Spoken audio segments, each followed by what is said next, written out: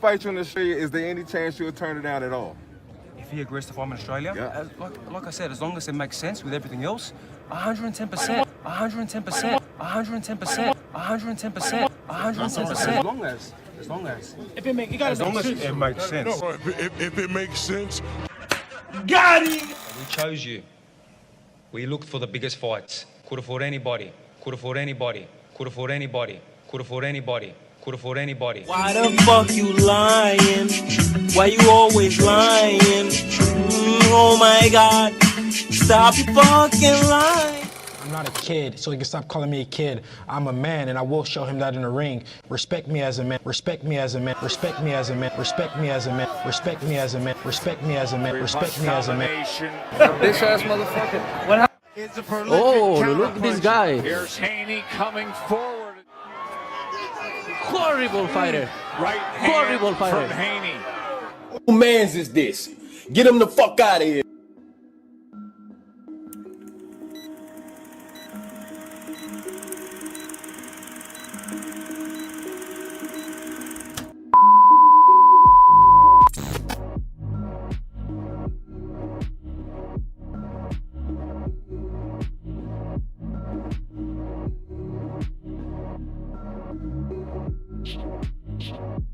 So y'all know what time it is. What do I do, YouTube?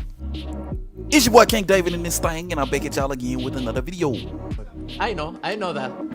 So before I get going with the video, man, y'all know what to do. Go ahead, hit the like button, and if you're new here, be sure to subscribe one time for your boy, so we can continue to grow like we need to grow on this channel. You know what I mean? Yeah. Alright, so cool. So with all that out the window, man, y'all see what the title of the video is, man. The clown show is over at lightweight. I say the clown show is over at lightweight. I am a clown. You know what I mean? You know, so I know there are bigger and better topics right now at lightweight, but I just gotta take some time to acknowledge that the clown show is over, man. You know what I mean?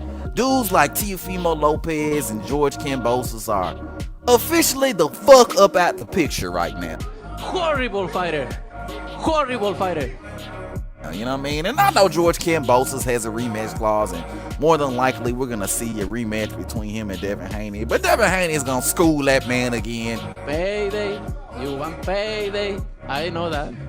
I'm not even thinking about that fight. What I'm thinking about right now at this very moment is the fact that we had to endure 2 to maybe 3 long years of clown shit going on at lightweight, fam. All this clown shit, man. From Lomachenko deciding to fight Teofimo Lopez and applying for the franchise belt. Lomachenko because I did not choose him. He requested, Canelo requested. So we sent out a vote and we analyzed his history. Canelo and Lomachenko requested? Absolutely. To Teofimo Lopez deciding to fight George Kambosos. Ducking like a whack-a-mole. Yes, sir. I'm a big-ass motherfucking duck. I'm the biggest duck in the world, and y'all about to see it in 3 days. In 3 days, y'all about to see it, and I can't wait. The biggest fucking duck in the sport of boxing.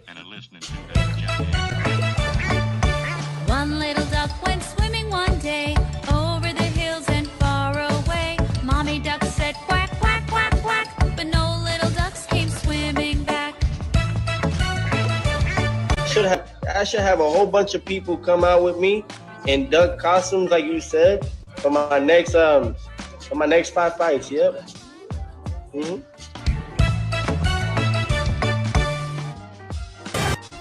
I mean, do y'all see this shit? Do y'all see the level of bullshit that Devin Haney had to deal with coming up? Instead of a nigga coming up and just fighting himself into a position where he could become a mandatory and fight the champion, Devin Haney had to deal with all these politics, all this bullshit. You know what I'm saying? All these dudes requesting belts not to fight them. All these dudes calling themselves the biggest ducks and choosing to fight in inferior and less lucrative fights rather than getting in the ring with Devin Haney. You know what I mean? Bitch ass motherfucker. What happened? Can y'all really believe this shit, bro? And then it doesn't even end there. Then you got George Kambosos, the dude who beat Devin Haney, or the dude who beat Teofimo Lopez. Then you got him making backdoor deals to fight Lomachenko, right? And then y'all saw at the beginning of the video, the only reason he even fought Devin Haney is because Lomachenko wasn't available for a fight with him. I mean, this is the very definition of clown shit. The very definition of clown shit in your boy's eyes, man. You choose to fight a dude coming off of a loss with no belt for less money, all so you cannot fight Devin Haney. Bitch ass motherfucker. And look, your boy King David's not stupid. I understand that maybe there was some political shit going on in the background. Maybe Bob Arum didn't want Kambosos to fight Devin Haney because Devin Haney wasn't signed to Top Rank at the time. You know, it wasn't beneficial for Top Rank. I get there was some political shit going on the backside, but y'all gotta understand how pussy this makes George Kambosos look. Y'all gotta understand how clownish this is, knowing that there's another champion in your division who offers more money, but yet and still you still decide to fight in an inferior or less lucrative fight in lieu of that fight. So why want to go to easy road and not shop it out? So why want to go to easy road and not shop it out? So why want to go to easy road and not shop it out? So why want to go to easy road and not shop it out? Who mans is this? Get him the fuck out of here. You know, and it's just so many little hurdles like this, man. Just so many little things just going on, and you know what I mean. And, you know, it just feels good to be over that shit. It just feels good to be done. You know what I mean? It feels good to be that level of fuck shit done. You know what I mean? And I understand. You know, we're probably gonna get another Kambosos fight. We're probably gonna get a Lomachenko fight. But look, the moral of the story is, them niggas are in the back seat now. Them niggas are in the passenger seat. They not driving the car no more. They not calling the shots no more. They can't run, duck, dodge, maneuver, and pivot they way the fuck out of these fights. I know Ain't that. no more franchise belt no more. It's either fight Devin Haney or perish. That's all there is at this point. And I couldn't be happier. I couldn't be more elated. I couldn't be more excited that it is the way it is right now in the sport of boxing. I couldn't be happier that Devin Haney is in the position that he's in right now in the sport of boxing. I wish this could translate to my guy up at middleweight, Demetrius Andrade. Canelo, you a bitch. I'm putting it out there. You know what I mean? And sooner or later, it's going to translate to my guy Terrence Crawford at welterweight. I'm looking for you, Errol. Where you at? But at the end of the day, the best fighters should be the ones in the driver's seat, and we just haven't seen that in the sport of boxing at this particular point in time, especially at lightweight. You know what I mean? Ducking like a whack-a-mole. Yes, sir. I'm a big-ass motherfucking duck. Nevertheless, I digress because the future looks bright. I say the future looks bright right now for the lightweight division right now, because we got some of the guys that we believe are the best in the division actually looking like they're gonna fight each other. You know what I mean? And you know what? That's the biggest difference between real boxing fans and some of you fanboy motherfuckers, man. You know what I mean? Real boxing fans want to see the biggest and best fights. Real boxing fans want to know who the best in the division actually is. Real boxing fans don't make excuses for ducking. You know what I mean? Real boxing fans want to see the best fights, point blank, period. No questions asked. You know what I mean? And when fighters don't talk the way they talk, like Teofimo Lopez and George Kambosos, and fighters do things like put hurdles in the way of certain fights, like the Lomachenko with his franchise belts. Those are things that real boxing fans should never ever be able to defend under any circumstances. So the fact that we have a boxing fan or a boxer in Devin Haney who's not making any excuses, who wants to see the biggest and best competition out there, who doesn't believe in franchise belts, I I think is the biggest victory that we could possibly ask for as boxing fans. You know what I mean? And I can't wait to see some of the fights that we got coming up in the future. Tank Davis, Vasily Lomachenko, bring it all the fuck on. You know what I mean? Bring it all on. You know what I mean? But let me know what you think about this shit, man. Hit it up in the comment section below. If you're new to the channel, be sure to subscribe. And everybody, and I do mean everybody, be sure to hit that goddamn like button. But until next time, I'ma holla at y'all. Peace.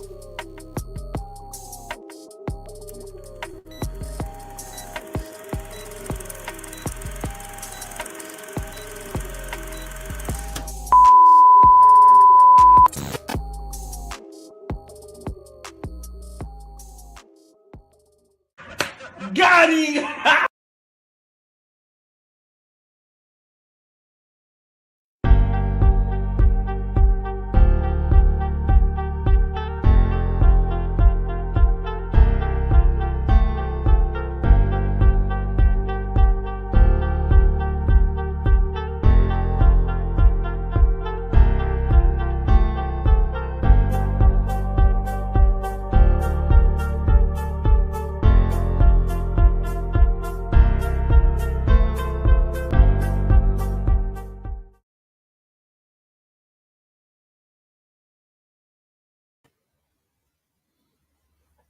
What it do? I say what it do. What it do, y'all? It's your boy King David in the building, man. What they do? We gonna talk some backs in the day. You know what I mean? We gonna talk some backs in the day. What it do, man? You know what I mean? You know what I'm saying? If you're new to the channel, be sure to subscribe. And everybody, and I do mean everybody, be sure to hit that goddamn like button one time for your boy, man. But we're gonna be talking some boxing today. You know what I'm saying? We got a fight going on tonight. You know what I'm saying? It's Saturday. I usually don't go live on no Saturday, and damn sure don't go live in regards to no Ryan Garcia. But I thought this was a very interesting conversation to have. You know what I'm saying? I want to talk some boxing today, man. So hopefully we get some people to come through. I'm gonna drop the link real shortly, and hopefully we get some people to come through to talk some boxing, man. Because you know this is a real interesting topic we got going on here. You know what I mean? A real interesting topic. And again, if you're new to the channel, be sure to subscribe. And everybody, and I do mean everybody, be sure to hit that goddamn like button. But you see what the topic of this live is. Will y'all take Ryan Garcia seriously if it manages to beat Javier Fortuna? That's a real question, y'all. That's a real life question I have right now for y'all, man. Because, you know, Ryan Garcia for the last, I don't know, maybe like 3 and 4 years, you know, he was a guy that just wasn't to be taken seriously, man. He pulled out of several fights. I mean, he was supposed to fight Fortuna before, pulled out of that fight, you know, said he was going to fight Manny Pacquiao, pulled out of that fight. You know what I'm saying? Said he was Devin Haney's mandatory for about 2 years, a year, 2 years. He was a mandatory, never fought Devin Haney, you know, said he was going to fight Tank, never fought Tank.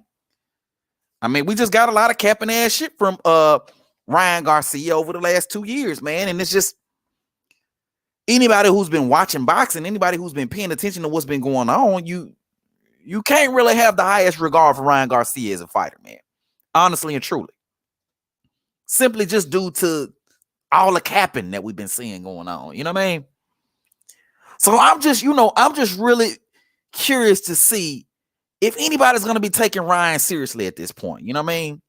Because honestly and truly, he is kind of showing us, even though he's been capping the last 2 years, he's been kind of showing us that there's a level of seriousness, right, going into the fight game. Because he just fought Emmanuel to go.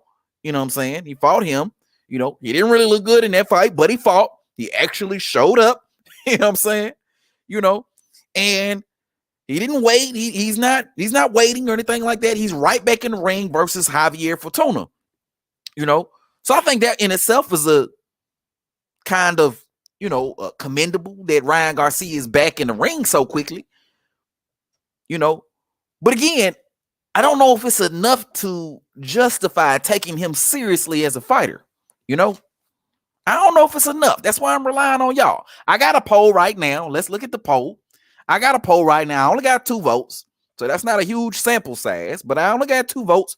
I asked the question, are y'all taking him seriously? I got 50% of y'all that's saying, yes, we taking Ryan Garcia seriously.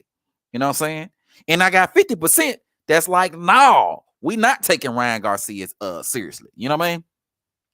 Salute to everybody that's up in the chat, man. Salute to everybody in the chat, bro. You know what I mean? We got my guy, Son of Apollo, in the chat. Salute to you, fam. You know what I mean? We also got J. Pignon also in the chat. Salute to you, fam. You know what I mean? You know what I mean? We got a few comments on here. Son of Apollo says, hell no. I'm guessing that's in regards to the question that I asked about Ryan Garcia. J. Pilon is saying, let's go. You know what I'm saying? So I don't know what that's in regards to, but it's pretty obvious that Son of Apollo voted no, that he's not to be taken seriously. And you can't fault that at all, man. You can't fault that given the history that Ryan Garcia has right now in the sport of boxing. You know what I mean? This dude got some Instagram followers, and all of a sudden he's bigger than boxing, right? There was an interview where this nigga said that he don't need belts. You know, the nigga actually said he don't need belts. I don't need a belt. You know, I don't want the belt. He actually said he don't want the belt. Never been a world champion. You know what I mean? But all of a sudden he's bigger than belts now, you know? He's talking like how Floyd Mayweather talked at like 40 years old, you know? Like, I don't need a belt. Like, that's how Ryan Garcia is starting talking right now, you know? And it's very disheartening to hear him talk like that as a boxing fan, considering you know the kid got talent, you know the kid got skills. So why this attitude? Why this behavior? You know what I mean? This is like further incentive for us not to see him in the ring with the guys that we want to see him in the ring with. You know what I mean? Like the Tanks and the Devin Haney's, you know what I mean? And, you know, it's pretty clear the nigga don't want no parts of none of them dudes, man. The nigga don't, you know, he had so many opportunities to get in the ring with. I mean, I believe there were 2 fights that was canceled in regards to Tank. Tank ain't got no problem fighting dudes like Ryan Garcia. You know what I'm saying? And Devin Haney, he had several opportunities to fight Devin Haney before this whole undisputed thing. As a matter of fact, the Ryan Garcia fight should have happened instead of JoJo Diaz, you know? So Ryan has just had opportunity after opportunity after opportunity. And, you know, it's just the same old when it comes to Ryan Garcia. You know what I mean? Nevertheless, it does seem like, again, he's taking boxing a little bit more seriously. So can we be hopeful in regards to Ryan Garcia's career in boxing? Can we be hopeful, you know, for a second, for a minute, for an hour? He had 2 fights. He has to go. Now he got Fortuna. He hasn't pulled out of the Fortuna fight yet. He ain't out of it yet. You know what I mean? As it stands right now, the fight is on. You know what I mean? I think that Ryan Garcia is there. I think he's actually going to fight Fortuna this time. You know? So, I don't know, man. I just want to know. My guy D-Ray Promotions in the building. Salute to you, D-Ray. In the motherfucking building. Salute to you, fam. Got the flame emojis. Yeah, man. We talking some boxing today, man. You know what I mean? I want to get some people on the chat, man, you know, so we can chat this up a little bit more, man. I want to know if y'all taking Ryan Garcia seriously, bro. You know what I'm saying? That's all. You know what I mean? I ain't going to be up here too long either. You know. But I want to know, like, if y'all taking Ryan Garcia seriously. Let me check the poll, man. See what y'all talking about. Check the poll real quick, man. Also, too, man, announcement for y'all, man. I know I'm a little bit all over the goddamn place, but announcement for y'all, man. If y'all got any video requests or anything like that y'all want me to do, y'all got any topics that you want your boy to talk about, hit me up, man. Hit me up at boxerdie@gmail.com. Or you can even leave it in the comment section on the video, man. I do look at the comments pretty frequently. Sometimes it take me a little bit of while to get to them, but I do look at it for sure. So if you got any video requests or anything like that y'all want your boy to talk about, any lives that I want me to do, let me know, man. You know what I'm saying? And most definitely, I'll be sure to honor those requests. You know what I'm saying? You know what I mean? But if we're looking at the poll right now we got 3 votes. And, you know, the question again is, will you take Ryan Garcia seriously if he beats Javier Fortuna? So now I got 33% that says yes. So I got one guy saying yes. And I got the other 2 people saying no. 67% saying no. He ain't to be taken seriously. And that's all it is. That's all there is to it with that. You know what I mean? That's all there is to it with that. Ryan Garcia, according to the people they voted on here, is not to be taken seriously. So, you know, I just thought this was a real interesting topic, man. Real interesting topic, man. And then it comes to the fight, right? The actual fight. So now it's like, is Ryan Garcia gonna actually beat Javier Fortuna? You know, and Fortuna's a real tough opponent, man. He's a real tough dude. You know, the dude got a record of 37-3-1, man. That's a pretty solid pro record. You know, he's been in there with a lot of top guys. He's a real tough, solid fighter. He's a real unorthodox. You know, for somebody like Ryan Garcia, Fortuna could give him a lot of trouble. You know, the awkwardness of Fortuna. And then Ryan Garcia is he's very predictable. Ryan Garcia is, man. He's very predictable. He's very like telegraphed. You know what I mean? He's very straight up and downish. You know what I mean? Even when he's fighting, he got his chin up in the air. You know, he got his chin up in the air. He does really basic shit. You know, and then his chin is a little suspect too. We done seen Ryan Garcia drop before. You know what I mean? We done seen him hurt before. We know Fortuna got some crack. You know, we know Fortuna's unorthodox. You know, I think there's a good chance that Ryan Garcia loses this fight. You know, it's a good chance that, and you know, honestly, bro, and I'm gonna put it out there like this: whether Garcia wins or loses is good for boxing. If he loses, it's good for boxing because we can be done with Ryan Garcia once and for all. You know what I mean? We could be done. We know that he ain't it. We know that he's not worth our time. We know he's not worth any conversations, which we already know, you know what I'm saying, from the past, from his past. But at this point, it'll be cemented. It'll be written in stone. The loss will be there. I don't want Ryan Garcia to retire an undefeated fighter because he's just not deserving of that honor. You know what I mean? He's not deserving of that type of respect to retire undefeated, even if he is fighting bums. I just don't want to see that. So if he's in there with Fortuna, hopefully either he gets a good victory over Fortuna, in which case we can talk about Ryan Garcia as a credible contender, you know what I'm saying, going into, you know, 2023, late 2022, and we could talk about potential matchups between Ryan Garcia, Tank, Ryan Garcia, Devin, Ryan Garcia, whatever. Or he just loses and he can just leave us alone. You know what I mean? Either way, I think it's going to be good for boxing. Either way, I think it's going to be good for boxing. You know, either leave us alone or get in there and show us that you worth some shit. You know what I'm saying? Leave us alone or show us that you worth some shit. Here go the link for y'all, bro. I just dropped the link in here. Anybody trying to come up here and cook, feel free to come up here and cook, man. I ain't want to go on here. This ain't no like huge topics. So I ain't gonna be doing no hour worth of cooking. You know what I'm saying? You know what I mean? I just wanted to get my thoughts on it real quick because I know the fight going on tonight. You know what I'm saying? So I wanted to get my quick thoughts about it. I ain't know, you know, I just think it's very interesting after about a good year or 2 years of Ryan Garcia doing all this capping. You know what I mean? The mental health issues, the pulling out of fights, the clout chasing that he's been doing. I think it's real interesting that now he's back in the ring and it seems to be a more consistent thing. You just fought Emmanuel to go. Now he's in there with Fortuna.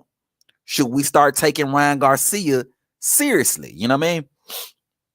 Okay, we got somebody that didn't join us in the building, man. Friendly ass civilian. How you doing, fam? What's going on with you? What's up, man? This D-Ray, bro. D-Ray, what going on with you, fam? Yeah. Yeah, I had to jump up here once, at least try, man. Thank you very much. Oh, nah, man. It's my pleasure, man, having you on, man. You know what I mean? I know you're a big time supporter of the channel, so I appreciate you coming up, showing love and all that good stuff, man. It's an honor having you on here, fam. Yeah, hey, I agree with you though. It's gonna be good for boxing either way. You know, we got to get past this hurdle and see what's next. You know. 100%, man. 100%, man. I just want him to either win convincingly or lose. You know, if he wins convincingly, cool. We can talk about him in future matchups with Tank, Devin, all that. But if he loses, please just leave us alone. You know what I mean? Go away and become a full-time TikToker or Instagrammer. You know what I mean? whatever it is, you know. Actor or something, huh? Hey, bro. But my thing I was saying this week, I was wondering out of the Dev, Shakur, and Haney, if any of them would be at the fight and where he get a chance to try to call him out from the ring. What you think? I doubt any of them show up to the fight because it's probably like a joke fight to them. So I doubt they would. I would be kind of shocked if any of them were actually there because Ryan Garcia has been kind of known to clout chase anyway. So like them being at the fight kind of gives him a little extra clout, you know what I mean? And which they probably wouldn't want to give him. But but I'm all for seeing any of those fights, you know what I mean? If Ryan Garcia is able to win this thing with Fortuna. Which brings me to my next question, D. Right. Who you got winning the fight tonight? I got Ryan Garcia, man, part of the plan, you know. Part of the plan. Yeah. Okay. The industry insiders want him to win, you know. I think because they can sell him. Look, he doing commercials, he doing acting. You know what I mean? So they, betting a lot. I think on the outside of the ring, but really to validate what's going on the outside of the ring, he got to prove something inside the ring. And I think this is a big step because, correct me if I'm wrong, but this is toughest fight up to date, right? Yeah, this is by far his toughest fight today. By far. Yeah, so I mean he fought that other dude, what's his name? I forgot his name. Luke Campbell. When he was up there, but I think Fortuna's better than Luke Campbell. Without a doubt. Yeah, so so yeah, this is his toughest test, man, and he's finally in there. It looked like he gonna show up. That's my thing, Yeah. Say we don't know till the bell ring, huh? Right. You might hit a left turn and go back to Cali or wherever, you know what I mean? So, but it looked like he hasn't pulled out yet. He showed up to weigh in and all that good stuff. So, it looks good, but I wouldn't put it past him, not by any stretch of the imagination. Okay, but now let me ask you this then. So you think he's done with 35? I don't think he's done with 35. I think he goes back down to, you know what? Because this fight is at 140, ain't it? Yes, sir. Honestly, he probably has a better chance to be successful at 140 than he does at 135, if we're being realistic,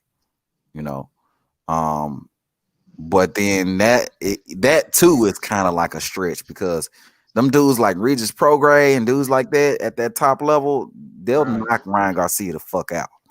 Antoine Russell, Lord, shit, I don't even know. But check this out though, D. Right? What about Ryan and AB in a future matchup? Hey, that got money written all over it, don't it? It really do. And AB just came back too. He campaigning at 140. Yeah, that got money all over it right there. I'm surprised that Mayweather and Oscar ain't tried to put that together, tell you the truth, bro. When they do, they owe you a percentage. I know that. I'm gonna be here to tell them that they owe you a percentage. Yeah, that's right. Show me the money. You know what I mean? But yes, sir. Hey, because that's what because since you said that, that's what I'm gonna say after the fight. When they like who next, I'm gonna say AB. Yeah. And I bet you it's gonna catch fire by the next time we talk, bro. Somebody gonna say that. Especially if he win. If he gonna stay at 140, I don't see him doing well against any of them good 140 pounders. He would have to stay away from guys like Regis and Gary Antoine, but maybe Jack Catterall and Josh Teller he might be able to do something against, Bro, did you see that list ESPN put up last night for the 140s? Nah, I didn't see it. They had Catterall number 1, Taylor number 2. I forget 3 or 4, but I think Regis was somewhere in there, and then Estrada and then the guy that fought last night, Barrios, right? And then Ant Russell was at 8 though. You had him at 8? Yes, sir. Well, he's still working his way up. I mean, it ain't, he's still a contender at this point. But Catterall beat Josh Taylor, so it's no surprise they got him at number 1 at this point. But you know, that's not the worst ESPN list I done heard. 'Cause, they list be trash. You know what I mean? But that's what I'm saying. But that's a fairly good one for them, though. It is. You know, it sounds like they gave that some thought. You know, man. Oh yeah, and that's the thing too. I was trying to say, excuse me for that, bro. But they really trying to introduce T.O. into that weight class. Oh, okay. Trying to make him like the superstar guy. There go another clown right there, Tio Fumolo. God damn. It's gonna be a clown story at 140. Huh? I said thank you for giving me a good laugh, man. I needed that. Go ahead though. I want some more laugh. Oh man. Hey, but I'm just telling the truth, man. Them dudes, T.O., Ryan, these dudes, man, they really on some clownish shit, bro. Like, so like it seemed like 140 is about to turn into the clown division, bro. Honestly. Do you see Jack Catterall beating dudes like AB and Ryan Garcia and them dudes like that? Ooh, that is a great question. That is a great question because I think a lot of that really depends on, like, the Josh Taylor that he fought. You know what I mean? Like, Josh Taylor was at home. He was the defending champion. He had everything going his way. So I'm just wondering, was he as hungry as like when he fought Regis? He knew that he had to come in there and take a beating, and they still might award him the fight. So I'm just wondering with Jack, is if he fights a Regis or T.O. or a Russell, you know what I mean, and he gets to that point, will he stand there and be able to take it, or will he fold, bro? So right now it's hard because I really don't understand the Josh Taylor mindset, you know what I mean? Like going into the fight and after the fight, dropping belts. And, I'm just like, I don't know if he was giving it everything he had. So, but if Josh was at his best, now we know T.O. wasn't at his best when he lost to George. But, one thing I will give Josh, I've not heard him make no excuses and nothing like that. So, I think it's yet to be determined on him, bro. But if you ask me for real, I think Regis Prograis can give any of them the business. Not saying he beat them all, but I think that he would be, in a good fight with any of them, though. But go ahead, bro. I'm sorry. Oh nah, you good, fam. You good. Yeah, man. I just think it's a Josh Taylor. I give him a lot of props because honestly, if I was Josh Taylor, I probably would have moved up to 147 rather than giving Catterall a rematch. You know what I mean? So I respect him for rematching Catterall, right away. You know what I mean? Because he could have just, pulled a Canelo like Lara and then just fucking moved on with his career and kept it going, But I think that was an egregious robbery, you know what I'm saying? So it's like, he probably would have looked at it a lot worse if he wouldn't have gained Catterall a rematch, but I probably still would have moved up to 147 now. I've been like, the weight is too much, you know what I'm saying? Like I can't cut the weight no more. I gotta move up to 147. He could fight me at 147, Right. I think Josh Taylor has seen his best days, because them killers is coming, and yeah. I don't know. That's where he almost caught in the no man's land because they're coming up from behind him or they standing in front of him. You know what I mean? And he can't stand still. For real, my guy Steele in the building, man. Salute to you, Steele. He say shout out from Nebraska. Salute to the pound for pound king, hometown, Omaha, Nebraska, in the motherfucking building. Salute to you, Steele. Omaha. Yeah, Omaha, Nebraska, man. You know what I mean? Man, oh man, but Ryan Garcia though, man, this dude, bro.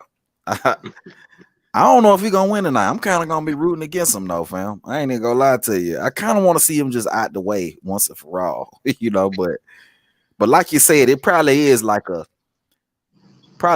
setup. You know what I'm saying? In which case, they want him to win, and they're gonna do everything in their power. So I think we're probably gonna see. If I had to make a prediction right here and now, I think we're gonna see like a 12-round split decision or unanimous decision win for Ryan Garcia. I don't see him stopping Fortuna.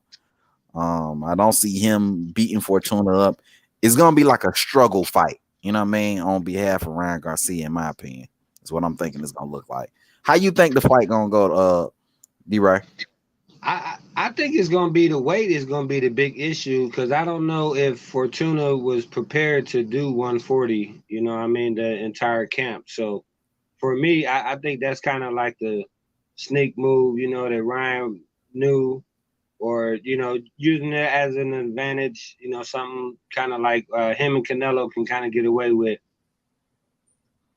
But what my man say in the chat right there, bro?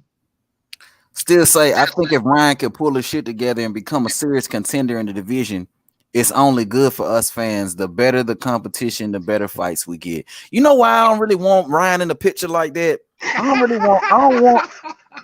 don't want Ryan in the picture like that, because we already see how the nigga operate when it comes to fighting the best competition. The dude was Devin Haney mandatory for like 2 years, bro, and ain't fight Devin Haney. You know, the dude been pulling out of fights. Like, I just think he sets a bad precedence for boxing, and I think if he ever did manage to get his hands on the belt, I think it'd be horrible, man. He wouldn't be fighting the top guys. He'd be fighting whoever he want to fight, whenever he want to fight. He'd be probably fighting, if Jake Paul had a little brother or something, he'd be fighting him. You know what I mean? It would just be a circus, you know, for me.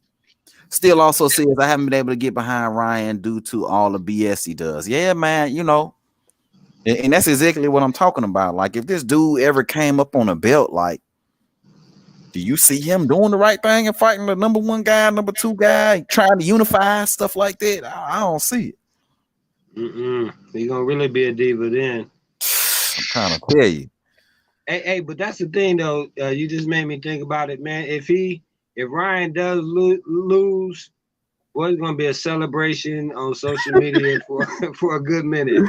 You're gonna be a motherfucking meme, boy. I'm telling you. Don't look. You're gonna be a meme for a while, boy. Depending on how ugly it is, too. Fortuna might be the one to do it too, because Fortuna got some crack. Okay. Hey, I'll be interested in that. You know, that's like that fight last night. You seen that one, right? With Brazilla or something like that. Nah, I ain't see it. Tell me about it. I ain't see it. Okay. No, it was on ESPN, but yeah. Hey, and they owe you a plug for that, right? I apologize for plugging in without them compensating your channel like they supposed to, bro. But we gonna get there. But I think it's Barrios, but they setting him up to fight Tio after Tio's next fight. But in the last round, he took a shot, you know, and he was able to survive and hang on. But it just made me say, man, Tio is just gonna knock him out. But the guy from Puerto Rico, though, bro, he went 1 round and landed 1 punch. And I'm like, bro, you cannot win like that. You know, he what they say that he got a puncher's chance, so he gave himself a punch chance and didn't let his punches give him a chance. But go ahead, bro. Yeah. I hear you. Let me look at some comments real quick here. Still over here talking about Fortuna. Fortuna said he knows he cannot win this fight in a decision and knows he has to knock Ryan out to win. So expect Fortuna to be throwing all he got at Ryan. Yeah, man, it's gonna be hard for him to get any type of decision in this, especially with Oscar history. You know, hey, bro, now is that his normal style? I apologize once again, but I just want to know: is that Fortuna's normal style to go at you, or is he gonna try to be something different tonight just because he's fighting Ryan and against the odds? I mean, it is a little bit. He does have a bit of a come forward style. His style is actually kind of unorthodox, you know what I mean? But when you know you got to get a knockout to win, you tend to press the attack a little bit more, and you know you tend to reach a little bit more with your punches, and you know it could be mentally draining. You know, keep having that in mind. You know, because now you know you got to get a knockout in order to win. So you know, but Fortuna is a guy who typically does like to come forward for the most part, but you know, but he is gonna have to kind of change it up in this fight and press the attack for the knockout. Also, he's gonna be fighting them. See, Ryan Garcia, the thing about him is he's tall for a lightweight. You know, he was like 5'10" or something like that. I don't, yes, sir. Something like that. And he got a pretty long reach. And Fortuna's a little guy. I think Fortuna came from 130 or even probably smaller than that. So, you know, he's gonna have a definite reach advantage. So Fortuna's gonna have to sell out in order to even get close to him. You know, so you know it's set up for Ryan to win. You know, he definitely got the decks stacked in his favor. You know, but hey man, anything can happen, man. That's why we watch boxing. Absolutely. He said, but he holding all the aces. Go ahead, bro. For real.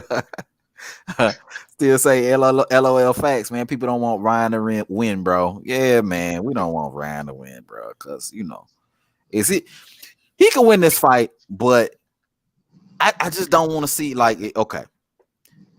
Like I was saying earlier, if he get into a situation where he gets to fight for one of those big belts, that's cool. But I don't necessarily want him with a belt. I just don't think that'd be good for boxing. Especially if he's able to somehow maneuver around those tough guys to get a belt. I don't want to see him with no belt because I already know what it spells. It spells him holding on to a belt and just kind of playing with boxing, which I don't want to see and nobody want to see, you know. So now, do you think Oscar might pull some strings though? Oh, he definitely pulling strings behind the scenes for sure. Like, if this go to this, that's why we were talking about. If it go to decision, Ryan winning easily by some sort of decision, and that's probably what's gonna happen tonight. Like, if I had to put my money behind something, it would be Ryan by decision. Okay. You know, because I don't see him knocking out Javier Fortuna. You know, especially how he surprised me with the split decision though. Oh yeah. Split decision, yeah, because that definitely means robbery. For real. Did you see the to-go fight? I did not. You didn't see it? Oh, with Ryan? Yeah. Yeah, I think I seen highlights of that though. You seen highlights of it? Yes, sir. I mean, you ain't missed nothing though. So don't even worry about it. You ain't missed nothing. It pretty much was Ryan looking lackluster and lethargic, and you know, I mean, it was his first fight back in 2 years, so you know, you got to take that into consideration with it, but it doesn't give you a whole lot to look forward to with this fight. I put it to you like that, you know, and I don't see him. Go ahead. No, I just want to say that you just dropped a gem on us, but go ahead, bro. I don't want to stop you. Keep on cooking. Nah, I was just saying, you know, it don't give us a whole lot to look forward to with this fight. So, you know, I don't see this being anything more than a decision win, maybe / robbery. It's probably gonna be a real close fight that he ends up winning via split decision, like you was just saying. Yeah. Now that I think would be bad for boxing if he loses, but they still to fight for him and keep his name in the headlines and, you know, trying to make fights. Because real quick, I just want to say that was my thing. I think for like the last 2 weeks, man, had me most frustrated with a lot of YouTube boxing. And I appreciate you didn't oversaturate the market with it, but all the people talking about Tank and Haney, and I'm like, bro, y'all know that fight's not gonna happen no time soon. Why y'all even talking about it? Like, you know, my thing is, let's talk up the fights that we trying to get instead of, you know, another fantasy fight and use it as a distraction. But go ahead, fam. Right. Yeah, I dropped one video about that, but I ain't about to keep talking about that like that. Just like you said, that's a fight that's far, far away at the moment, you know. Especially given that Tank just re-signed with Mayweather Promotions. It's just like, okay, now you know Mayweather ain't about to just put him in the ring with no Devin. You know what I'm saying? And you know Devin got a rematch clause with Kambosos, and then he got to fight Loma after that. And Loma already said he coming back. So come on, man, you know. So I hear you there. But I do think that they. Do you think they're gonna try to make the Ryan fight again after this With Devin? with Tank? Oh, with Tank. Oh, yes. That's the fight I think is gonna happen next for Tank. If if Tank, Mayweather, Oscar, and my man Ryan get their way, I think that fight's next, and I think it's gonna be a big seller. That's why I'm gonna try to push that AB fight, like you were saying, to try to get that out the way. If we stay at 140, he need to fight AB, man. That'll be a good little fight right there. It'll be a fun fight. Who would you pick in Where that would you fight? like that fight at, though? Where would you like that? In the Barclays or in Cali or Vegas or where? Damn, that's a good ass question.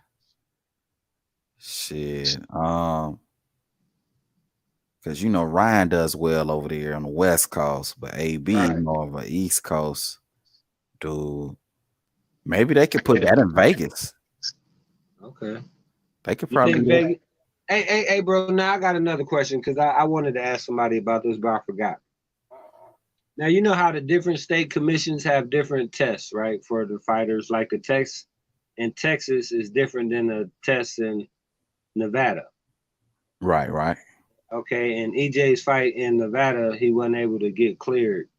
Do you think that they should have a uniform testing procedure so everywhere is the same, and not that a fighter can't fight in Vegas but they can go fight in Texas, or what? I mean, a uniform policy for all the boxing would be very helpful. You know what I'm saying? It would stop a lot of bullshit from going on.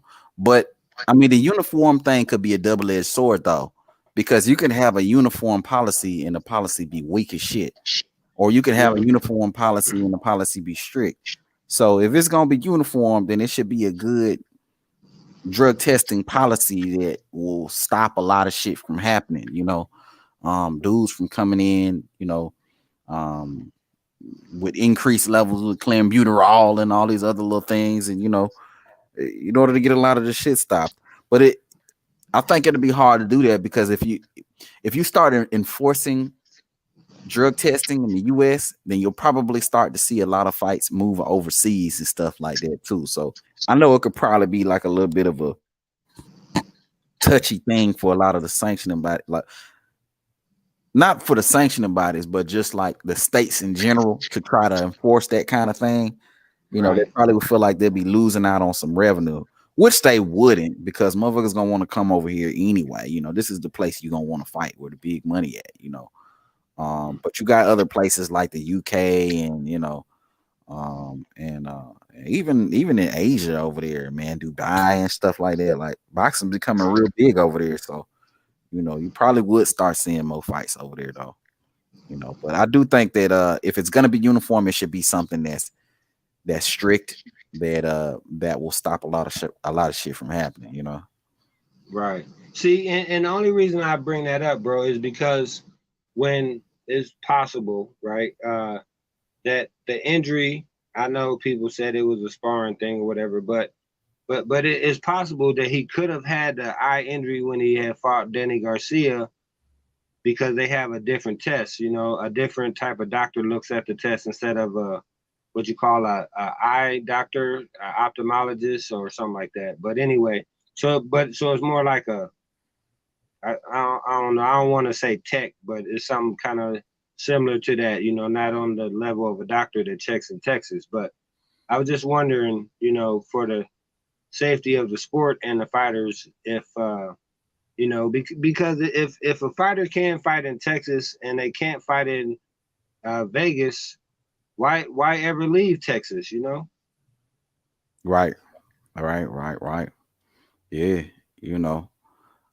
If motherfuckers got the option to fight in Texas, every fight they will. I mean, and we see that that's the case, because every fight that Earl gets, he in Texas. You know what I'm saying, bro?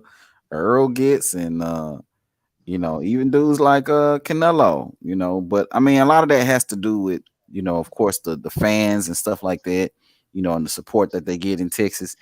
But those laxed policies like that, I'm sure only adds to that, you know. Absolutely.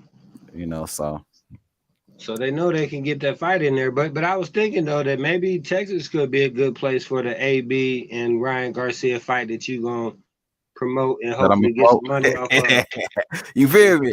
Yeah, that would Yeah. be a good place though. Texas, I say Texas would be a good place. Yeah, it would be. It would. Especially if they took advantage of the undercard fights that they could make, because they could make a lot of cross promotion and up and coming young fighters, and let a lot of people get a chance and opportunity to see them. That'd be crazy though. But what if AB lost to Ryan Garcia? Oh my god! Hey, he gotta retire after that, fam. Oh my god, he gotta retire. He losing Ryan Garcia. Oh man. He gonna say, "I beat that boy." You right, well, yeah, you already right, for real. But but that's the thing though. AB gonna worry about getting some of Ryan's side chicks more than he is about training. Well, you ain't ever told no lie, boy. AB be worried about the wrong shit. But I tell you one thing, though, that fight, you not watching that fight for the actual fight. You watching that fight for all the build up and what you think gonna happen and shit like that, you know. Absolutely. But that'd be a good one right there. Oh man, it's gonna be social media gold, you know what I mean? Because they both gonna reach out on Instagram and Twitter and everything else, they're gonna be out there talking. AB might beat that boy though. AB might knock that boy out. I ain't gonna lie to you. Hey, I like to see it, man, and I think he got a chance. But then, like you said, he also got a chance to, get knocked out too, though. So that's what I think makes it a great fight. But go ahead, bro. Nah, I was laughing at that too, boy. Get knocked out by Ryan Garcia, boy. Oh my god. Hey, it was hard for me to even try to put the words together. I heard you struggling with it. I'm like, I can't blame you for not being able to put the words together. Yeah, I'm like, am I really trying to say this? Oh my goodness gracious, man. Yeah, but that'll be a good one. But real quick, bro, I just want to say this, man. You the king, bro. You've been doing outstanding work. I try to really go tell all the people that I think help support this fight between Earl and Terrence. Even in the dark days, bro, even when people wanted to, hate on it or whatever, bro, you stay steadfast in this, man. And I applaud you for that, bro. I appreciate you. And, I think that, you was a big part of this fight being able to happen, because you wouldn't take your eye off of the prize, bro. We wanted to see this fight. So I salute you for that, bro, because, you and others, man, if y'all wouldn't have really been on their neck every day about this subject, they could have pushed it off until whenever, Hey, I appreciate that, brother. Yeah, man, for me, I don't know, but I can't speak on behalf of nobody else, but for me, I just try to call it like I see it with all of it. You know what I mean? And, I don't like from the beginning, man. It was somebody commenting on one of my old videos like 4 years ago. And I was like, look, man, Terrence Crawford gonna go up to 147 pounds and he gonna sweep everybody. I've been saying it 4 years ago. I said that, you know what I'm saying? And then when Terrence Crawford was coming up, I was one of the first people who was like, hey man, I don't like how they kind of like playing this dude to the left. Like you see how he's undisputed at 140. That should be a guy y'all want to smoke with, So for years I done seen it, and like I say, man, for me, I just call it like I see it, man. I can't get up here and say some shit that I don't believe, you know what I mean? Like some other people probably be doing, you know what I mean? I just say what I feel, you know what I'm saying, what I see, and I just try to break it down. Like I don't like, how some people they be like, I just want to be unbiased and objective, and that's never my goal. My goal isn't to be unbiased and objective, because for me, that's when you say shit like that, it's just to get people to like what you're saying, right? Nah, I don't want to be unbiased and objective. I want to be the most logical. You know what I mean? I want to break down shit in a way where it makes sense. And that's always been my thing, You know what I mean? But I appreciate the love from you, D-Ray. I see, you think about me, man, is I be falling off with the consistency. That's the thing, you know what I mean? I be I'll take little breaks here and there, and because of that, I'll fall off the algorithm and shit. You know what I mean? The YouTube algorithm. So that shit be hurting me. You know what I mean? But I appreciate. Yeah, but you come back with that fire though, bro. That's what I like. I be like, if you need a couple days to recharge the batteries or research or whatever the case may be, you know what I mean? Real life happens, But when you come back, bro, it ain't like you just coming back with a snoozer. You coming back with some shit I gotta play again. I be like, yeah, talk that shit, King. Appreciate you, fam. Appreciate you. Let me look at some of these comments in here, man. You guys still over here, still say it's sad. It's sad to see fighters like Tank wasting his talent with Mayweather because I cannot ever see Mayweather ever allowing any of his fighters to be greater than himself. They're chasing bags, not belts. Damn. I mean, broke it down for you quick, fast, in a hurry. My guy G Park in the building. Salute to you, G. One of my day one subscribers, man. Salute to you, fam. But you got any thoughts about what Steele said, man? Me? Yes, sir. Besides, I agree. Anything else, would be uncivilized, man. Yeah, that Michael Jordan right guard commercial, boy. I'm telling you. Marvin Hagler, go ahead though. Marvin Hagler. Didn't Michael Jordan have a commercial like that too, right guard? Yeah, I think he might have had one, but that's the one that and the only reason I remember it, man, because it was such a big deal for Marvin Hagler to get a mainstream commercial, Oh, yes. I do remember it. I remember him in one of those commercials too. Yeah. I think they had him in Charles Barkley in a couple of the ad campaigns that they had rolling, but oh yeah. Charles Barkley was one of them too. Yeah, but I haven't heard that in years, though. You just brought that back for me. He just brought it back for me. Appreciate that thought. Hey, that just let them know I'm old as hell out here. but if I know what you talking about, that mean I'm up there with you, ain't it? Yes, sir. Hey, salute to you. And salute to the day one G sub that you had, man. Appreciate him, man, for real. Oh yeah, my guy G Parker, man. That's my guy right there, man. He an Earl Spence fan and everything like that, but he a good brother, man. You know what I mean? It's funny that's even more impressive though. Yeah, because a lot of the Earl Spence fans are fanatical with it, you know what I mean? But G, he know Earl, he from Texas, Earl from Texas. So he just make it clear like that's my guy. We rock together, him and the Charlos, and I can respect that, Right, but that's just like what you just said. He's logical. Right. You know what I'm saying? So that makes it understandable, bro. We just trying to do the pre-fight hype, Mm-hmm. Yes, sir. Absolutely. See, and look, and still says at David, and also says look like you talking to you, FAC. Do you agree with how PBC runs they stable, only keeping fights in-house so the money can cycles through them? Personally, I think it hurts the sport. Oh, it definitely hurt the sport, fam. Definitely hurts the sport. Because in these situations where it's bigger fights to be made, unification fights, you know what I mean? And fights that would be big for the sport, they're not making these fights because they're trying to keep it in-house. I mean, it just seems petty at that point. Like I can understand trying to keep fights in-house to a certain degree, but when them big fights need to be made, you need to go and get the people the fights that they want to see. All this other shit is just dumb and makes no sense. So hey, it definitely hurts the sport, in my opinion. What you think about that, D-Ray? I agree with you 1,000%. And that's where I go to, man, yeah, it really got me steamed on this one too. That's where I go to. I think the guy, Tom Brown, he said if the fighters want to fight, they can make the fight. So the promotional thing, that's kind of out the window. Now the network, I know that's, they have to be dealt with. But the thing is, Sean Porter, when he wanted to fight Bud, he crossed the street and didn't nobody say nothing, And my thing was, but it was Danny and Angel and Keith Thurman and Earl Spence that was talking smack, but they gonna push Porter out into the middle of the street for the fight though, bro. Salute to Rebel Life Boxing in the building, man. Salute to Rebel Life, man. Hey, everybody, y'all make sure y'all subscribe to the homie Rebel Life Boxing, man. You got some good boxing content on there. You know what I mean? But go ahead, what you were saying, D-Ray. No, but that's all I was just trying to say, bro, is that if they want to fight, but now I was frustrated though, I can't lie. When EJ had a belt, I think Keith had a belt, and who was it?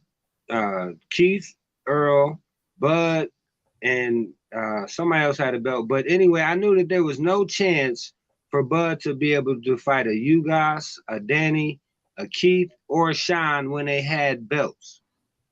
So when they had belts, they didn't call out Bud's name, and there wasn't no opportunity for him to be able to fight him. And that's what I think, bro, is what I like to call unboxing, right? Because back in the day, bro, you couldn't sit up and tell somebody, well, wait until I go get this strap and this strap and this strap, right? And then I'll come to you. You know, by that time, that guy done made a fight with one of them other champions as well. You know what I mean? Wasn't nobody just sitting back waiting until they got a turn to be able to fight, though, you know? Facts. You brought up a really, really good point, man, in the sense where, you know, what Tom Brown said is that the earnest is on the fighters. And I've always felt that way. There's always been several different things to back that up. Just like you said with Sean Porter. Sean Porter was able to cross the street. So if Sean Porter's able to cross the street, why wasn't Earl able to cross the street at that particular point in time? Why aren't these other dudes able to cross the street? They only cross the street when it suits their needs. You know what I mean? Like when Jeff Horn had the belt, Earl had no problem crossing the street to fight Jeff Horn because that was on the other side of the street. You know what I mean? So, you know, you brought up an excellent point. You know, I do feel like PBC facilitates the bullshit. Like they make it. Like they definitely make it easier to make these in-house fights for sure. And it's going to be easier to make a deal with yourself than it would be to make a deal with somebody else for sure. But at the end of the day, if you want to fight somebody bad enough, if a fight is big enough, as a fighter, you can go out and you can make the fight. You know what I mean? And I don't appreciate when dudes like Earl Spence, for example, like Jamel Charlo, because he be talking crazy, like dudes like that, to come out their mouth and make it seem like a fight is impossible to make because he's on the other side of the street. That's just disingenuous. You know what I mean? Because if you wanted to make that fight, you would make that fight. But you don't want to make that fight because maybe it's easier to take these fights. Right? So, you know, but you brought up an excellent point right there, D-Ray. You know what I mean? Excellent point. You know what I mean? Hey, bro, and I just wanted to say on that, I wanted to piggyback. First off, one of the Charlo said, ain't no brothers in Rhode Island. Oh, yeah. We got one. Go see about him. But now check this out. Two things I wanted to say, though, because you made me think of that. One, when Earl said he would fight Jeff Horn, not only did he say he would fight Jeff Horn, he said he would go to Australia to fight Jeff Horn, bro. That's on tape. I seen it. He said he would go over to Australia. And then the other thing I wanted to say was when Bud was at 140, I believe he fought 3 guys from PBC, bro. So I didn't ever think it was gonna be no big deal because he was able to fight Molina Jr., Hank Lundy, and Felix Diaz. You know what I'm saying? Other side of the street.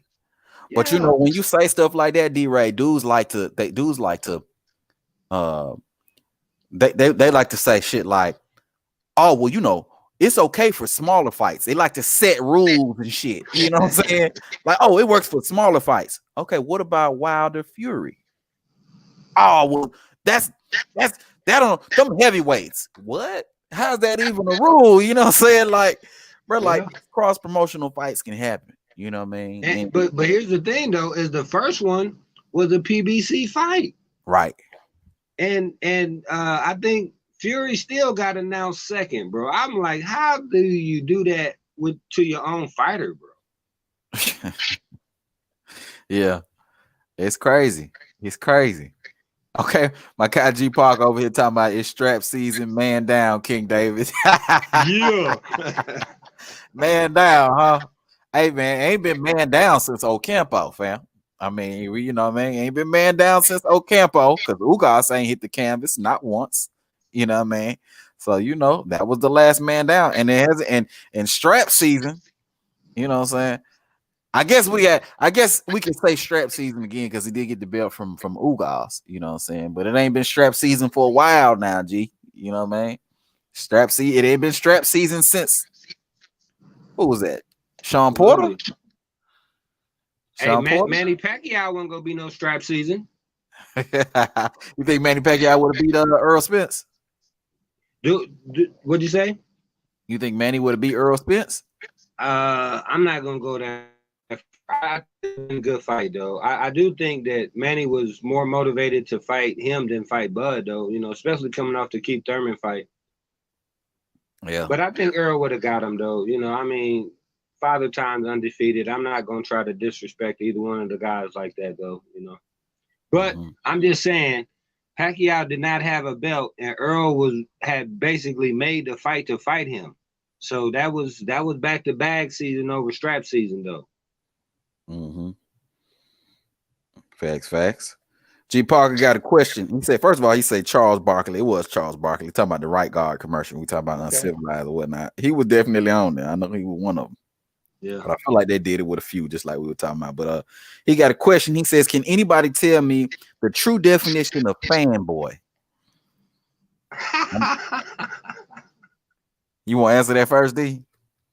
Man, I think that's a great question, but I think everybody should have to answer that. I don't think that should just be on me or King or whoever, you know what I mean? But I think it's a great question. I don't think about ducking it, but I think that for me, it's when you know your fighter is wrong, dead wrong, and you make excuses for it, you know, or you protect them from the smoke with rationale, bro, that we never heard before.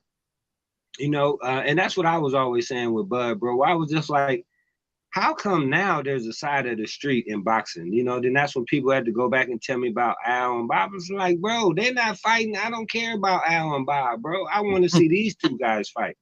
So when they come up with all of those different, you know, excuses or, you know, like, and here's the thing, this is what I really want to say right here, right?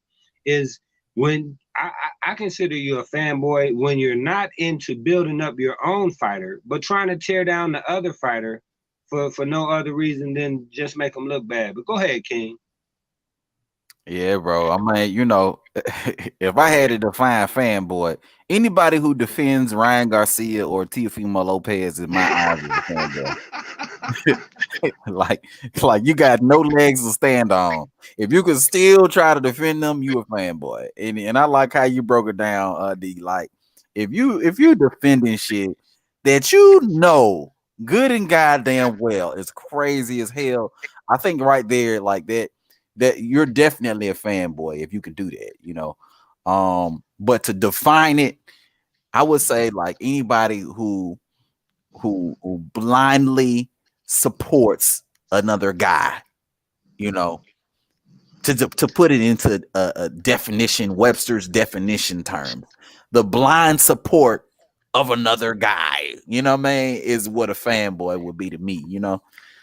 So you know, but just like you said though, D man, everybody should have to define that because everybody got different definitions of what they call fanboy, you know. And also, I feel like and then they want to call us out on, you know, if we say this or that, and they say, "Oh, see how you did this or that," you know what I'm saying? Well, you know, that's why I'm like, hey, everybody should be able to have to stand on something. But you know, I think that's a great point though, you know, and a great question, and I think that is something that needs to be addressed in 2022. Boxing talk, you know what I mean? Because people throwing terms out there, you know, and not really. And here's my thing though, right? Is because they'll be on Bud for what he re-signed with Bob Arum. Like, okay, but then when Tank re-signed with Mayweather allegedly or what have you, then they saying, oh, but he can still get the Haney fight. He can still do, you know, and that's why I'm just like, well, how come you attack this guy for it, but then you know, excuse this guy for it? But go ahead, bro. Salute to Beige and Lightspeed in the building, man. Salute to y'all boys for coming through, man. Appreciate y'all for coming through. Yes, sir. But yeah, man, you know,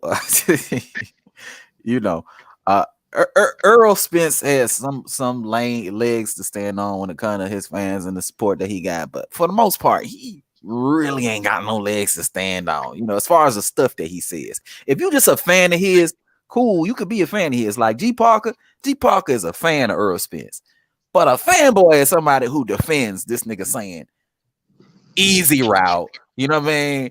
Shit like he got to get a belt first. Shit like 60-40, 70-30, 80-20. When you know that you gave Mikey Garcia and your Dennis Ugas a 50-50 split. Like, you can't defend that. That's fanboy shit, bro. Hey, fam, and you know the one I heard this week, though, was when Derek James said he had no idea about if Bud is on the outside. It Bud's and on then the they telling me, the guy at the Frank Martin fight, he had asked Derek James if because that's when Derek James was saying Earl Spence make you fight him where he want to fight, where he want the fight to be. And then the guy said, well, what about Bud? And if Bud is on the outside and Earl has to cut the ring off, and then that's when DJ said, he has no idea. Right. So then when I go back to the channels and I ask the people, I say, hey, your guy, Derek James, trainer of the year, he don't got no idea what to do on Bud on the outside. And then they say, well, he didn't mean that. That ain't what he, I said, bro, I'm not smart enough. I'm not smart enough to think for him. I allow him to speak for himself. And then I interpret what he say. And now they try to say, but that ain't what he meant. But go ahead, bro. Hey, this shit crazy, man. This shit is crazy, bro. I'm telling you, bro. It gets hella delusional out here on these YouTube streets, but it's all entertainment in my eyes, and that's how I look at it. I don't take nothing too seriously out here because it's all entertainment. Let me go back to the poll real quick, man. And the question I had is the question I got out here is: will you take Ryan Garcia seriously if he beats Javier Fortuna? As of right now, I got 15 votes. 53% of people say yes, they will take Ryan Garcia seriously if he beats Javier Fortuna, and 47% of y'all say no, I will not take Ryan Garcia seriously by beating Javier Fortuna. You know what I'm saying? What you think about that poll, D-Ray? Split decision. Lord. They edged it out to him. Hey, but salute to them, man. I appreciate their perspective. I voted the other way, but man. I think though, bro, that and I don't want to undersell Fortuna. I think it is like we said, it's the best and biggest fight in Ryan's career. It's probably gonna make or break him from here going forward. You know what I mean? Mm-hmm. Because if he loses this fight, like you said, hey, he gonna be forgot about. You know what I mean? As far as boxing goes, but if he wins, they're gonna put him up into the let's make an AB fight. Let's make a Tank fight. So it's going to keep his name buzzing. But go ahead, bro. Yeah, man. I just want to hear from the people who voted yes. I want to hear why they voted yes. I just need to know, bro. Hold on. Let me drop the link again. I already got it on here, but I'm going to drop it again. Somebody want to come on who voted yes that they will take Ryan Garcia seriously. I just want to hear from you and understand why you voted yes that you'll take Ryan Garcia seriously. I can kind of see it, but not really. But I gotta hear it from the horse's mouth. I gotta know. My guy still says, I just found your channel. I watched a lot of them videos, and honestly, I could say you up there, bro. Appreciate that, fam. It's hard to find a channel that's not pushing agendas and actually speaks truth with knowledge. Yes, it is, bro. That's one of the reasons I created my channel in the first place, man. I saw a lot of channels just kind of like doing a lot of agenda-driven shit. I'm just like, man, there's very few people that they're just saying what they think, and then on top of that, they can kind of give you references and logic to back up what it is that they're saying. So, I appreciate that still, man. I try to be that way. I try to come from a very logical point of view, and break things down like how I see it. Nobody's gonna be 100% unbiased and objective. That's why I hate when people say that shit. But I try to give you my point of view and just try to walk you through my point of view and how I'm looking at shit. That's all I could do. You feel me? My guy Beige says, finally, we're talking about the only fight that matters: Crawford versus Spence. I thought he was gonna say Ryan versus Fortuna. He should have said that. Oh man, we coming back live next week Wednesday. We're gonna be talking about more Crawford versus Spence. But considering the Ryan versus Fortuna fight going down tonight, I thought we should give Ryan Garcia a little bit of play tonight, because I think it's an interesting fight. I think that it's going to be whatever happens tonight is going to be very interesting for the sport of boxing. So, that's why I wanted to talk about it, my guy Lightspeed say, what's the word, gentlemen? More like cap season. You talking to G-Walker. Yeah, cap season it is. My guy Lightspeed say, the definition of a fanboy is being defined right now in this era. They ain't even fanboys anymore. They're closer to fan girls. Oh yeah, bro. Oh yeah, bro. The cheerleading, the blind support, and the admiration that some of these dudes get without doing nothing, by the way. They it's crazy. I always gotta kind of like go back to Earl Spence when I'm making some of these examples, but I hear niggas say they got Earl Spence pound for pound number 2, and I'm just like, how is he pound for pound number 2? You know what I mean? But that's a whole nother topic. Bay says Earl, get it. Absolutely. Lightspeed say they defend their man's flaws, monitor his bank account, cheerlead for him, adore him, stare at his pictures. Lightspeed, you funny as hell, man. They be staring at that man's pictures. Damn. God damn. Make excuses for him, lie to him. They're committed, even fight his battles. Yeah, bro. She goes. Telling his opponent to be a challenger sometime and to take less money, all kind of crazy stuff, bro. Challenger sometime, boy. I'm telling you, that dude just something else. Hey, the man been a champion for over 5 years. He said you should be a challenger sometime. He's a stud. Like what? Yeah. Hey, Crawford ain't doing shit right now. That's what the dude said. You just became on the speaker. Crawford did that shit about 5 years ago, but Crawford ain't done shit. Hey, bro, but that's the thing though. That was the line of the year so far to me when he told him. He said he was talking to Ma, and they said, "Yeah, I know you'll come down and fight me, but your brother, he's still." Facts. That dude's still a feminine part. You know what I mean? And we all know, in love. But at the end of the day, it is what it is. If you treat these fighters like your brother, you a fanboy. If you treat these fighters like they're your brother, you a fanboy. I agree with that. Rebel Life Boxing say Pool Counter is one of the worst. I never watched Pool Counter before. I don't know about that channel. You know about Pool Counter Boxing? A little bit. I was on the panel with him like a week ago or something like that, I think. But I didn't really get into the battle with him because we was on somebody else's channel. So I'm like, bro, I don't get into I don't mind having the debate on the facts, but when they get to the other stuff, it's kind of wild. But he be having some video titles out there that Earl Spence might say is bad for boxing though. But go ahead.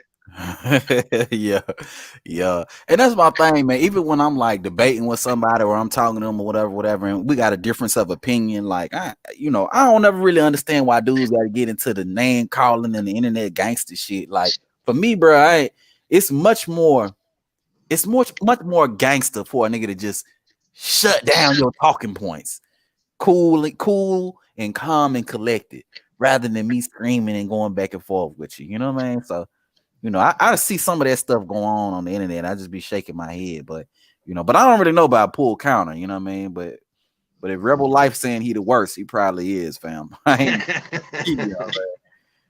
Still say, is those words are not words of a champion, bro. You should want to submit your place as the best, and that means beating the guys that think they are better than you. That's how all fighters should think, but they don't think that way. They don't think that way. And I get that they trying to make money, you know what I mean? But these dudes, they all have this philosophy of the easy route, and not the easy route that a lot of Earl Spence fans like to interpret. And it's funny, even when you talk about easy route, right? A lot of Earl Spence fans like to make up their own definition of what Earl meant when he said easy route. But the nigga didn't say that when he was talking to Bud Crawford. He just, why don't I go knock Sean Porter out and take the easy route? That doesn't mean easier to make. It just means those are easier fights. You know what I'm saying? But these niggas like to make up their own definition. But a lot of that is the philosophy a lot of the fighters coming up. They want to take the easiest possible way that they could take to make the most amount of money they could make with taking the least amount of risk. And it's like you in the wrong game for that, fam. That's why I got an appreciation for guys like Corey Stevenson, Devin Haney, Demetrius Andrade, Terrence Crawford. You know what I mean? These dudes make it a point to want to fight the best possible competition available. Why? Because they believe that they're the best. You know what I mean? Like, I'm the best, and I want to show everybody that I'm the best. That's a real fighter to me. And them dudes will always be regarded much higher than all these other niggas. You know what I mean? Absolutely. You know. And that's one thing I said too, bro, is when it first started, right? And Earl said that Bud didn't fight nobody. I said, bro, you cannot not have a fight. Bud don't have a fight. You talk all this madness, and then the next day you talk about, well, Mikey said something, so I'm gonna go fight Mikey Garcia, bro. You know, I'm just saying, if you wouldn't have said nothing about Bud, it would have been cool, bro. It's just been a boxing business move, you know what I mean? But when you sit up here and you start disrespecting the guy and his resume, and you know, could nobody beat Chris Algieri, bro? At that time, Bud, though, you know, and I remember after that too, somebody had asked Bud if him and EJ was gonna play basketball, right? Because I guess they both basketball heads. And Bud like, dude, I don't play games with people I want to fight. You know what I mean? He already let it go, bro. Him and Earl's on a different level, bro. Mm-hmm. And the other thing I want to say real quick though is when Earl brought up that easy route, Bud told him, he said, "You're a smart man, but not that smart." right. Not that smart. Absolutely. Man, this shit was funny. Facts. Rebel Life Boxing say, I go as far as to say he hates Terrence Crawford's guts. Dang, you talking about pull counter? Dang. How you hate somebody like that, bro? Whew. I don't know. I don't understand it either. Yeah, you know. Because I'm mad at Fury, bro. You know what I'm saying? But I don't hate him. I don't hate Fury. You know what I'm saying? Now, other people, if they say they hate him or they feel like they hate him, I could understand that. But I'm just saying, me as a person, I don't hate him. You know what I mean? I hate what he allegedly did.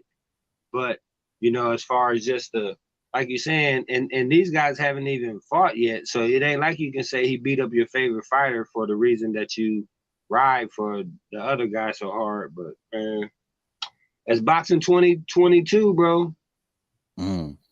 You know, and that's the thing too. I just want to say this real quick. I remember when I was a kid, man, way probably before you ever knew anything about boxing, but Sugar Ray Leonard and Tommy Hearns was gonna fight, bro. And I was so nervous. I'm like, man, he's gonna hurt Sugar Ray. You know what I'm saying? And when we could have had this fight 5 years ago, I had that same feeling with Bud and EJ. I was like, man, this is, I hate to use the words, but a real 50-50 fight at the time, you know what I mean?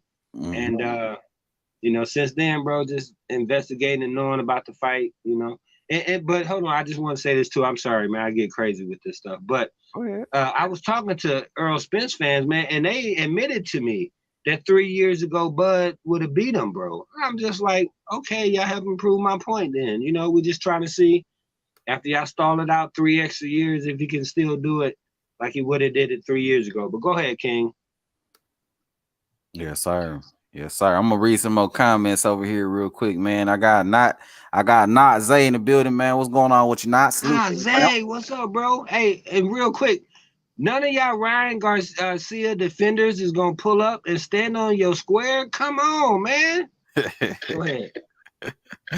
Man, oh man. Not Zay, man. Salute to you, fam. He say Ryan is at 140 now. Yeah, we got him at 140. Is he gonna campaign there? Is what I want to know, because he really fighting the lightweight at 140 right now. So I mean, you know, just because he fighting at 140 don't mean he gonna stay at 140. You know, seems very intentional that he's fighting at 130, if you ask me. Because even when they was doing the weigh-in, if you look at Fortuna, he don't really look like he in the best shape. You know what I mean? So you know.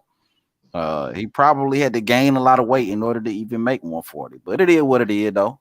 If Ryan get the win, he get the win. Why he running from 135 division? Ryan Garcia, that's a great question. Great, too many killers. If you had to pick between fighting at 135 and 140, which division would you pick to go, D-Ray? If I'm Ryan, yeah. and I can make it, let me see. Ooh, that is a great question, man. I think a lot of that depends on how he looks and feels tonight. You know, he could say, hey, I'm 140 now. But let me see. I think 135 would probably be his best weight, you know, where he would give himself the best chance.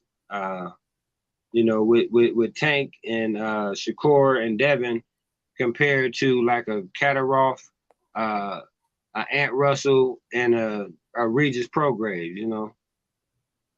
So you feel like he would do better at 135 than 140? Based on sir. That? Not by much though, but yeah, I slightly would give it to him because of I just think, man, those 140 dudes is gonna hit like hard, you know, they all gonna hit like Tank. I put it like that, you know. Yeah. I would say 140 slightly weaker than 135, man. I say in 130 at 135, Tank and Devin, well, Tank will outbox you, then knock you out. Devin will just outbox the shit out of you, make you look dumb. Right. And Shakur will outbox the shit out of you and possibly stop you. And tell you about it. Right. And then you got at 140, you get T.O. T.O. probably gonna stop you. He probably gonna stop you. Josh Taylor is probably just gonna outwork you. That's like his thing. Regis gonna knock you out. And Gary Antoine gonna knock you out. So I don't know. And Kataroff. And Kataroff probably gonna outbox you. Oh, who pulled up, bro? My guy Lightspeed in the building, man. What going on with you, Lightspeed? Salute to you, Lightspeed. Hey, what's going on, players? How you doing? Chilling, man. Just talking some boxing on this good Saturday afternoon. What's going on with you? Not much, man. I answered the survey and everything, and yeah, I'm right with y'all. I'm right in set with y'all. What y'all talking about with Garcia? Because yeah, I don't know where it's hard when I think about his career. It's hard to think about what he's gonna do, except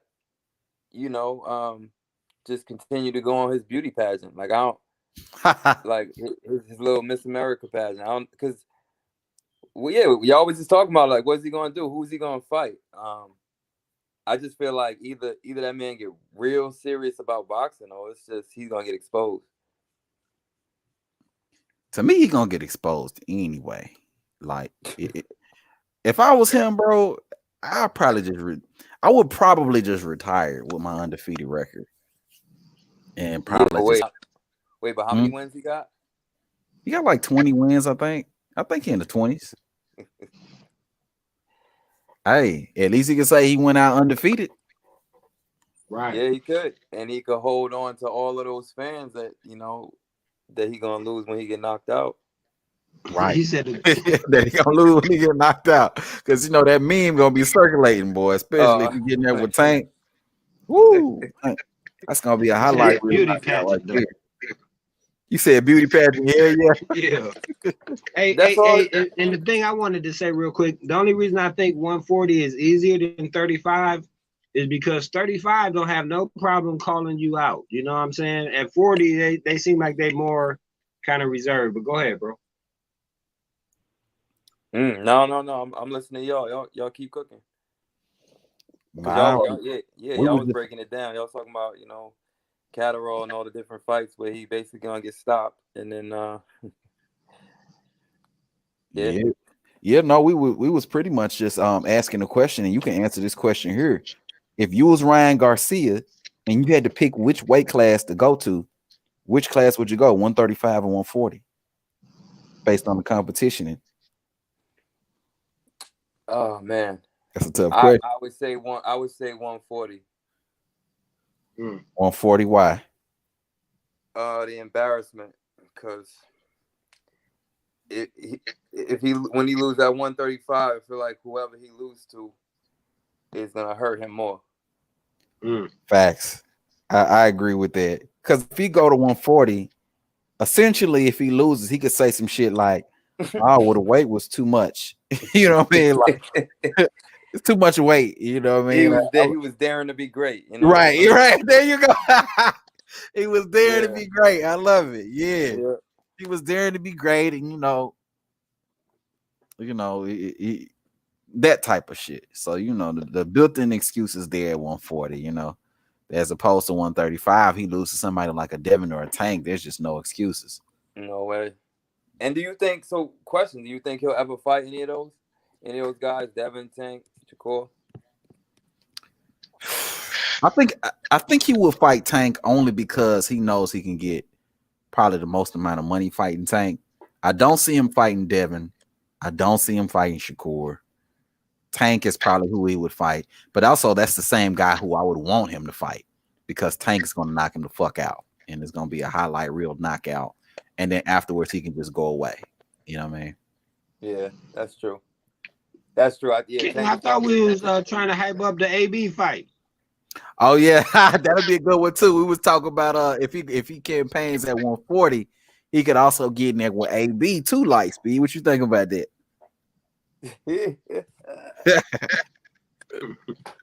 It's like comedy. It's like comedy, but then. But then it would give me something to root for AB, because then I wouldn't mind AB knocking him out. Absolutely. What if Ryan knocked out AB though?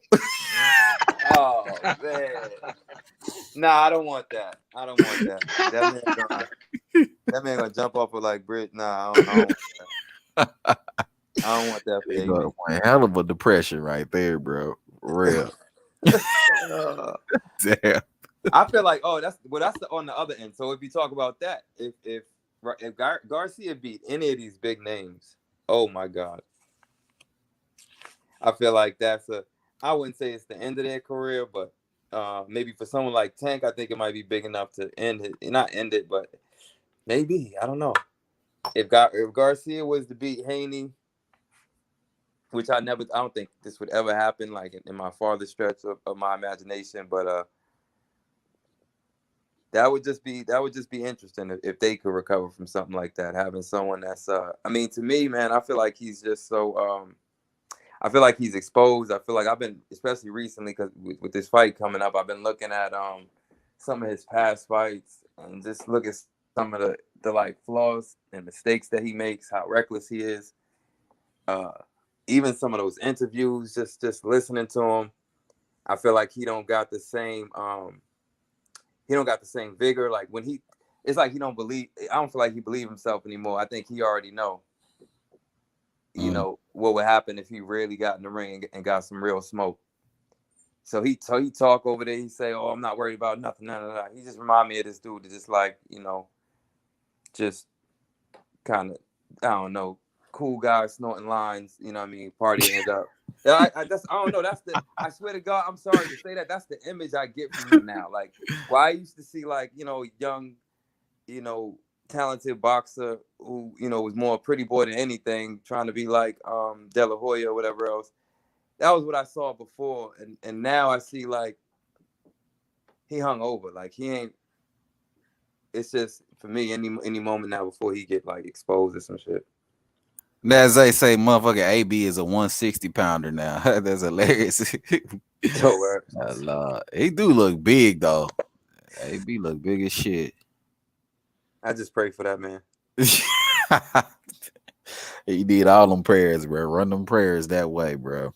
You know? But I do feel like that'll be a big event, though. AB and Ryan Garcia. If I was Ryan Garcia, I would try to look for that fight, and I think AB would fight Ryan Garcia. I think so. Because Regis called out AB, but AB was like, "Oh hell no, I ain't fuck that. You ain't about to do that shit. Not today, not ever." But Ryan Garcia and AB, that would be a nice little shit show, Yeah. So I guess that's what when you say that, that's what I see for Garcia's career, like a shit show. Like pageants and doing those kind of fights, like with this whole green print era, like really just going with all the tailored fights. Tailored fights. Yeah, no, that's what I feel like is probably his best bet. If Ryan Garcia goes in the ring tonight and he knocks out Javier Fortuna, how let's say he looks super impressive. It's a possibility that he will knock out Fortuna. looks super impressive. I mean, super impressive for me would be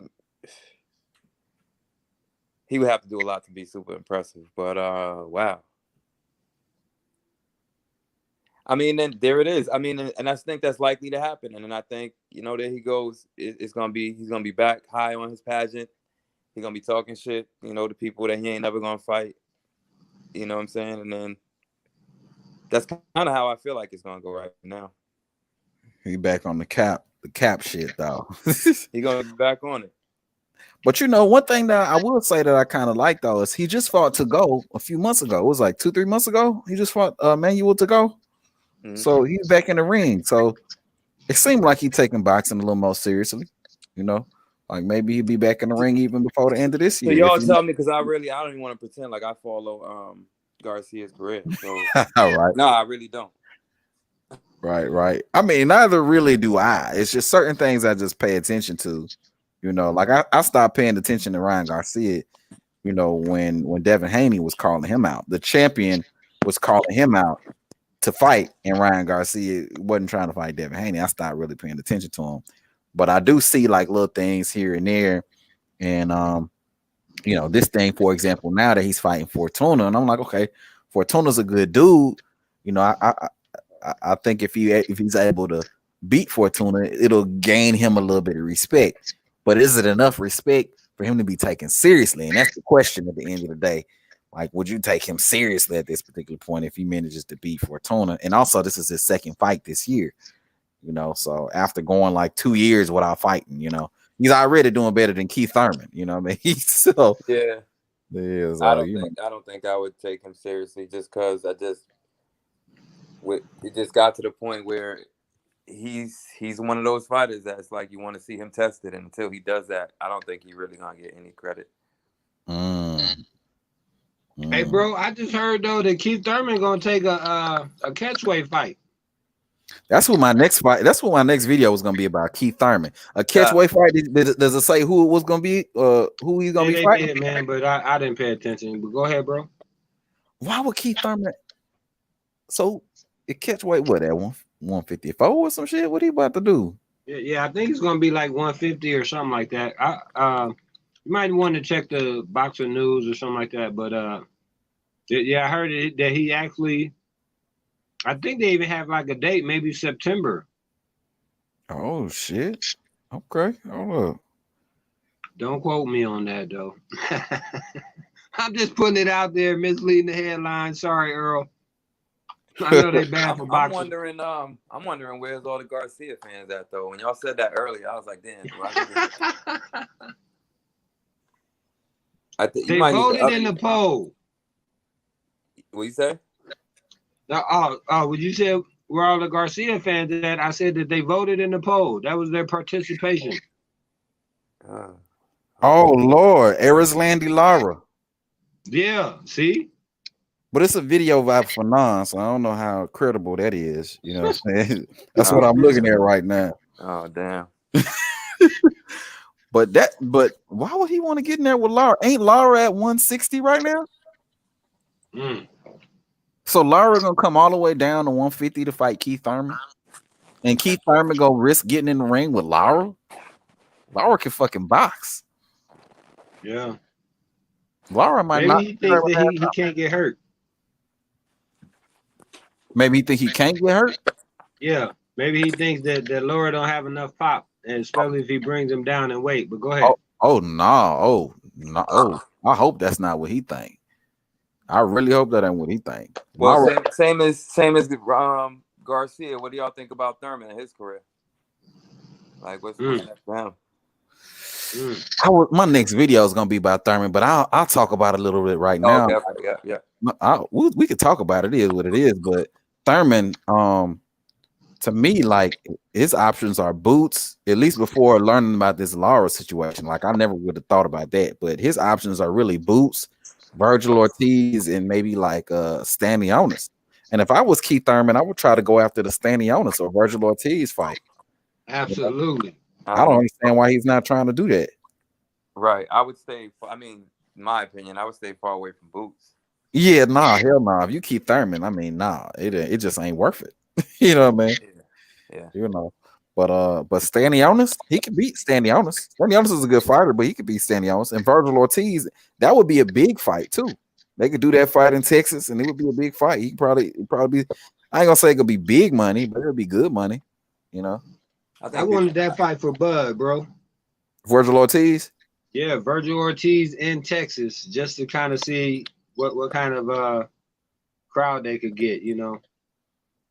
But I also thought that Bud probably should have tried to make a fight in between the Porter fight and the Spence fight, because they're gonna use it against him in negotiations, saying you ain't got nowhere to go, you can't do this. You know, if he could have put on a decent fight with, like, let's say a Danny Garcia or somebody like that at a catch weight, or, you know, any weight, I think that could have been good. But go ahead.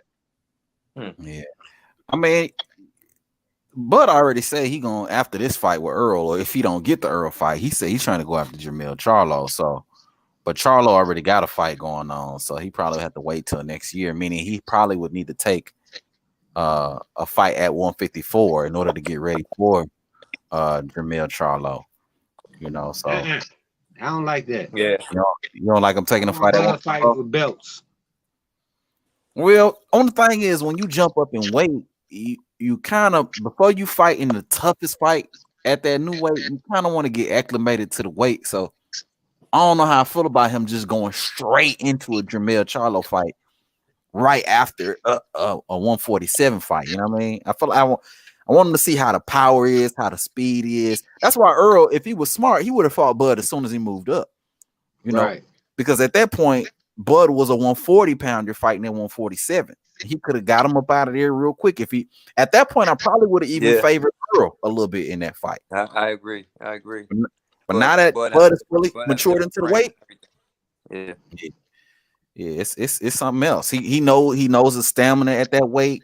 You know, he knows the you know, he knows his punch impact at that weight. Like, he's acclimated to the weight now. You know, all the little nuances are he's comfortable with them. So you know, I agree. I think and Porter was a really good test for that too.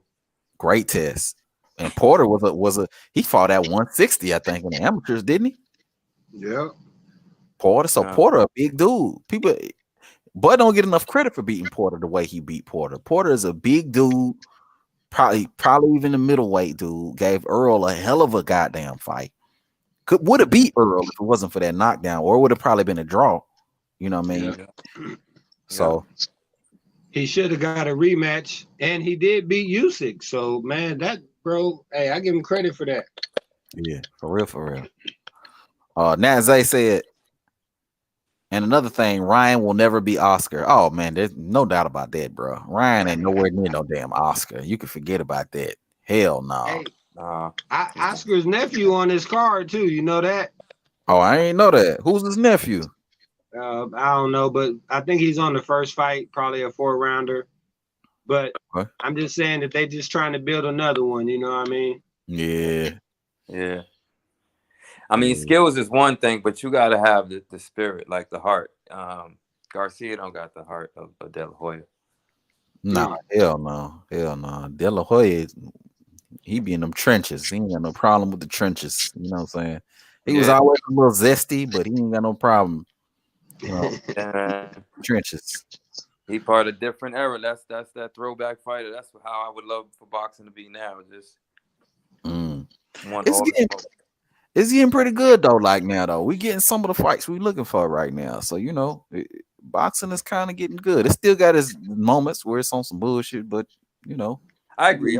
It's getting good. We're getting some of these fights. Not Zay say, nah, I'm talking about Ryan. Yeah, he talking about Ryan going up to 160. He a 160 pounder now. He gonna go over to 160 and say he was daring to be great in his next fight. I wouldn't be surprised if he did that shit, bro. To be real with you, I would not be surprised. And that would prove my point when I say daring to be great ain't nothing but some duck shit. You know what I'm saying? You don't dare to be great when you're not fighting other guys around your competition, but moving up 2 and 3 weight classes to fight somebody else you ain't got no business fighting. You know, like what Amir Khan did, like what Kell Brook did when he fought Triple G. Like, come on, bro. Like, Little Mikey. Props for that shit. Mikey, when he went up 2 weight classes, you got Lomachenko there, you know what I'm saying, at your weight class. You got all these dudes there, but you're gonna move up 2 weight classes to fight Earl Spence. Come on, bro. Yeah. You know what I'm saying? Steele says I put some on Fortuna knocking out Ryan. The odds were good, but not two. And I honestly can't say 100% it won't happen. Yeah, Fortuna knocking out Ryan. That would shake up the world. It'd be funny. It would be hella funny. Oh man, that would be funny, bro. It'd be hella funny. And I don't, you know, it's funny. It takes a lot. I never really root for some to lose. I usually just have a fighter that I prefer. You know, a fighter I think is gonna win. But I don't know if I don't like you enough, man. It just be certain fighters. I just want them to lose. I can't even lie, man. I can't, and that's. I'll just say that's just 100% emotional, man. There's certain fighters I just want them to lose. Like I don't even care. Like you said earlier, I think it was you, D. You said something about Tyson Fury that you don't hate him, even though he be doing questionable shit. I don't hate Tyson Fury, but I definitely don't like that motherfucker, boy. He's another one. He's another one. I just wouldn't mind him losing. Yeah, like you just get your ass whooped. Anybody, huh?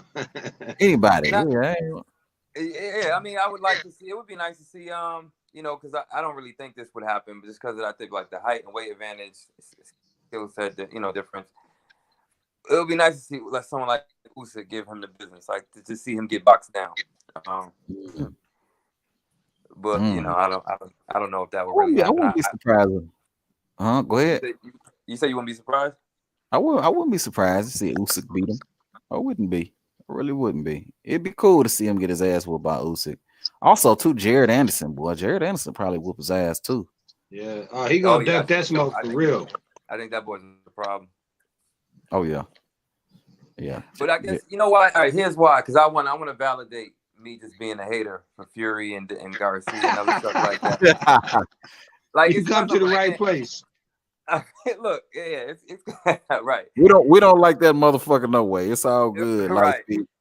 one of them is because I'm a fan of boxing, but then too, I don't like all this glory they be giving Fury. Like, I'm not a hater, so this is what I'm talking about. Like, you know, what y'all saying earlier about fanboy. Like, I'm not gonna discredit legit skills. You know what I mean? You gotta. What's he almost damn near 7 foot tall. Barely look like he in shape half the time, but he moves around the ring good. You know, good boxing IQ. You know, I want to give him props where props is due. Even in the Wilder fight, regardless of whether I like the result or not, when I look back at the fight, you know, he didn't win off. I mean, he did have the size. He leaned on him. He had some, little, bare knuckle tactics and things like that. But I really think he won the fight off strategy and strategy and skill more than at least the third fight. You know what I'm saying? I'm not gonna go. I don't even want to go the politics of everything that happened before that. Right. But I think where I started, and I'll just finish over here.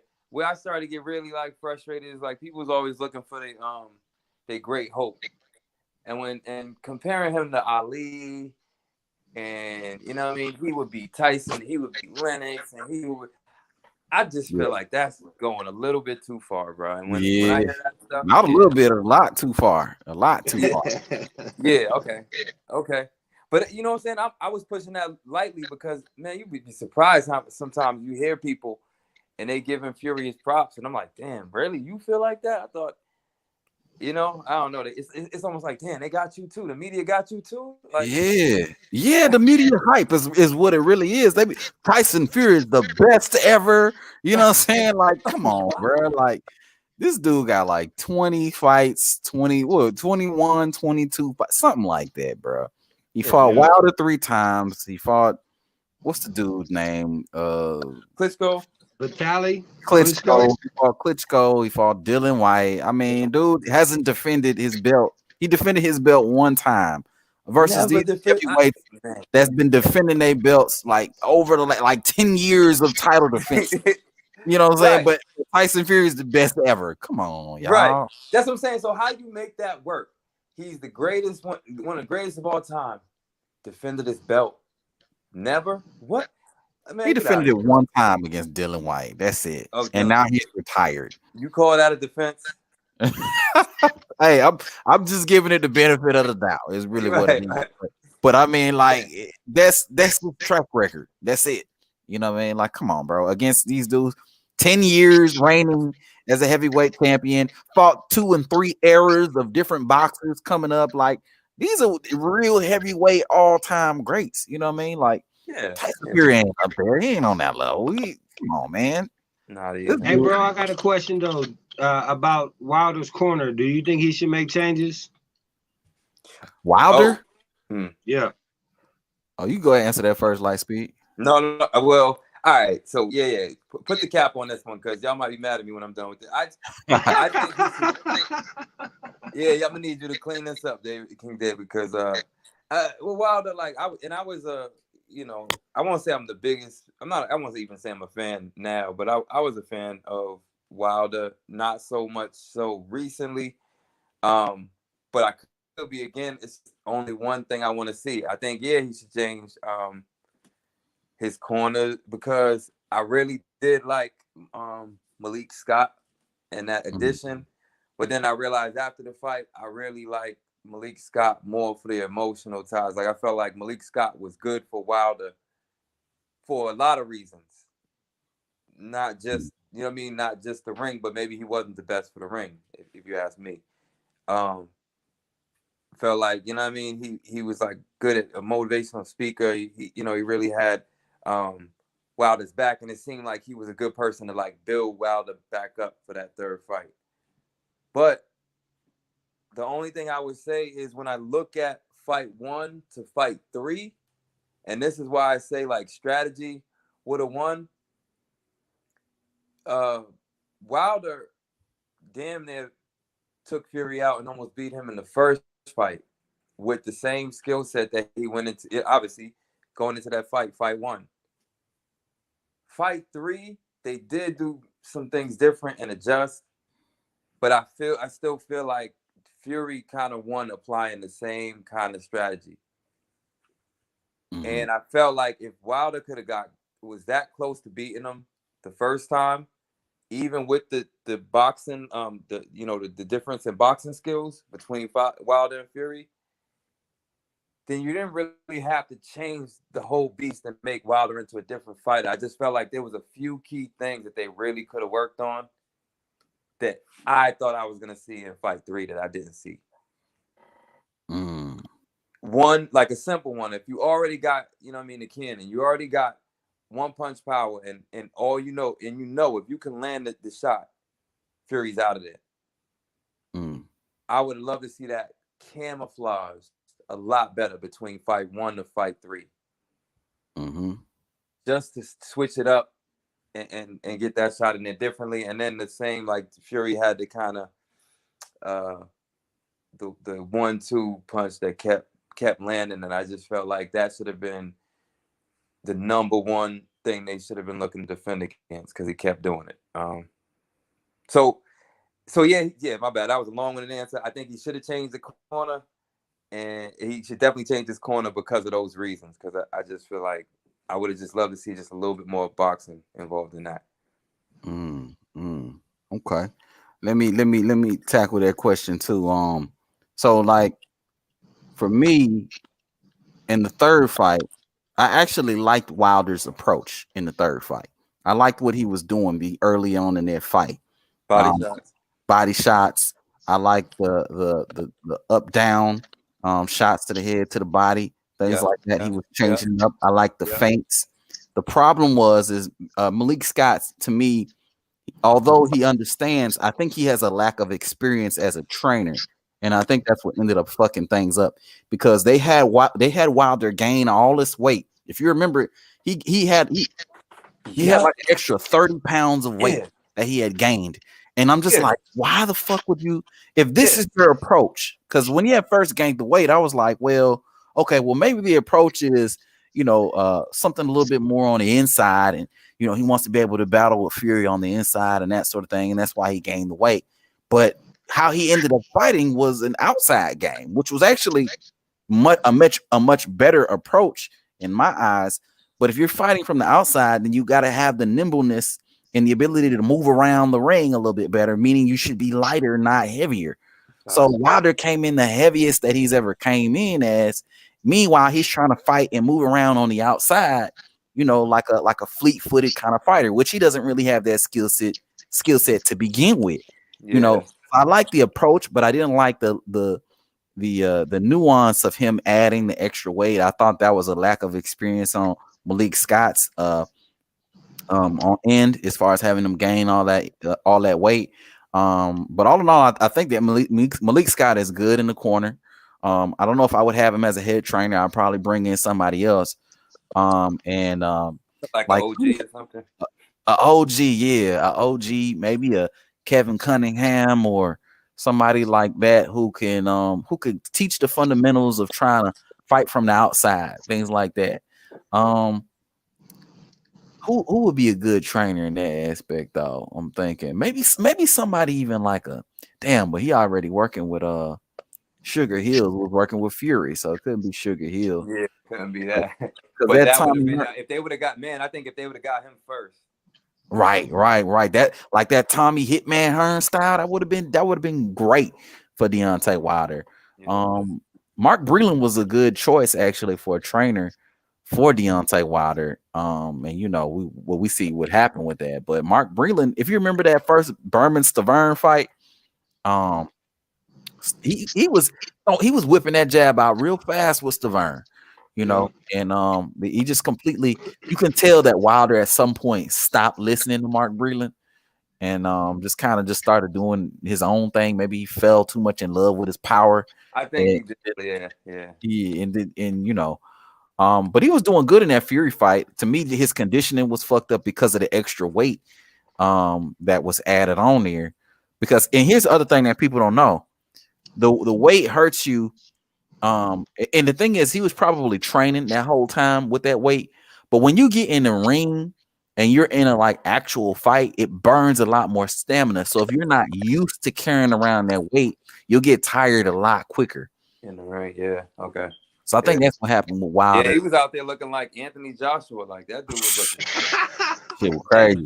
Yeah, you ain't never lie, bro. He really was out there looking like AJ, bro. Out of breath, tired, huffing and puffing. And it's just like, yeah, you know. But I was even saying just before the fight, like his physique looked crazy for that fight, man. I was like, God damn. Yeah. It looked like, you know, he just punched a hole in Fury, but you know. That's how that went. That was one of those losses that, like, man, I guess that was where I learned a little bit about, like, look, man, can't be a fanboy too much because, hey, look, yeah. Mm-hmm. Boy. Your boy gonna lose. Like, sometimes that's how it goes. Sometimes your boy gotta lose a fight. Like, that's how that goes. Now you gotta explain shit. Yeah, well, this would happen. Well, you know. And you know, people get on here and they like to say, oh, well, you know, this is a Bud fan channel. And I'm just like, bro, I just called it like I see it, fam. I'm not over here fanboying about Bud or anybody like that. I just respect Bud as a fighter, carrying the mentality a fighter should have, in which case they want to fight the best competition. You know, right. They're not trying to take easy routes. They're not talking about, oh, I'm gonna fight you 10 years from now. You know what I mean? And then, you know, given everything works out this way, then I'll fight you 10 years from now. No, they like, I want to fight the best competition right now. I want to prove that I'm the best and fuck everything else. You know, I just got to respect for fighters like that. And then I got to respect for like just the truth, you know, motherfuckers talking about they going to fight you 4 years from now. Like, nah, bro, like, I'm not trying to hear that shit. Nobody should be trying to hear that shit. You know, the fact that you even support that shit is fanboy shit. You know what I mean? Like we was talking, blind admiration.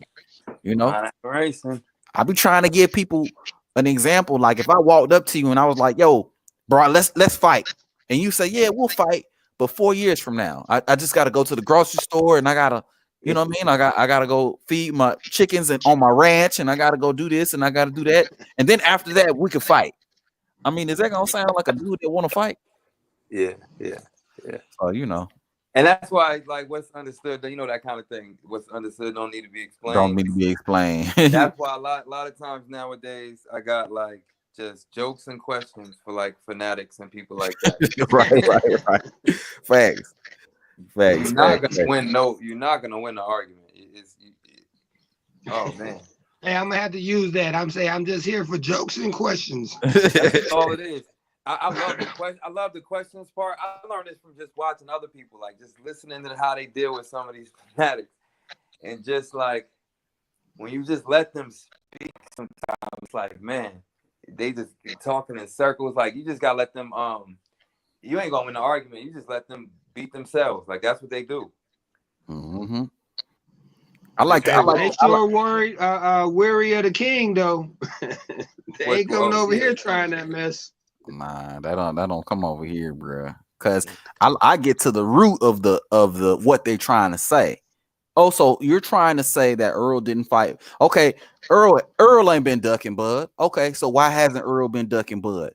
Oh, because he said that he was gonna collect all his belts on his side of the street and then fight Bud. Okay, but why does he need to collect all his belts on the side of the street first? Why? Oh, because those fights are easier to make.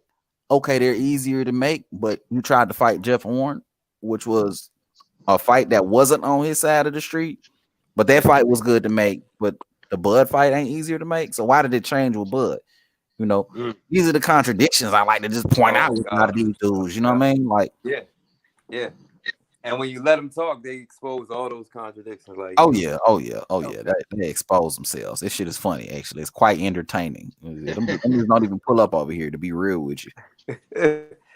Yeah, that's the other thing I noticed. Like, but I realized why they don't pull up though. I did realize it. I at some point I realized it. I was like, oh, they don't even.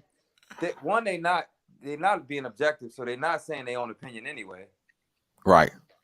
So then they got to go back to their source and they sources for a new argument. Like they ain't thinking on their feet. So no, right. I swear to goodness, because then I thought I was like really looking at the dynamics. I'm like, all right, well, I'm a person who I try to pay attention to here, you know, a little as much as I can with boxing, and then I try to see like King David, same thing you said, like where the narratives come from, and it's really truthfully, if you're not just all out lazy, for me, I just feel like it's not kind of hard to find some of the sources where, like who from, you know, I don't know, if we're talking about the Crawford fight and why it's not happening. Okay, well, what's ESPN's view on it? What's PBC's view on it?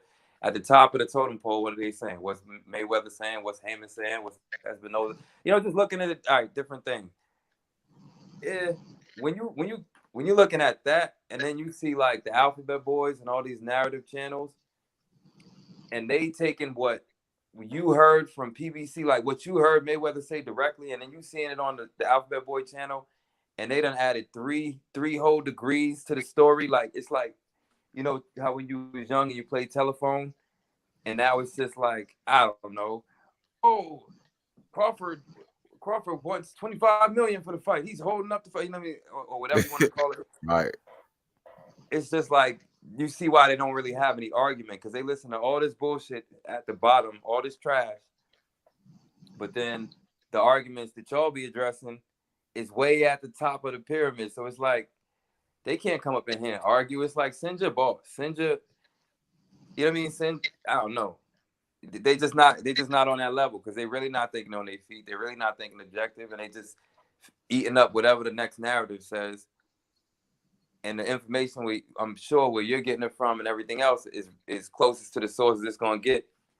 Mm-hmm. So man, they probably be emailing them channels like, hey, so what you say if somebody say this?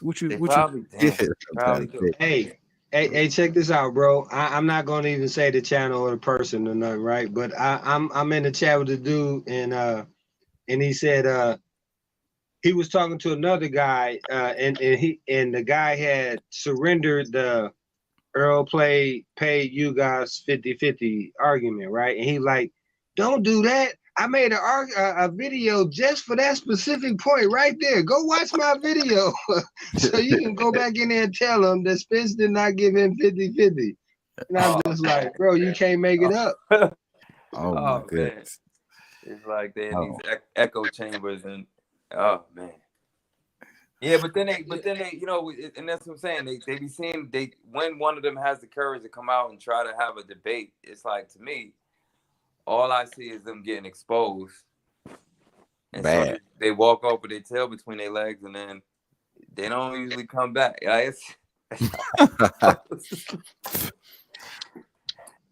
it'd be like, I do try to keep it respectful though on mine. Like I respect everybody. You know, we got a difference of opinion and everything like that. You know, I like to be respectful on my platform. At least like especially when we debating, because I feel like it's far more gangster to just take apart your arguments, you know what I mean, in a respectful way that everybody can understand and you understand, and just leave you speechless. You know, just take away all your arms and your legs away. I just think that's way more gangster than just trying to, because some people they get like real mad about it. You know what I'm saying? And I just, that ain't me. You know, I'd rather just deflate all your arguments. You know what I'm saying? Like that's how we do over here. You know what I mean? So anybody who's an Earl Spence fan, man, you ain't gotta worry. I ain't gonna cuss you out or block you, anything like that. I'm just gonna take apart your arguments. That's all. You said that earlier. I respect that. Ain't no need for all that extra stuff. Yeah, some people, man. Oh man, I done heard. So I was in the channel and they said, I realized they was just talking about they was gonna kick me out, which was stupid because I had a different opinion. I think you, from what you know of me, you know how I move. I'm not trying to come be disrespectful, and if you got a difference of opinion, I might say a joke, and if you take that personal, then that's that. But I'm not being disrespectful. I'm not cursing people out and saying personal comments. But long story short, I'm up in one of them alphabet chats, which I never go to, but I was just like, just for shits and giggles. And I feel like the subject, I had to sit here. Sometimes it's like, would they be going so far? It'd be like, all right, I'm going to listen to this because I want to see what the hell they going to say. How are you going to defend this stupid bullshit? So then I'm up in this chat, and then, whatever else, I said a few things lightly. And then the moderator is talking about, oh, you just sped up your death light speed. And I'm thinking in my head, what the fuck? I'm like, yo, these cartoon characters, man, like they too much with all this. Sped up my death. And I get it. Sped up my death meant I guess you're gonna kick me out.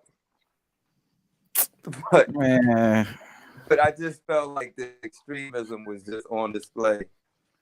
Oh yeah, man. I done had some of these people. They I'm gonna show some of these niggas how to do it, man. I'm gonna show some of these dudes how to do it, bro. Because these dudes, like, somebody disagree with you, have a disagreement in opinion with you. You ready to kick them off a panel? I even let trolls come on my shit, bro. Like, I don't even like, even if you trolling, as long as you're not too annoying. I've never had to kick nobody off a panel before. You know what I mean? And I know I'm not the biggest channel, and that may change. You know what I'm saying? But like, I just don't believe in this shit, bro. Like, as long as you're not on some real like 100% clown shit, bro. Like, I'm gonna talk to you. I'm gonna be respectful, and I'm just gonna, I'm gonna dismantle your arguments. That's all, But I'm gonna respect you too, especially if you're a brother. You know what I'm saying? Come on, man. Like, we ain't on that, bro. Right. No. See, and real quick, bro, I just wanted to say that too, because you had brought that up earlier, and then we're talking about how they like to, how we get in back and forth and all that with each other, and the thing was that I kind of thought though is that we all came to wherever we at for the simple fact of we wouldn't have to get fussed at and talk crazy to by other races, you know what I'm saying? But then we come here and it's self on self, right? And it's okay. I'm like, man, what's the difference, bro? I would rather have them say that than you know what I'm saying? Because them, I'm gonna be like, I expect that. But my brother, bro, I don't think like that towards you. Right. So, but anyway, go ahead, bro. Right. Nah, facts, man. I got a few comments that's been sitting here for a little bit. So let me catch up on the comments and then we can get back to it. Hold on. So I got Steel says Ryan knocking out Fortuna is what everybody thinking going down. But if it goes 12 with Fortuna, that will not be good for him at all. Yeah, it wouldn't be good for him. But that's probably what's going to happen still. And they're going to try to justify that shit because he didn't even look good against the goal. So, I mean, if you ain't looking good against the goal, I can't imagine you looking much better against Fortuna. And Fortuna's a real fighter. You know what I mean? Not saying that Tago's not, but Fortuna is better than Tago. You stepping up in class and, You know, you didn't look good in your last fight. Like I don't really expect much, you know, but we'll see. We'll see. That's why we watch the fights. Catch weight was supposed to be with Lara. Yeah, man. Yeah, Lara. He was saying that from earlier. Arizlandi. That's so out of the blue. Arizlandi Lara fight at catch weight. Like, they must be put some. They must have put some money up on that fight, man. I don't know why Keith would take a fight like that. That's a dangerous fight. And Lara might just whoop his ass and stop him. And if he loses to Lara, like it'll be like a meaningless loss. You know what I mean? Shit. I agree. He's not even getting the bag. Like like ain't no bag, ain't no belt. You know, don't nobody even really know who the fuck Lara is really like that. Like we know who Lara is. Like we know we got a track record of him, but it ain't even like you getting no real exposure off of that really either. You know. But it is what it is.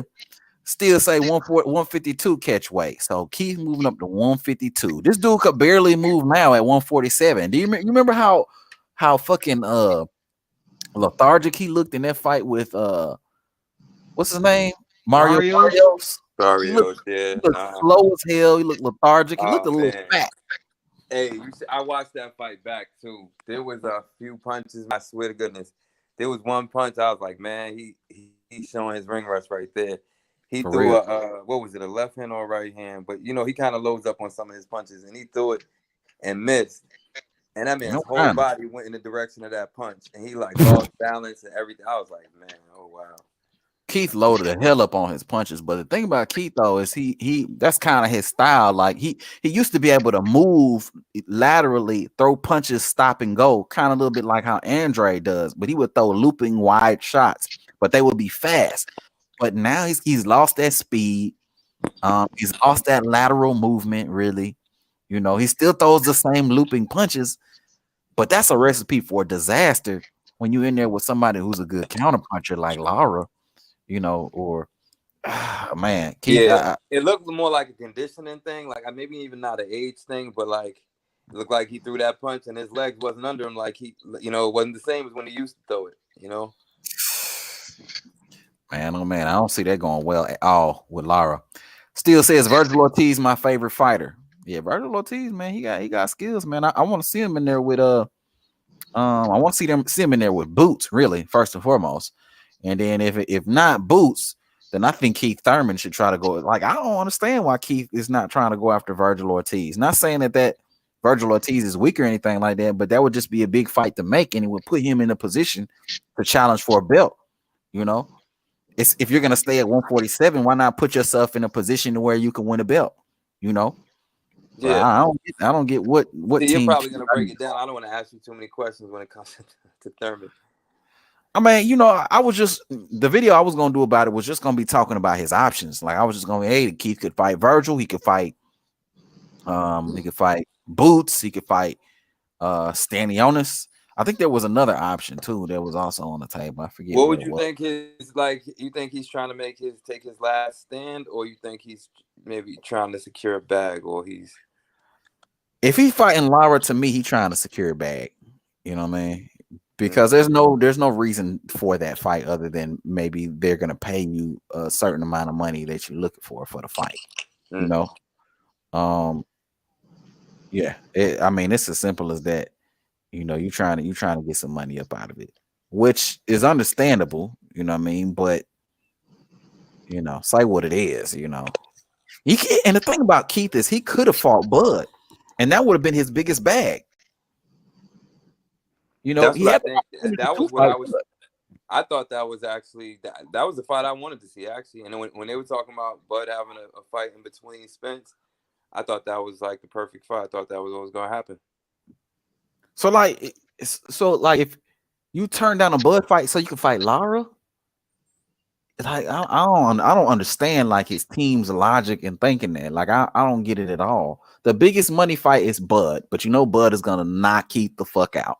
Even so, you're gonna get the most much. Sean Porter got the biggest payday in his career by fighting Bud Crawford.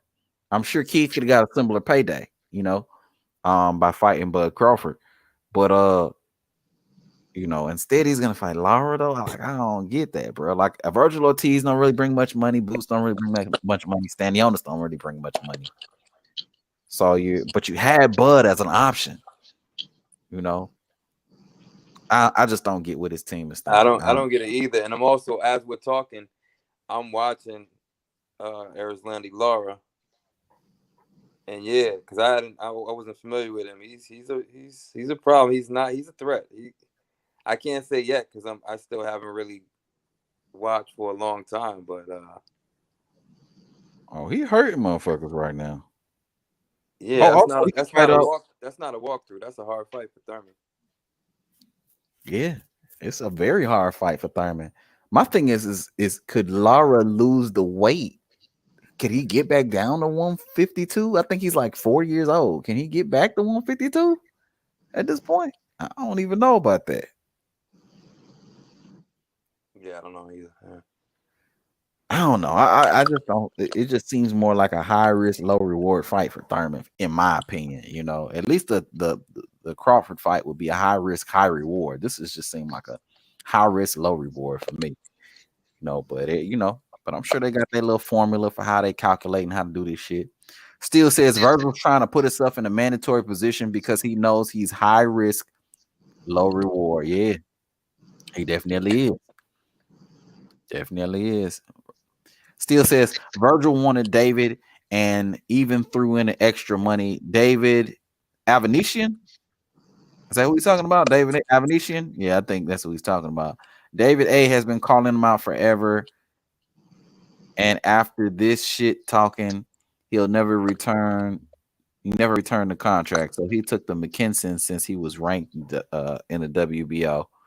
Which is cool. I ain't got no problem with that as a decision for Virgil Ortiz. But Virgil Ortiz had the option to fight Bud too at a particular point in time, though, didn't he? He was ranked number 1 in the WBO. He could have enforced that when he was in that position. But I could understand them wanting to move Virgil Ortiz a little slower. But it is what it is. Not Zay says Fury is a hell of a fighter. I mean, he's a good fighter, but damn sure ain't the best of all time, like what these niggas is talking about. Fury's the best, the greatest ever to ever lace up a pair of gloves. That's how they trying to paint this dude out to be. And that's the thing about the media. Like when it comes to white fighters and black fighters, like a black fighter will achieve the same thing. They're like, oh, he's a good fighter. He's a good fighter. A white fighter will do the same thing, and he's the greatest of all time. Like, no, bro. Like, people don't even want to give Floyd Mayweather that distinction. Also, Tyson Fury, didn't he test positive for steroids twice? Yeah, he got stripped of his belt when he beat Klitschko. He can't even fight in the UK because he has an ongoing investigation for the steroid thing, don't he? Yep. So it's like, come on, the greatest of all time. Get the fight there. What's up? I thought his next fight is in the UK, ain't it? Or where was Dillian White at? Was Dillian White? I think that was in the UK, but they had took away his UK license for a while. Like for a while, he couldn't fight in the UK. But I think he was granted like special. I don't know if it was special permission because I know there was an ongoing investigation going on in regards to him in the wild boar meet. Remember, there was a whole thing with him and Martin Carefoot. Yeah. So there was an investigation, and they had kind of closed it. I think Martin Carefoot dropped the case, but there was still an investigation that was ongoing. So I don't really know what happened with that. But Fury is locked in with that dude Kinahan. So maybe they done pulled some strings. I don't know what they done did, but all that shit is shady and suspect. You know what I mean? Like, so the greatest of all time. Like, he a good fighter, but I don't know. Motherfuckers be going too far with all that shit. Way too far. And then they tried to say when he knocked out Dillian White, they were saying that was one of the greatest uppercuts or whatever else. They were trying to gas up that. I was like, oh my god! Well, didn't Dillian White get knocked out by Povetkin? Yeah, that's what I'm saying. Like we knew he was gonna get hit with that shot before the fight started. Like, I'm sorry to say, I heard analysts say that we're gonna look for him to, I forget what it is. After he throws his jab, he leaves his high guard open and steps. I don't know what the fuck he does all the time, but he makes the same mistakes all the time. And Fury timed that uppercut, and the whole world knew it was coming.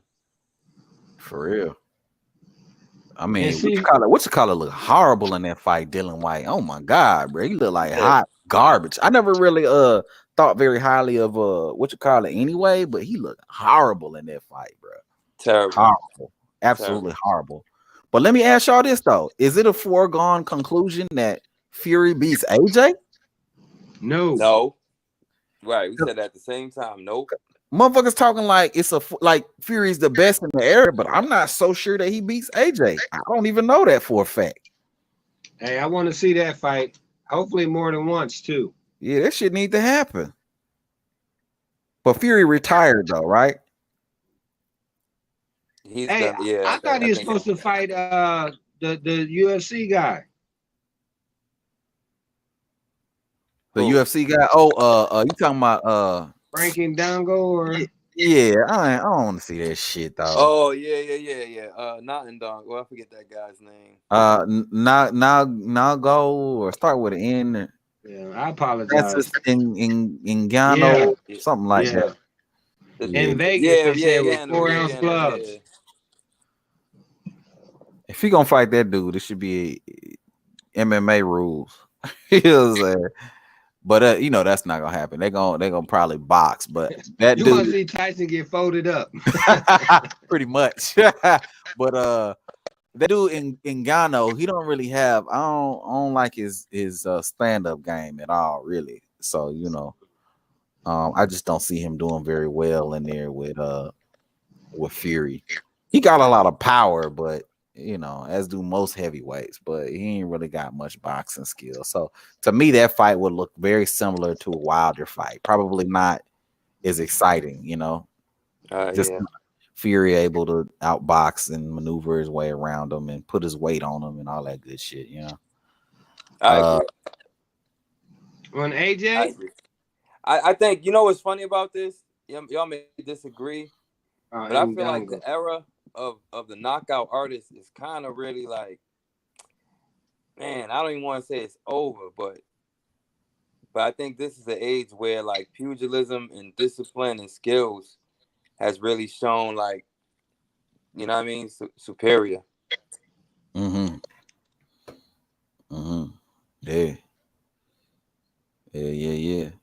Still says, I don't care if my guy gets a loss. A lot of great fighters have losses. It matters if you're fighting to be great. Who you lose to matters, not so much the loss in itself. Yeah. Everybody is gonna take an L. If you fighting everybody you're supposed to be fighting, 9 times out of 10, you're gonna take a loss. It is what it is, you know. Fact. Still also says, I think Fury knew he could keep Wilder moving for 3 to 4 rounds. Wilder's going to definitely slow down with that extra muscle gain. Fury took his punch before and knew his gas tanks way better. Hey, bro, and I just wanted to say something real quick about that, right? Because we were talking about the training earlier and Wilder picking up weight and then lifting weights, right? And, you know, the bench press video. I think if he would have maybe focused more on strengthening his legs, I think that could have helped him more against Tyson Fury than the bench press. But go ahead. Definitely. Yeah, for sure. But you know what? The thing about legs is in boxing as well is people think you work on your legs in boxing like that it per se helps you. It does help you to a degree, but you also want to work on the flexibility of your legs, because having strong legs don't mean you can move around the ring well, you know.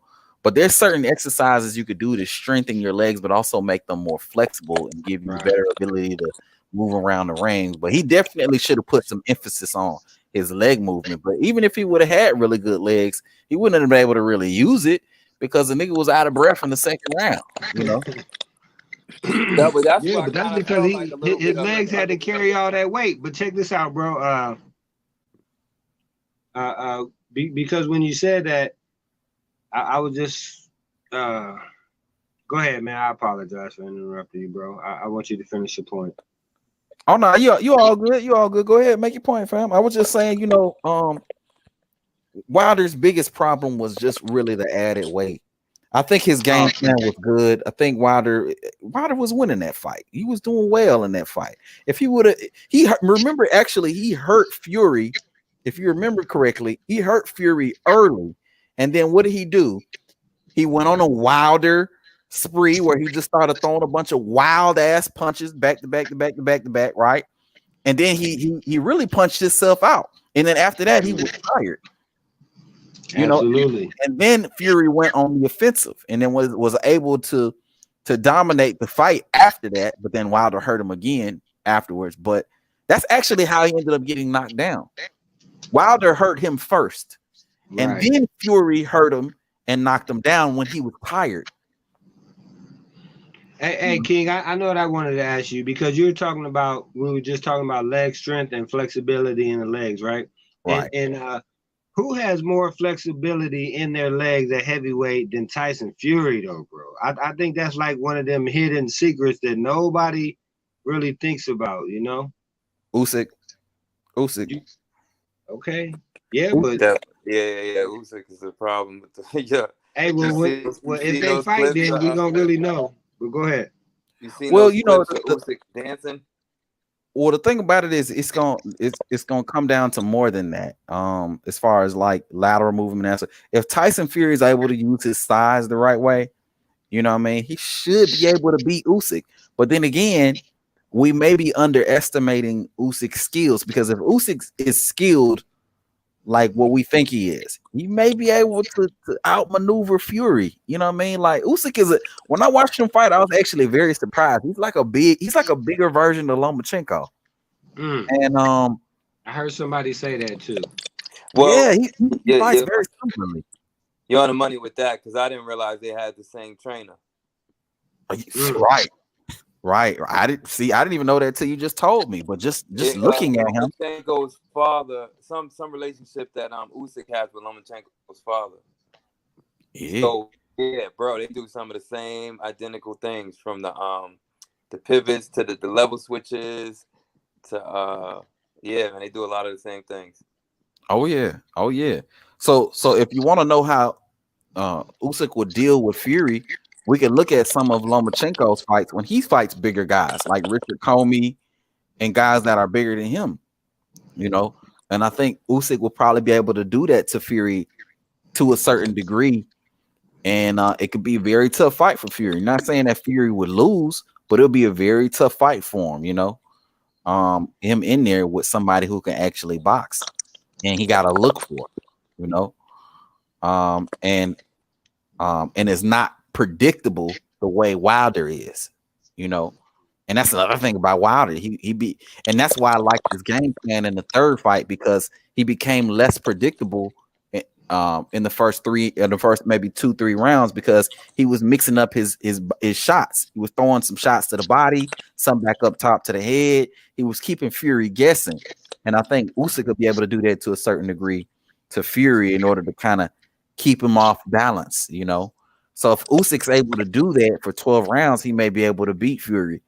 But at the same time, if Usyk gets caught up and he allows and Fury's able to corner him, he lets Fury use his weight to tire him out, you know, it could be, you know, Fury could win that fight, you know. So I think that's a very interesting fight, man, for real. Would I be crazy to say, maybe not now, would I be crazy to say that I feel like out of all three of them, I feel like Joshua probably, for me, would have a high chance of beating Fury? It's not crazy to say that, because the difference between Joshua and Wilder is Joshua he's fundamentally much better than Wilder, but he has more mass, so Fury's not gonna be able to push him around, and then you know, so Fury's not gonna be able to use those kinds of tactics that he used against Wilder. He wouldn't be able to do that to AJ, because AJ is able to pivot in and out of the way. He's able to make Fury reset if he uses that style. So Fury will probably have to get on his toes a little bit more with Wilder. I mean, not Wilder, but AJ. And it would be a very, very different fight. But I don't know that Fury wins that fight. I don't know that Fury beats AJ. I don't know that he beats Usyk. Those are very difficult fights for Fury. You know, so Yeah. So when people say like, "Oh, he's the greatest heavyweight ever," I'm just like, man, we still got people in this era that we don't know who can beat. What is y'all talking about? Right. You know That we don't consider of the greats. So like how yeah, that shit be crazy to me. And then they want to turn around and say Wilder's a bum. He's a bum. He's a bum. Well, if Wilder's a bum, why are we giving him all this credit for beating Wilder? Because y'all got to pick one. Yeah. And that's how you keep them off balance, King, because you make them switch up. You know what I'm saying? When you force them to pick an argument, oh, they don't like that shit. Yeah. And I got to pick an argument because they contradict each other. The two arguments that you're giving me. Yeah. So you got to pick one. You know. So we. Hey, bro, but I wanted to ask you guys because you brought up an interesting point with Usyk and Lomachenko. So did AJ just get out Lomachenko by Usyk? Yeah. Damn. Yeah, he did, man. But Usyk used a little more lateral movement than even Lomachenko uses, and I think that's because AJ is so much bigger, so he had to work a little harder to keep AJ off balance. But he used a lot of lateral movement. You know, he used a lot of angles. He kept AJ resetting, and that's the thing about people that don't have good footwork. They have to, in order to throw punches, your feet got to be set in order for you to get a lot of. They don't have to be set, but for a lot of these fighters, they have to be set in order for them to get any power on those punches. So Usyk was making AJ reset, so that means he had to pick up his feet more, and he had to, in order to even throw. That's why you didn't see his activity up. His activity was even lower than what it normally is because Usyk was making him reset constantly. So you know, big game of that. But Fury has better feet though than AJ and even Wilder, but his feet ain't that great either. You know what I mean? He has better feet, but not, you know, he's still a heavyweight. He's still clunky with it.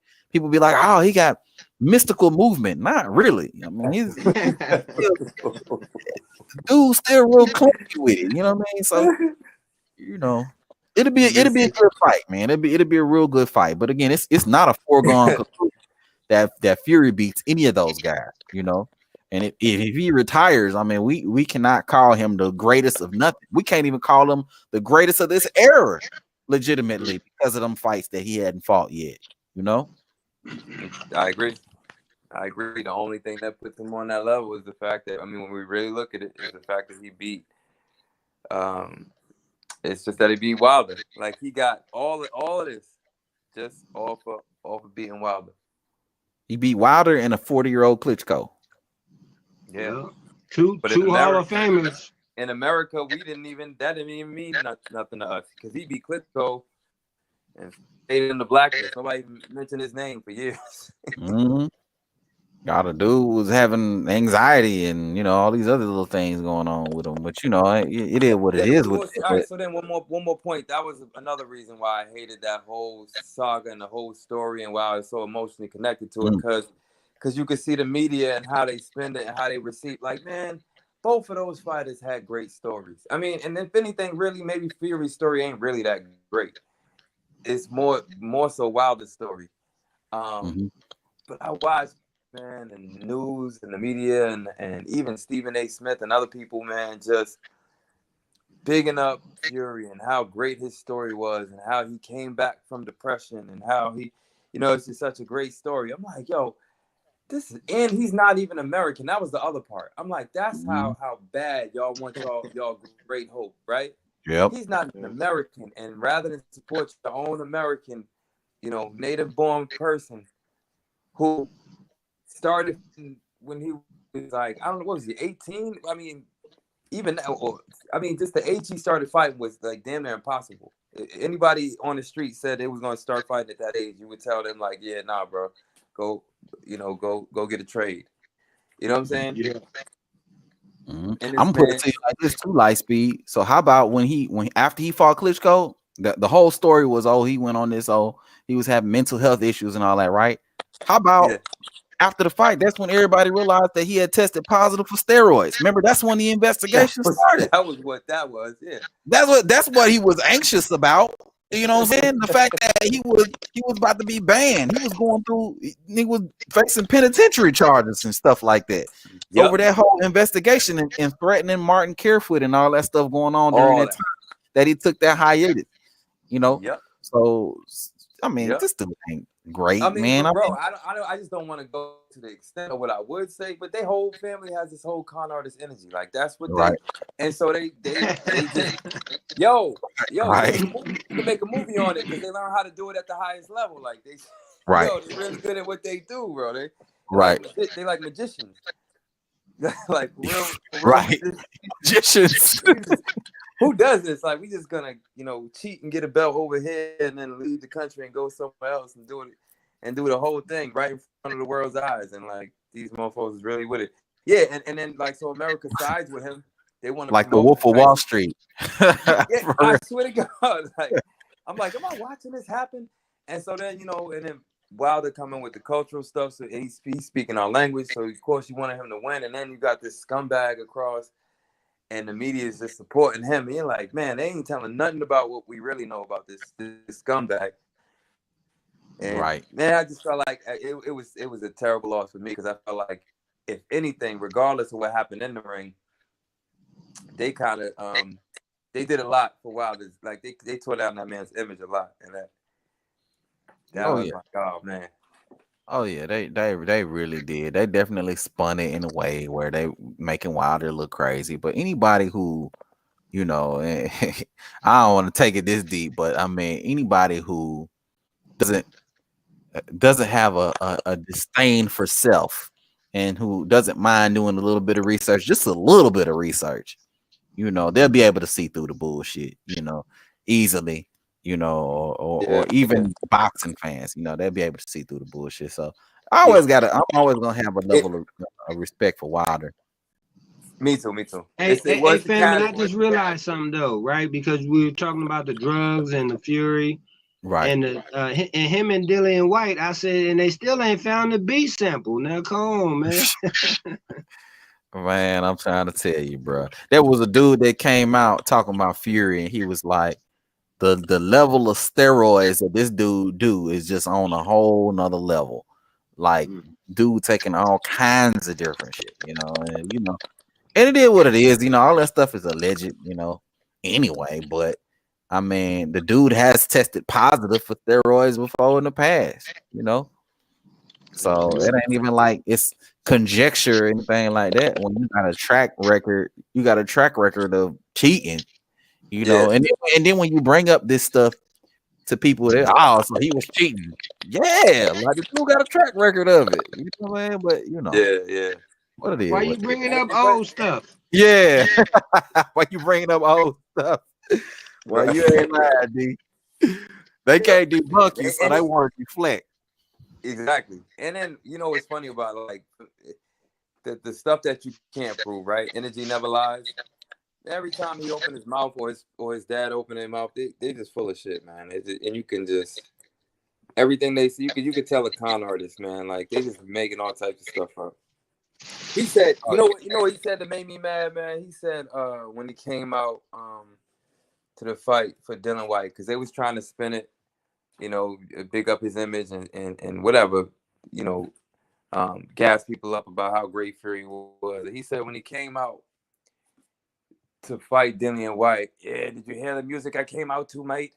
I came out to da-da-da-da. I felt like a Zulu warrior running into war. I was like, yo, bro. Yeah, he be saying some racist. He be racist. He racist, bro. You feel what I'm saying? Javier be saying some racist ass shit, bro. Dude racist, bro. Come on, man. Like I felt like a Zulu warrior running into battle. Bro, you did not make the cut. I'm sorry. Oh man, God. Yeah, man, do something else, bro. Yeah. I say, tell him stay home with the women and children. Right. They would have left him in the kitchen, right? Like, yeah. You would have laughed on the defense. You the lookout. You tall. You the lookout. You stay right there. Man, right there, man. Tell us what's happening. What's happening 50 hours away? What's going on? Get this nigga a telescope and just one of those a telescope. What you call them things? know what That's to it. I don't know what I know what you're talking about though. Yeah. Be the lookout. Yeah. But what's the binoculars? Yeah, binoculars. There you go. Binoculars. Binoculars. Yeah, man. Yeah, Whistles. And your man is reporting on the front line from the back line. Yeah, for real. But he say funny, but you already know King David, you called it. He say funny stuff like that. Like he knew what he was saying when he said that. Like, bro, you don't need to be saying Zulu warrior. You could find some cultural icon inside your, wherever you from. Yeah, but he said way more questionable shit than that though. I mean, that's like light work questionable shit. This dude, man, I can't think of nothing at the very moment, but he said some real like shit that I had you like raising two eyebrows at them. Like, I know the N-word. but it's funny though, because he got that British accent, whatever it is. The media love it. Like they don't call him out for nothing. Oh yeah, nah, he a media sweetheart, darling at this point. Drug cheat, floppy gloves, all that shit, bro. They overlook that shit because he was able to beat the big bad black guy. Right. You know what I'm saying? So right. But but dudes don't want to talk about that because if you talk about that stuff, what they say, you pull in the race card. You pull in the race card and you race baiting. That's what these niggas say. You know what I'm saying? I don't do that because that's just a lot for me. For me, not saying something when people do certain things allows it to happen again and again. So I don't even care about people. Right. And I don't. My thing is this. I know I try to be. Because what you're saying is true.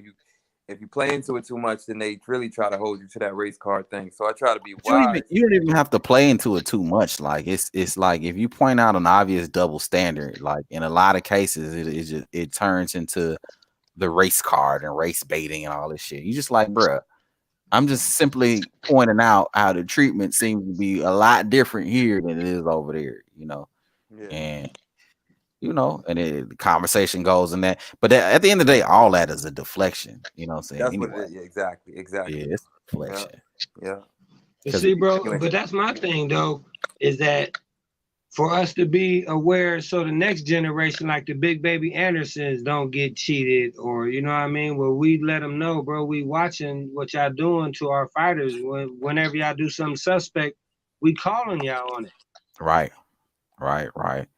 And that's why I respect channels like Dante's Boxing Nation, and that's why I kind of have a respect for y'all gonna laugh, but that's why I kind of have a respect for LDBC and all that. I got a respect for them. I ain't an LDBC person, but I got a respect for them because one thing that they do, and this was back in the day. Now it's a little bit different. Now they go off the rails a little bit. But Dante's Boxing Nation, LDBC, them dudes, they point out the racial double standards in a lot of what goes on in the sports, and there's a level and people try to make it seem like there's multi-million dollars in talking about race, but not really. You know what I'm saying? You have a lot of people that's turned off by them topics, so if anything makes you less popular. But I will say I'm very selective about, especially nowadays, about the channels I listen to. So yeah, man, Box or Die makes the cut, man. I like the content. You know what I mean? Appreciate that. Yeah, appreciate that. I don't talk about race too much. You know why I don't really talk about race too much though in boxing? Because it's too easy, fam. It really is. It's too easy. I can't lie about it, because I've been a boxing. I watch boxing. I'm a casual fan, so I want to qualify it that way. I've been a casual fan for like a long time. Actually, I feel like I've been a casual fan since I was a kid, just watching fights. But nowadays, I guess I'm into a little bit more. But I would say I got into deep into basketball and things like that before I got deeper into boxing. And when I got deep into boxing, even though it was right there on the surface, I realized that I was like, wow, there's no sport where the racial politics is more palpable. It's like in your face. Like there's no other sport. Okay. It is. Except, maybe I'll just say fighting in general. When it comes to fighting, the race and cultural politics matter more than anything. And I won't say why, but I get why. Look, in Lightspeed, the thing about it is it matters on there's always an element that plays a role. You know what I'm saying? Always. It's in everything, So there's no way you can talk about something without race having some sort of effect or impact or somewhere intertwined into it. You know, like even you look at the NBA, you look at players like LeBron James, and LeBron James is one of the biggest players, period. You know what I'm saying? Like, of course. But then you look at other players like Luka Doncic, who haven't done nowhere near as much as LeBron has done. And you're like, well, hold on, this dude getting a lot of the same type of accolades and praise that LeBron is getting, you know what I'm saying, over the last 18 to 20 seasons, that sort of thing, You just kind of look at little aspects like that play a role in basketball. And you look at the ownership of the NBA teams, and you see most of the ownership of the NBA teams aren't black. You know what I'm saying? You look at the commissioner, also never been black. I mean, even though they had like probably one commissioner over the last maybe like 30 and 40 years, but he wasn't black though. Right. But you just look at some, but the majority of the players are black. You know what I'm saying? Like this is this is an industry that's dominated by black players, but black players have 1% or 2% of the ownership in the actual industry. And you just like, how? What? Like we're the talent, but we don't own none of it. Yeah. Absolutely. And bro, but here's the thing: in boxing, they have less, even less. And they more of the show. You know what I'm saying? Right. Exactly. Yeah. And that's why it's more egos involved in terms of it's the statement that I'm gonna just say it vaguely because I don't really want to say it too clearly, but it's the statement that makes. You know what I mean? When you have different cultures dominant inside fighting in general, it's a big statement to the ego. And yeah, so I feel like they got to control that narrative even more so than anything else. Mm-hmm. Yeah. Oh yeah, my guy. Last thing I will say this, not to say like, oh, it's this conspiracy and like they don't want you saying the race card and that kind of thing, but the same way like people control the media and they control the narratives, they put out certain impressions and then people kind of gobble it up, and the next thing you know, it's somebody who's impacted by the racism the same way you are, but they the first ones arguing with you, saying, "Oh, why you pulling the race card? It ain't about that." You know what I mean? Right. That whole saying race card and race baiting, that whole thing is like it's asinine in itself to me, because in order for you to say somebody's race baiting or playing the race card, essentially you're saying that race is not in everything. And you're adding race to it, but you can't think of a single topic or a single subject that doesn't involve race. You know what I'm saying? So how are you playing the race card? You know, right? You're just not supposed to, but you just know you playing the card. You're not supposed to speak on it, and that's not. So that's like the silent rule that's in place. Like, no, you're not supposed to say that. Right? It's taboo.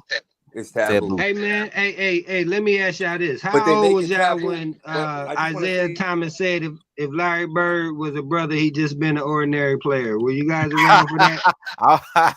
Oh man, I'm a little too young for that, but I definitely heard about that. I do remember that. I don't remember. They asked his ass off that.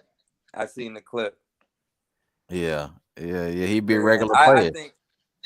I think, but I want to say that the thing I did want to say is sometimes we don't realize that race taboo is in place, because, like I said, a lot of times if I can't speak on things that's happening to me, and then that keeps it in place.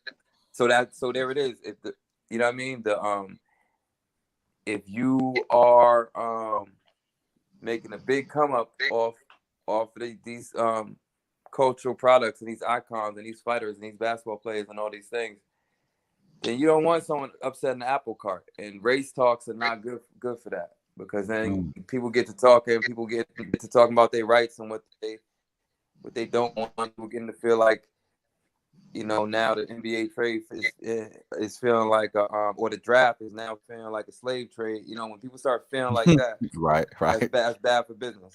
When people that are highly talented start talking about, well, why don't we just create our own? That's bad for somebody's business. Not bad for our business. But anyway, I ain't gonna go too far down that road. Let me stop. Hey man, but one thing I want to say real quick, and that's what I always love to get at EJ fans with. I say, EJ, no, he can't take no knee because Jerry Jones will snatch his ass up. Ain't taking no D. Hey, but you know one thing I do respect about Earl though is Earl ain't got no problem. Speaking up for black people, he ain't got no problem like saying what he got to say about what he think, and I do respect that about Earl. Aside from all the other side of the street and the easy route and the gotta get a belt first and all other shit he been saying. Hey, but who was the one who said Canelo was ducking black fighters though? Who said that? Terrence Bud, motherfucking Crawford. Yeah. Oh no, I thought that was Mayweather. Mayweather said it too. Actually, I don't think Mayweather said that. Mayweather said something like, "Why don't he fight Benavidez?" Mayweather never brings up dudes like Andrade or Charlo. Mayweather said Canelo was easy work for me. Yeah. He showed up. Did say that. Who was it that said that Canelo don't like to fight slick black fighters? Bud said it like about 6 months ago or something like that. Yep. Wow. Facts. After that Boo Boo Andre thing, when he just said he wanted payday, he came back with the he didn't want to fight black fighters, and then I said, bro, who is the one that pulling Canelo out? You putting Canelo name in the headline for saying he avoiding black fighters? It ain't nobody but Bud. But go ahead, bro. Bud got a lot of slack for that too when he said that. People were, how could you say that? Even when the lawsuit came out when he was suing Bob Arum and it was in the lawsuit it said something about racial bias, they were like, Bud Crawford's accusing Bob Arum of being a racist. Like, what? Come on, bro. What? Like, are you serious? You know what I mean? Like that just goes to show you. You know what I mean? Like, and for me, man, and I'm gonna say it like as far as Canelo Alvarez, he an average fighter to me, bro. But nevertheless, people got him number one. They had him number one on their pound for pound list. He's the top guy. But you got guys like Terrence Crawford that hasn't been ducking, dodging, maneuvering, pivoting out of the way, never tested positive for steroids, dudes like that, constantly get overshadowed by some of these dudes like Canelo, like Chocolatito, and dudes like that who get put in position to be the number one guy, but don't necessarily deserve that spot.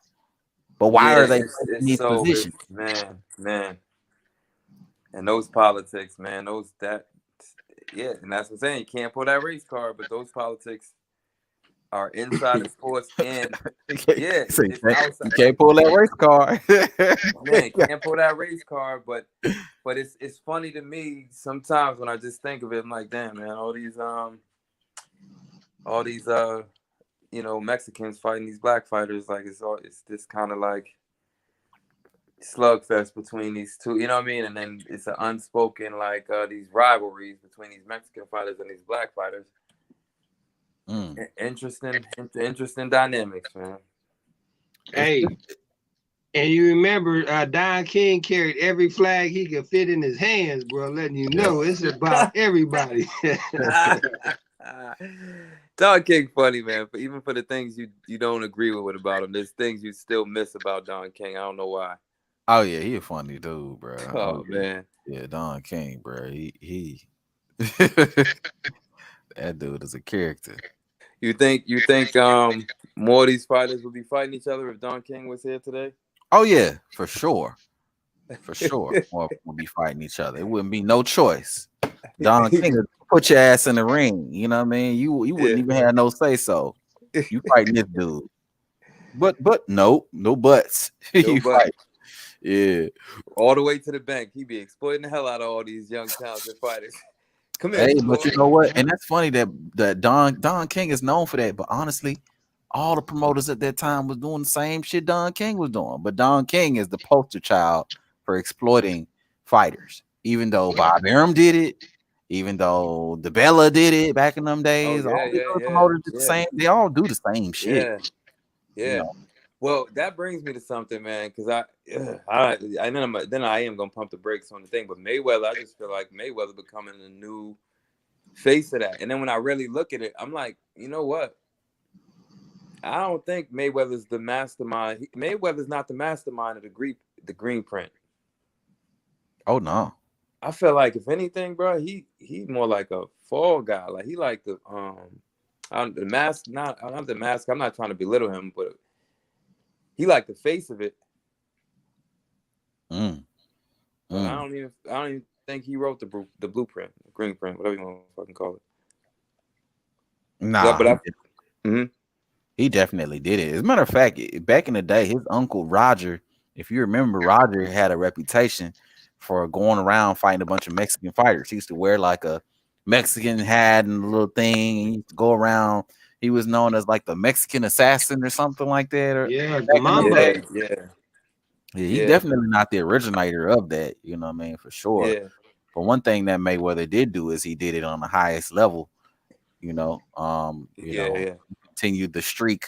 You know, never lost. Yeah. You know. Yeah. You know. Go ahead. What you were gonna say? What you say? No, go ahead. What you were gonna say though? Oh no, I was gonna say that's why he's almost the mascot of it. He's like a great representative, like the epitome of. I mean, it's a great sell. Here you got the guy who has an undefeated record. You know what I mean? Arguably the greatest of one of the people they argue is the greatest of all time. Most grossing he's the most paid boxer. Mm-hmm. I know he had the biggest pay-per-views, right? Mm-hmm. Mm-hmm. Yeah, but so he's just black people don't sell. They don't sell, by the way. So also too. So you know that. Right, yeah. Hey, but they keep him out there because they hate it. You know what I'm saying? They can say this is why we don't want another Floyd Mayweather. Also, he was boring. Also, too, like he's a boring fighter. But we paying to go see it. But he's a boring fighter. Yeah, it's interesting dynamics. You got the Mexican slugger, and then now you got this wave of like these young black like pugilists, like the Shakur Stevensons and Devin Haney's, and Tanks. Oh yeah, going up, rivaled up against like Mexican sluggers. People that them dudes are gonna make boxing very entertaining. Very entertaining. I agree. They gonna bring the sport back. Devin Haney, I can agree with it, yeah. I don't know about Tank. I don't know. It just depends. So tell me about Tank. Why is there's like this love-hate with Tank? Some people love him, some people don't. I'm trying to figure out what I think about Tank. I think boxing wise, I am. I like him though. I like him more than I don't favor him. So who do you want him to fight next then? Who, for me? Oh. Yeah, who? For Tank. For Tank, man, I would just like Tank to fight like any of the top guys right now. I mean, Devin, Loma, even Ryan Garcia. I wouldn't be mad at that fight either. I just think for a good while we just haven't seen Tank in the ring with anybody we've wanted to see him in the ring with. He's just been fighting guys, which I'm not gonna say that they're bums or anything like that, but they're just guys we didn't necessarily need to see him in the ring with now. Like Pitbull is a good fighter. We just didn't need to see that fight now. We could have saw it maybe 2 years from now or something like that. Like, or same thing with Rolly. We didn't need to see that fight now. It would have been a much better thing for Tank to get in the ring with guys like, Devin or Lomachenko. Lomachenko's been out. Brian Garcia, Gary Russell. He'd beat the shit out of Gary Russell. That'll be a good fight, though. Oh, you think he'd beat the shit out of Gary Russell? I think he'd beat the shit out of Gary Russell. 3 years ago? 3 years ago, maybe not, but right now, yeah. I think Gary too small. Yeah, Gary too small, bro. For me, I agree with that though. But I'm just saying, back in the day, when they could have made the fight, they didn't make the fight. Just like with the Keith and the Earl, at the same time or even before, they could have or should have made Gary and Tank, because that was a big fight for the DMV, bro. Oh yeah, facts. Gary Russell, Kevin Farmer, that would have been another one right there.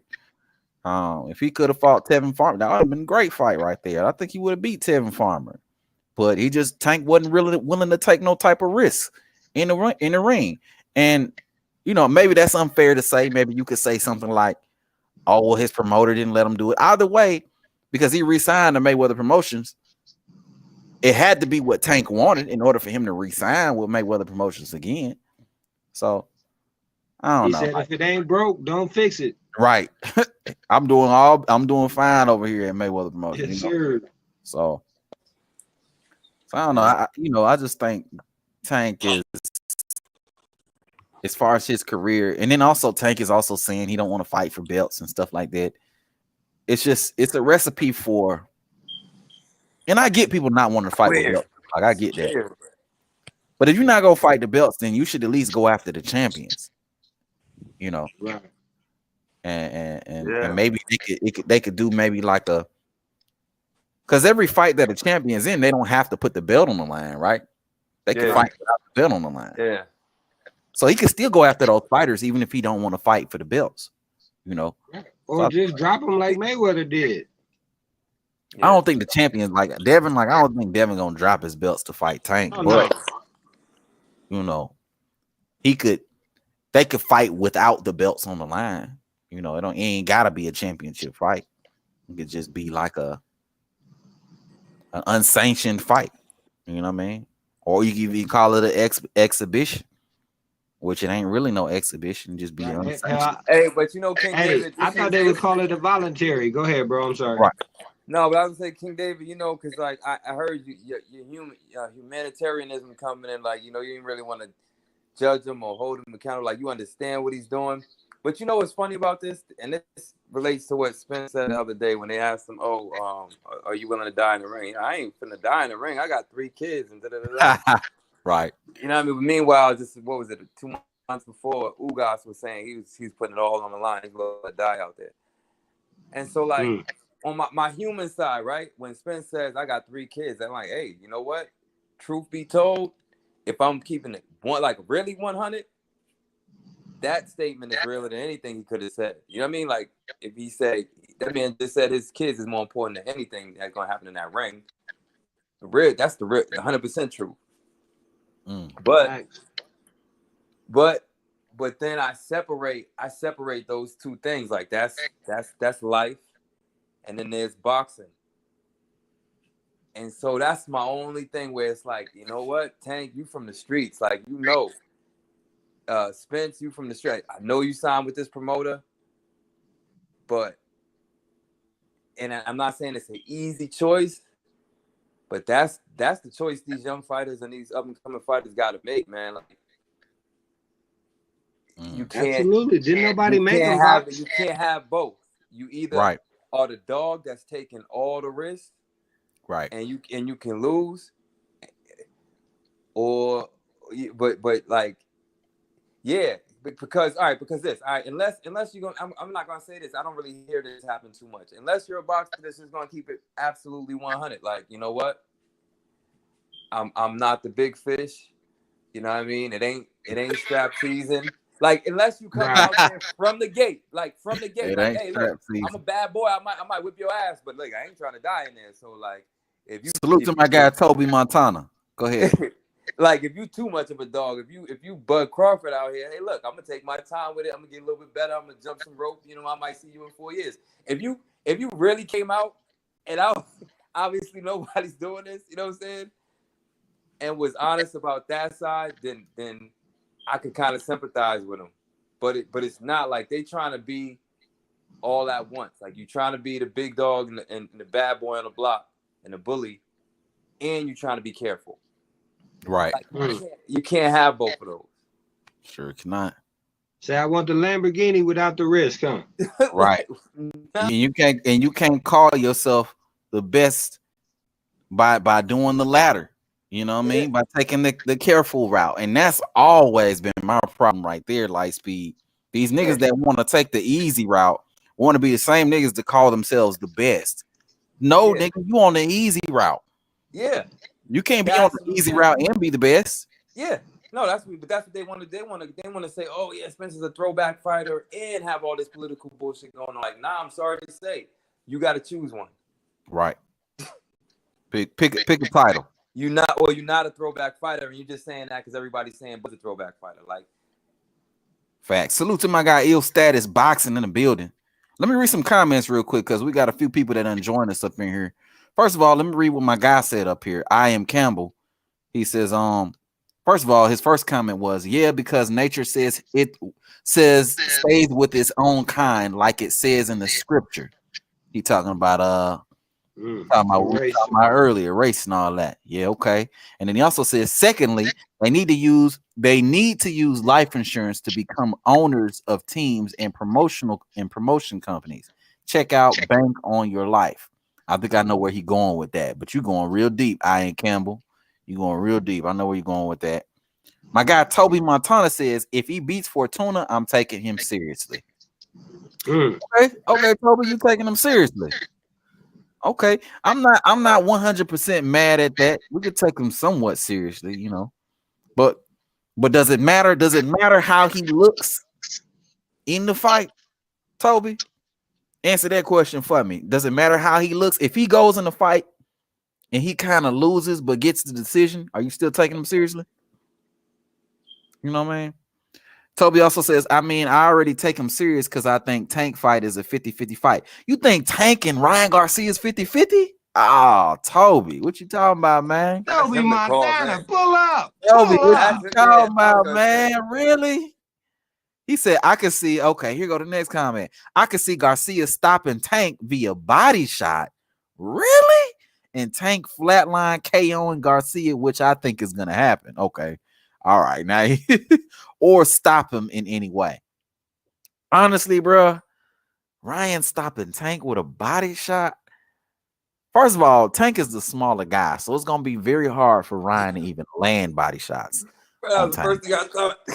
That's the first thing you thought, right? It's gonna be tough for him to land them body shots. So I don't know how he gonna get in there to do it. Ryan's best bet is to try to fight on the outside, but that ain't really his game. You know what I mean? So he gonna give up his height, try to fight Tank on the inside, and then get caught with something and then get knocked out. That's how I see the fight going. But I respect your opinion, though, Toby Montana, man. You know what I mean? If you want to come through, you can come through and explain how how you got that, but I'll drop that link one more time. And I'm gonna let you cook. But man, if I was to see that fight, I wouldn't see that happen that way any which way. But it would definitely not be a body shot. Like maybe a straight down the middle off of 1-2 or like a left hook. I don't know. It ain't gonna be no body shot. I wouldn't see that at all. My bad. I just had to say that. Yeah, if Tank was to get knocked out or not, or lose or something like that via stoppage, I don't see it being a body shot either.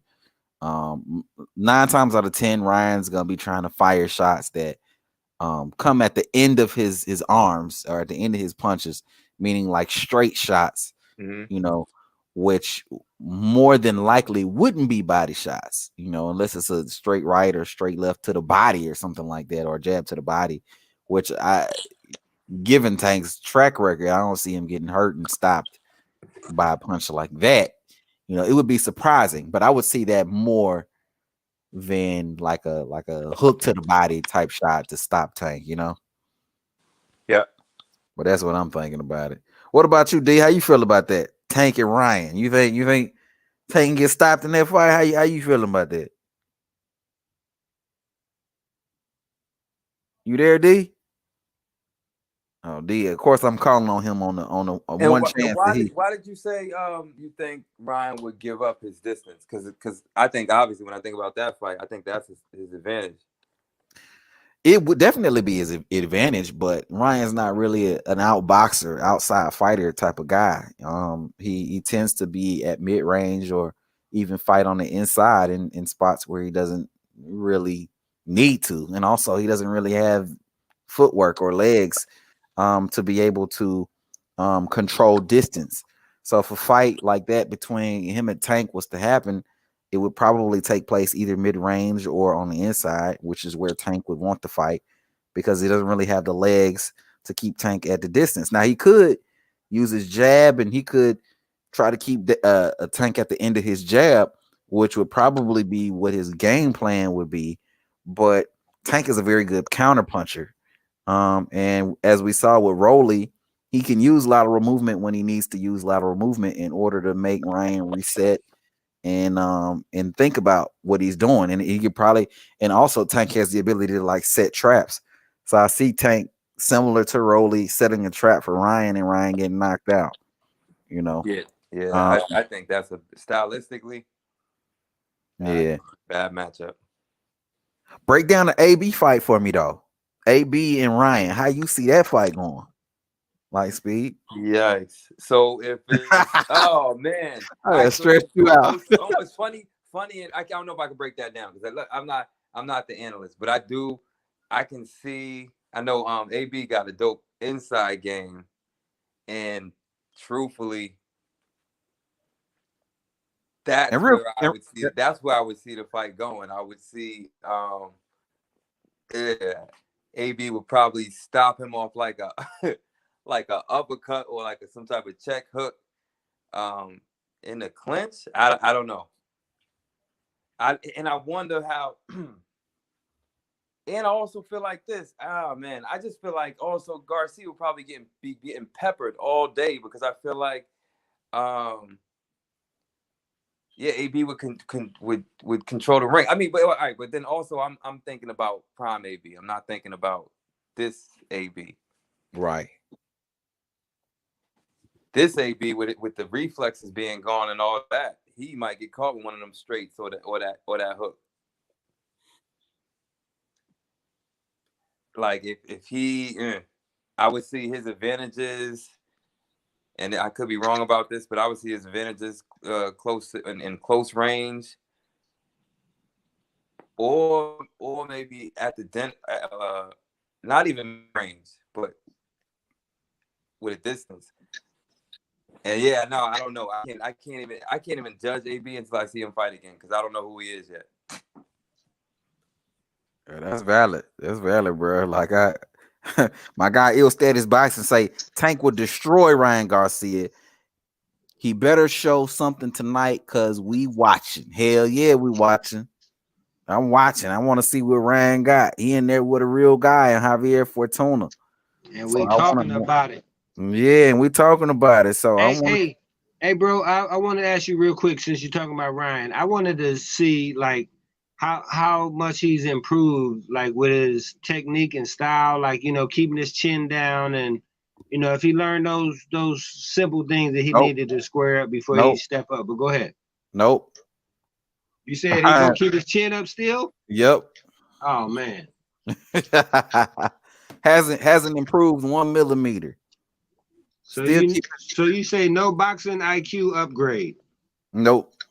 Ooh. Somebody I don't even know what the clip I saw, and I just saw it today. I wanted to give someone a proper shout out, but I don't even know who put out that clip today. But they were talking about Ryan Garcia and his flaws, and the fact that I think that was Boxing Gyms, but basically that he admitted to like saying that he's not even working on those flaws. So the fundamental mistakes that he makes, he literally, what did he say? He said, I feel like I've been fighting for a long time, you know what I mean? And he's like, once you've been fighting for a long time at the elite level, there's just certain things that you just, you don't need to do. That's for the basics. That's like, I forget what he says, like the basics. He's like, I see everything, so I don't need to do everything. I was like, oh my God. Yeah, man. Ryan sound like he's a fanboy of Ryan, but go ahead. Right. He is. Yeah. I see everything, so there's certain things I don't need to do in the ring. Yeah, that's for the amateurs. Okay. Sound like a knockout cooking. Man, I tell you, man, it's gonna be entertaining no matter what the result. Like I said, whatever the result of this fight is, it's gonna be good for boxing.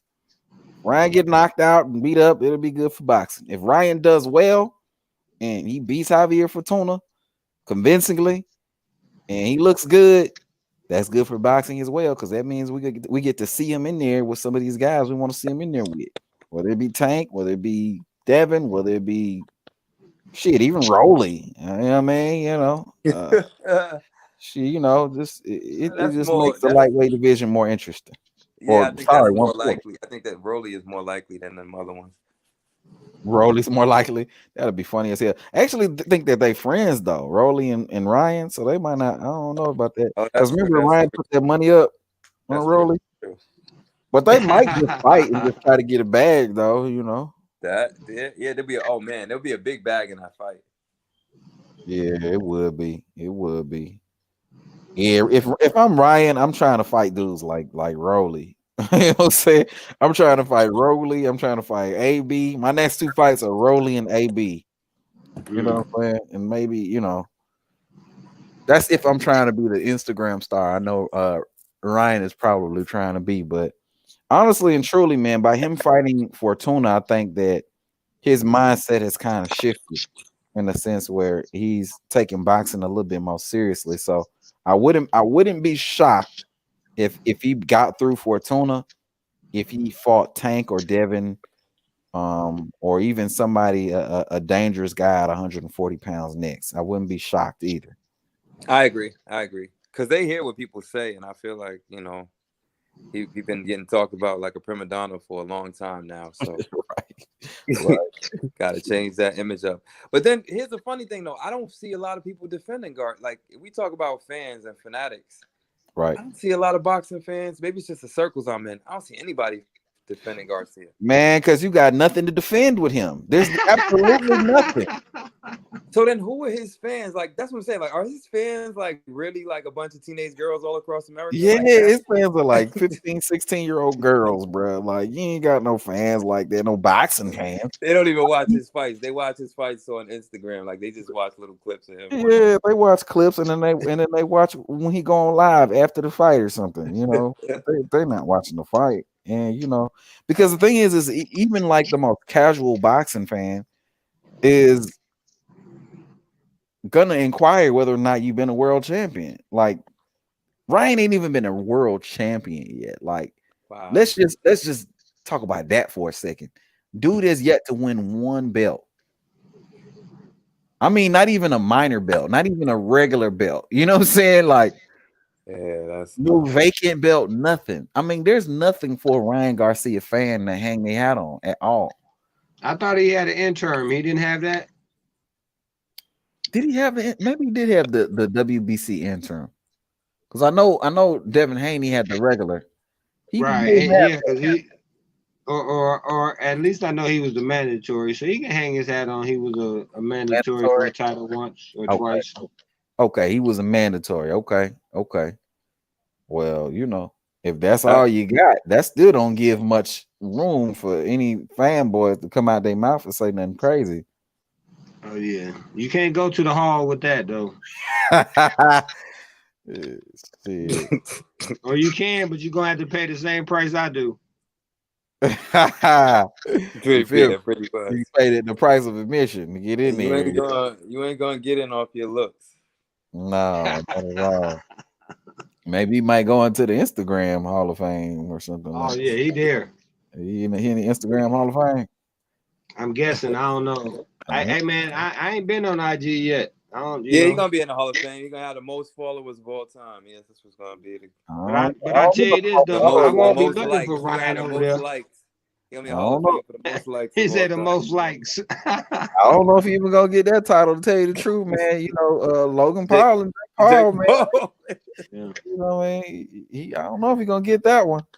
See, bro, and now listen, for real, I think how Ryan could be best for the sport is if he did try to do a promotional thing and he did it the right way, which I don't think could happen. But, like say how Oscar almost had it. I think Ryan could do something similar to that, maybe. I think that's what he's gonna end up doing. I think that's what he's gonna end up doing, but I just don't think Oscar had more of the image, obviously, than he did. And Oscar actually had the real legacy, and then Mayweather has more of that. I don't know what he has. But I'm just saying. But look at Jake Paul though. Jake Paul came in and made the biggest fight in women's history at the Garden. So I'm just saying that if he could, look at it like that and use his popularity or his status, maybe he could. I don't think he will. I mean, he's kind of, he's gonna be an actor or whatever else before that. But. He actually could do that though. Real talk, I could see him on Telemundo. I could definitely. Oh shit. On the soap opera. Yeah. Definitely. Shit, Telemundo. God damn. And that was not a racial joke. It was, but it wasn't. It's a network, though. It's a network. That's what I'm saying. It's a real thing. It's a real thing. I can actually see him being very popular on like certain networks. Yeah. He ain't gonna cut it on mainstream TV. You know what I mean? He's too corny for that. Oh man, he doing commercials. He doing commercials? Yeah, he doing commercial with Dame Lillard. He's dang. Yeah. I mean, I'm just saying he already on real, network TV or what have you. So.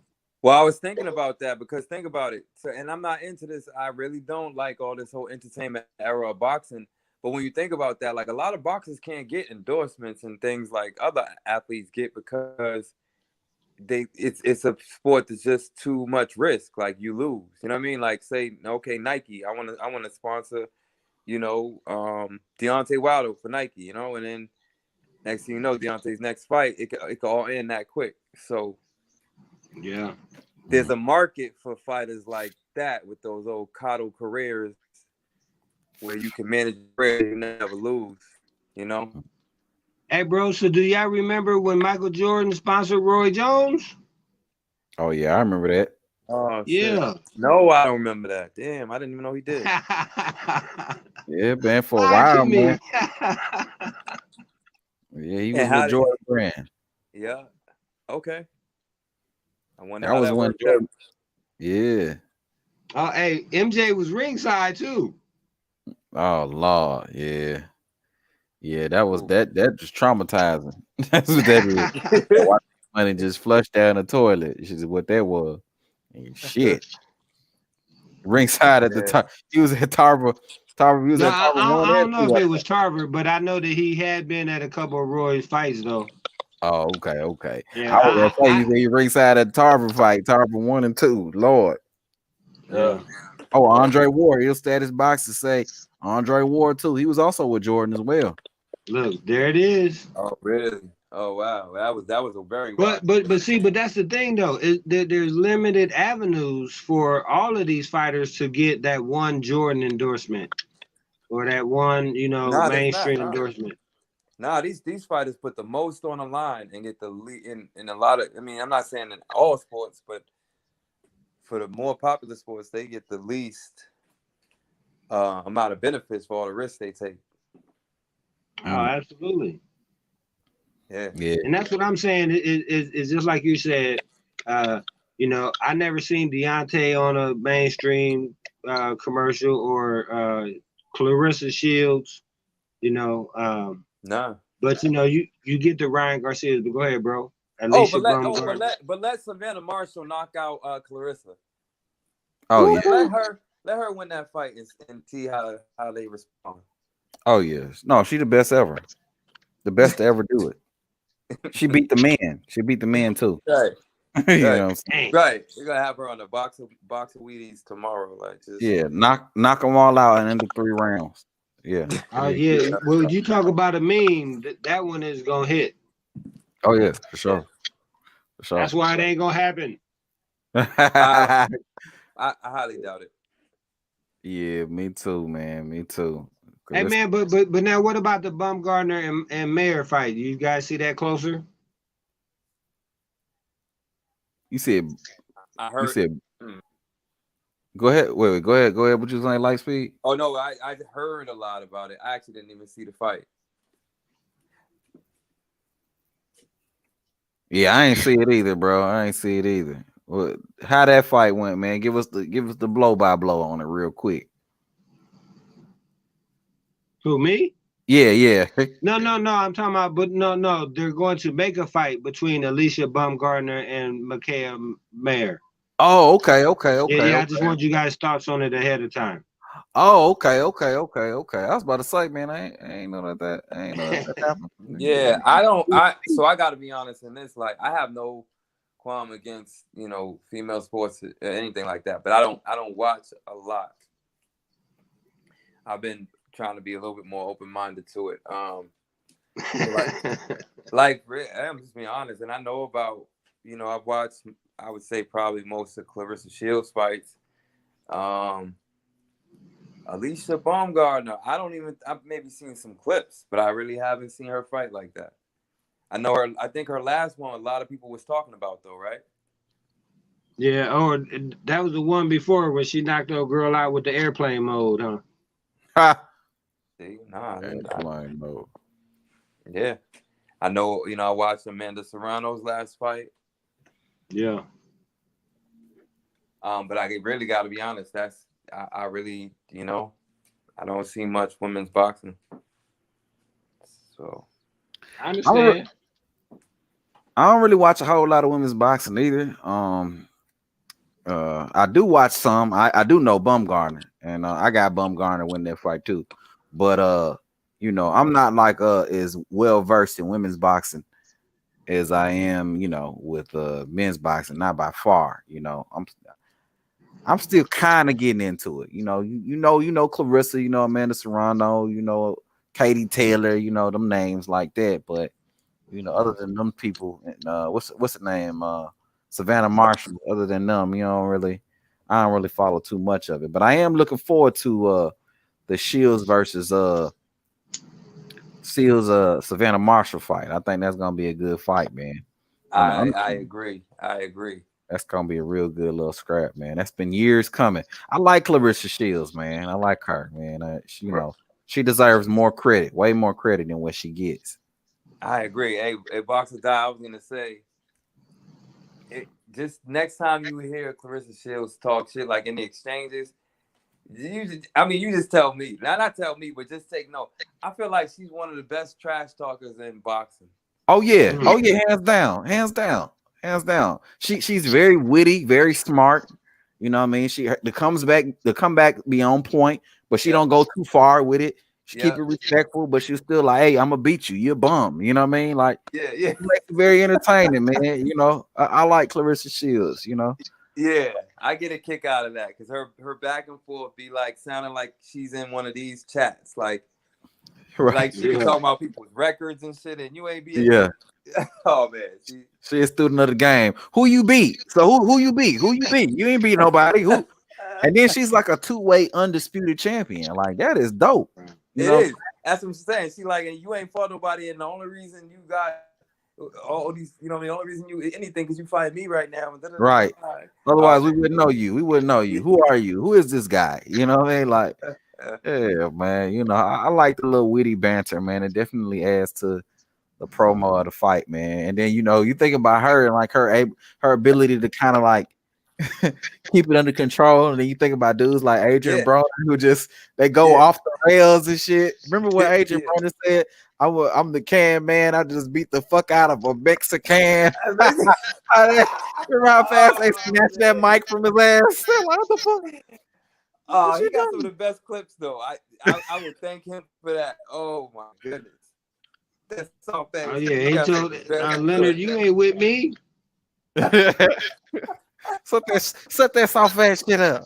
Yeah, that dude funny as hell, man. But you could tell like the shit that he say, he make everybody around him uncomfortable for like different reasons, because he whatever line is there, you know what I'm saying? Like, as a promotion to a fight, whatever's line is there, he gonna cross that bitch.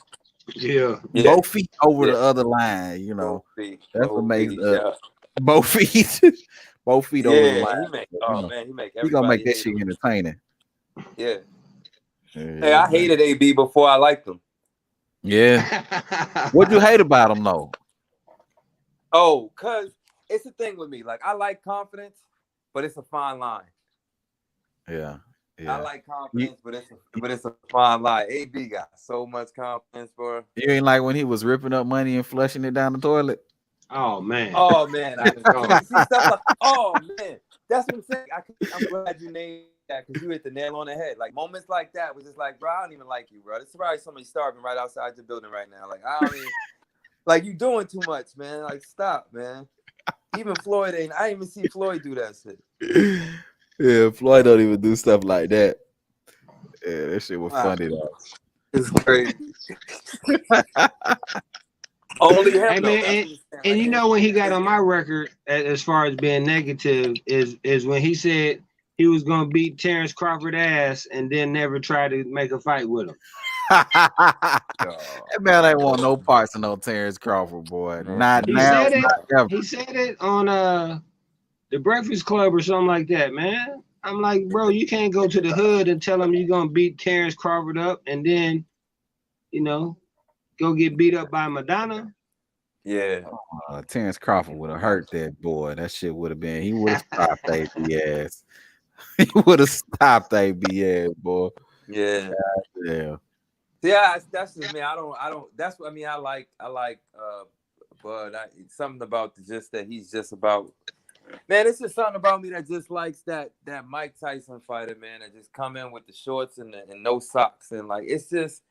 I'm always gonna appreciate that kind of fighter.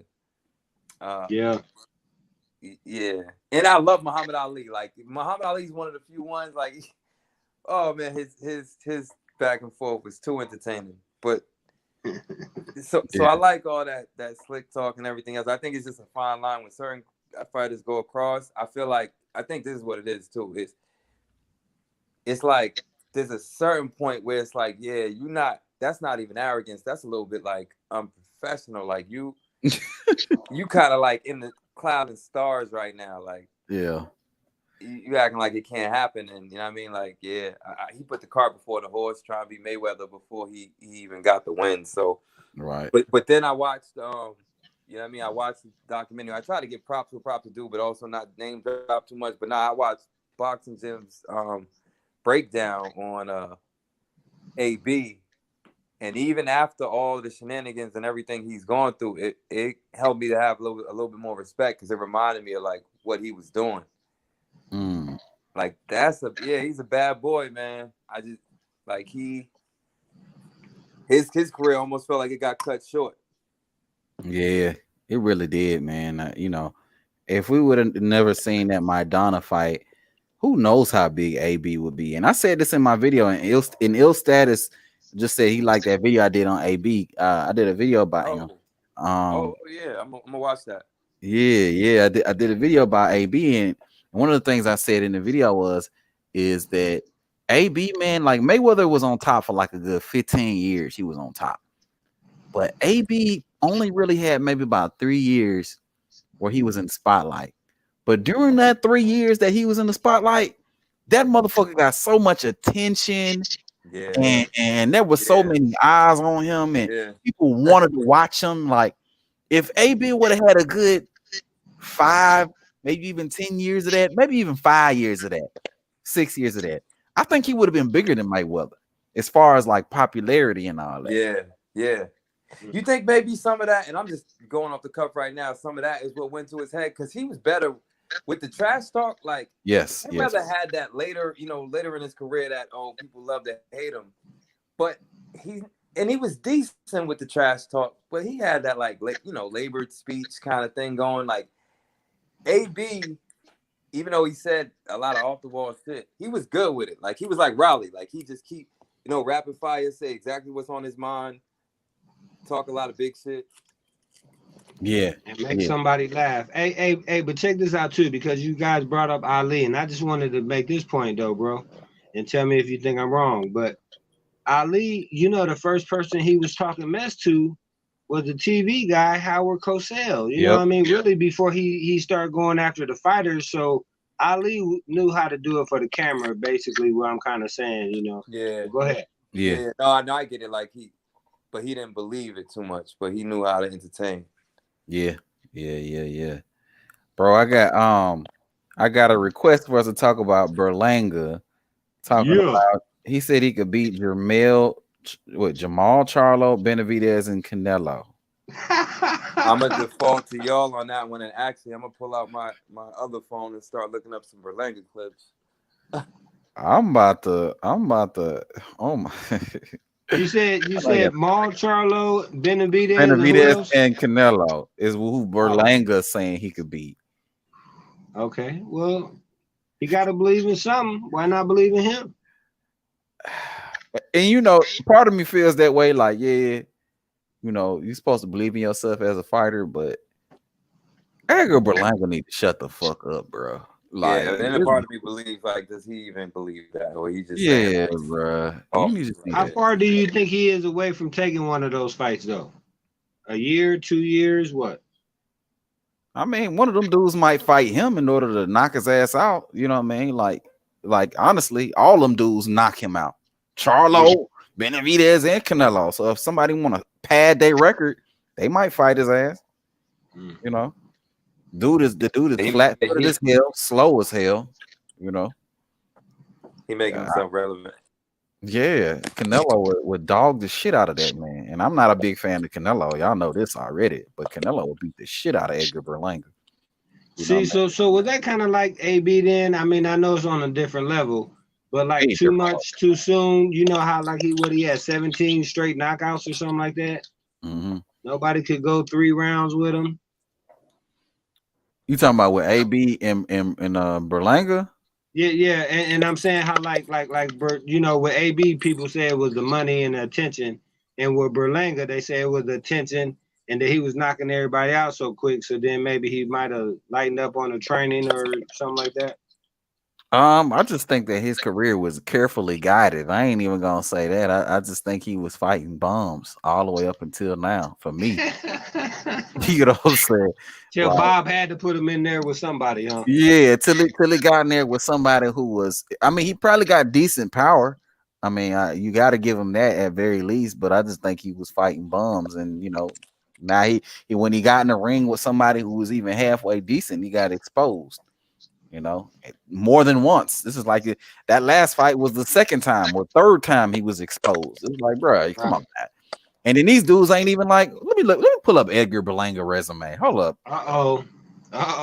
You asked for it. Let me pull up this dude resume, bro. Because what the fuck, Berlanga box rec. Oh yeah, man. Salute to the playback fam. Everybody out there. Hell yeah. So look at this. You done gave him some entertainment, bro, because you said you weren't gonna be on that long, and I think we done passed that point. Oh yeah, we done way past not too long. Not too long is like an hour. It's been about 3.5 hours though. Yeah, but I that's appreciate what I'm y'all, saying. man. Yeah, I appreciate y'all because you know we've been chopping it up. It ain't even feel like I don't even feel like I'm live right now. I just feel like I'm just chopping it up at this moment. So you know, hey, bro, but that's because y'all firing out great content, bro. Hey, appreciate that, man. You know, I try. This don't even feel like content. It just feel like I'm just talking. We just talking right now. Yeah. You know? Oh shit. Okay, so this dude last fight, Berlanga, was Alexis Angulo. I'm watching that fight right now. Yeah, Alexis Angulo. 27-2. The fuck? You know what I'm saying? Like, and he's fighting for the NABO super middleweight title. Dude, you come on, bro. He beat Steve Rose in the fight before that. Steve Rose is a dude that got beat up by Triple G in the IBF Eliminator. Like, come on, bro. Like, dude, and then Steve and both of these dudes exposed him, by the way. Marcelo Espinal, Corcelis, unanimous decision. So his last 4 fights have been unanimous decisions, in which case he looked bad in all 4 of them fights. Like, dude, you need to just stop. You take Canelo name out. You're not even fighting at the top level, and this is happening to you. You know? You get in the ring with somebody like Benavidez would destroy this man. Oh my God, he would put him to death. Honestly, oh yeah, he's been waiting for somebody like that. I wish he would. You know what? He should get in the ring with Benavidez. I think the best quote.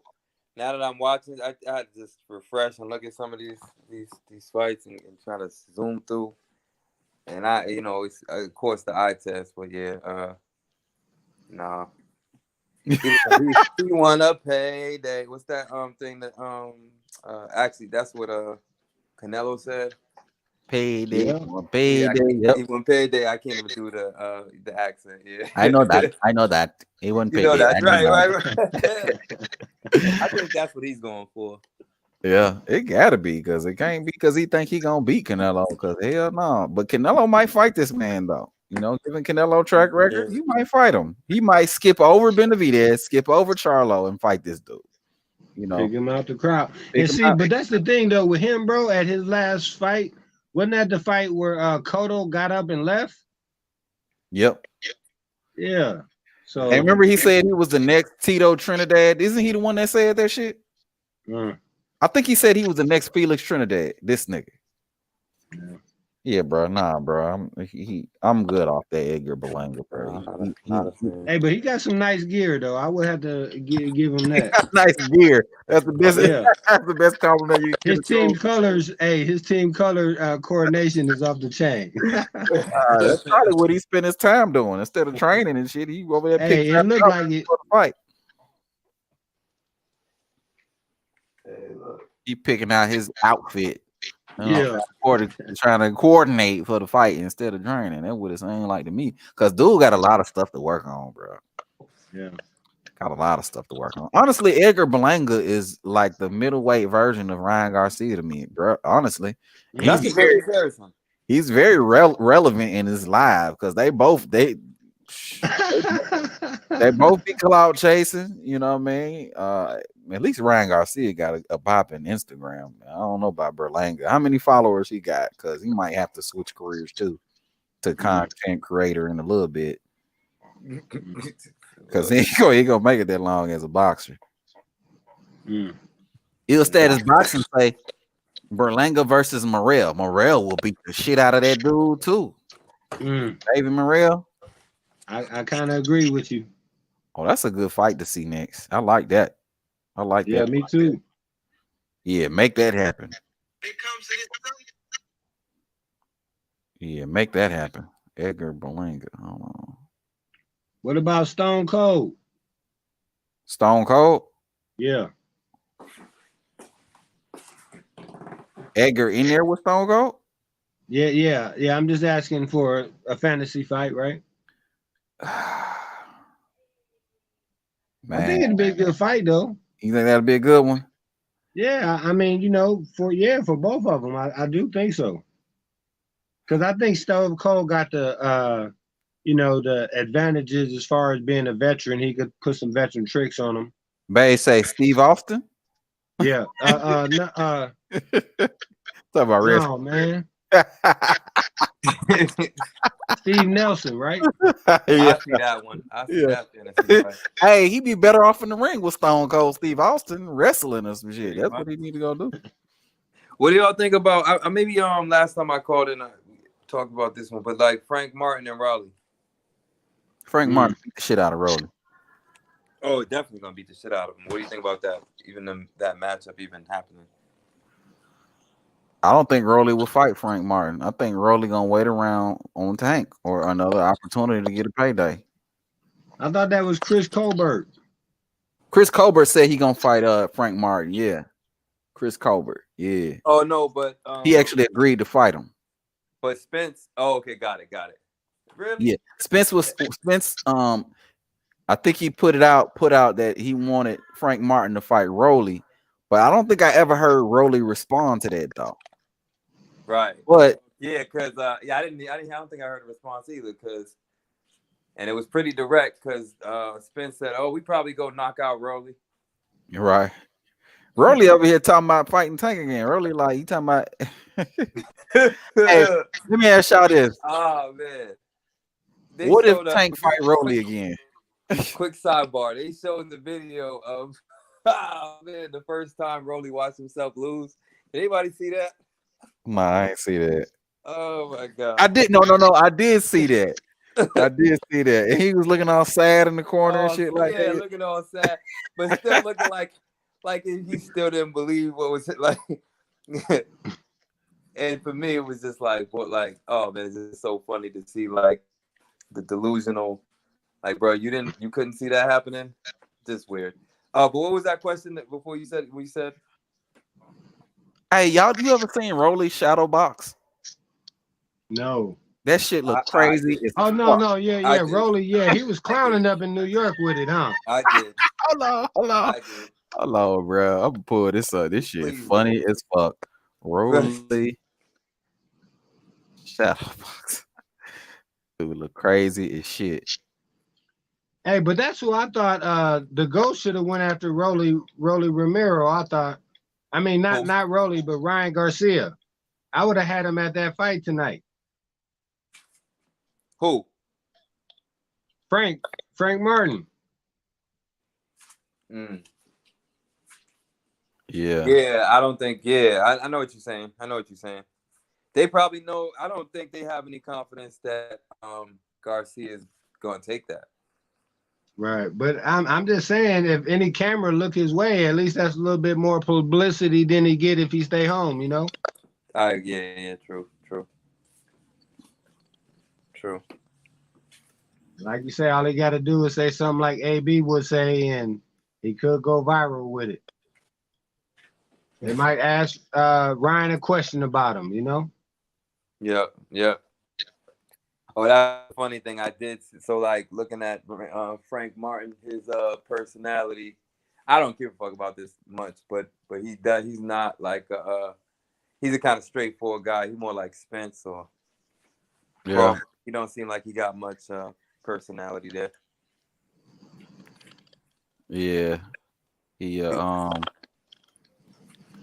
very entertaining as far as No, he's not. No nonsense, huh? He's just trying to fight. I would say Shakur Stevenson is more entertaining than him. Oh my god.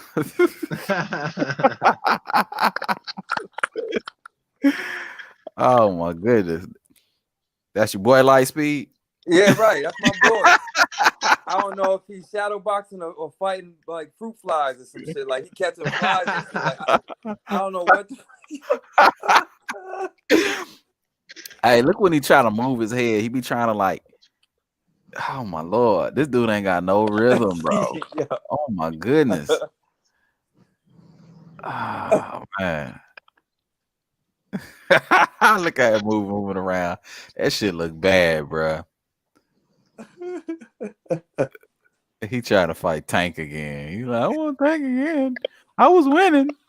I really didn't lose. Would he say some shit like that? I really didn't lose or something like that? Yeah, bro, something else, man. He's something else. Hey, let me read off the code. Go ahead.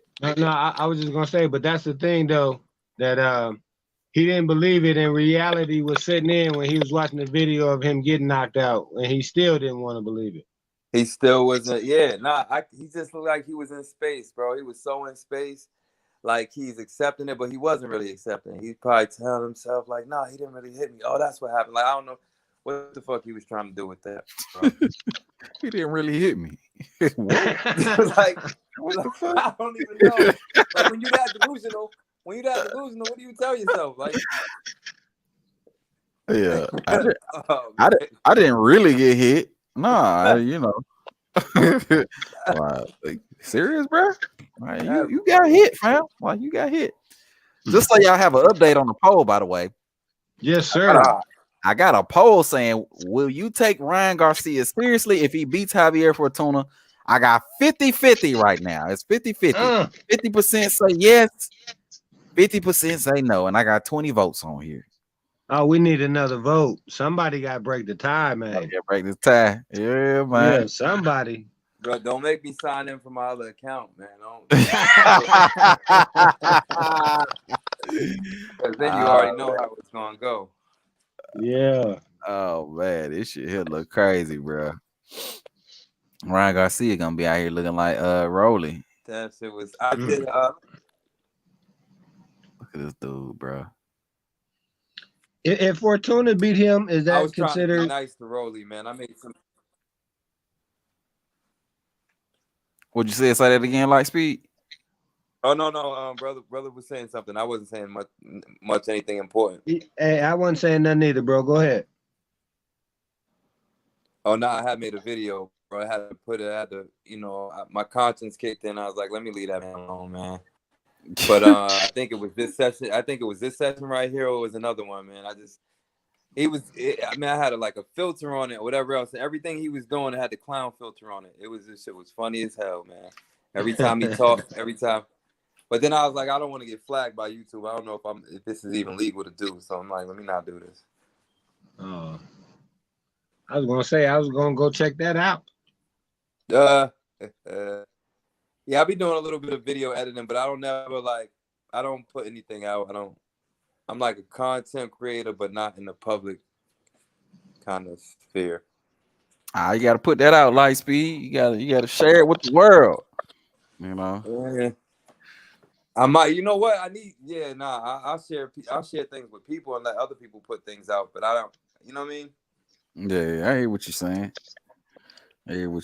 Man. But it'd be tough doing them. It'd be fun doing them little edited videos, because you get to be all creative with it, and sometimes a meme says what you're trying to say better than you do. I agree.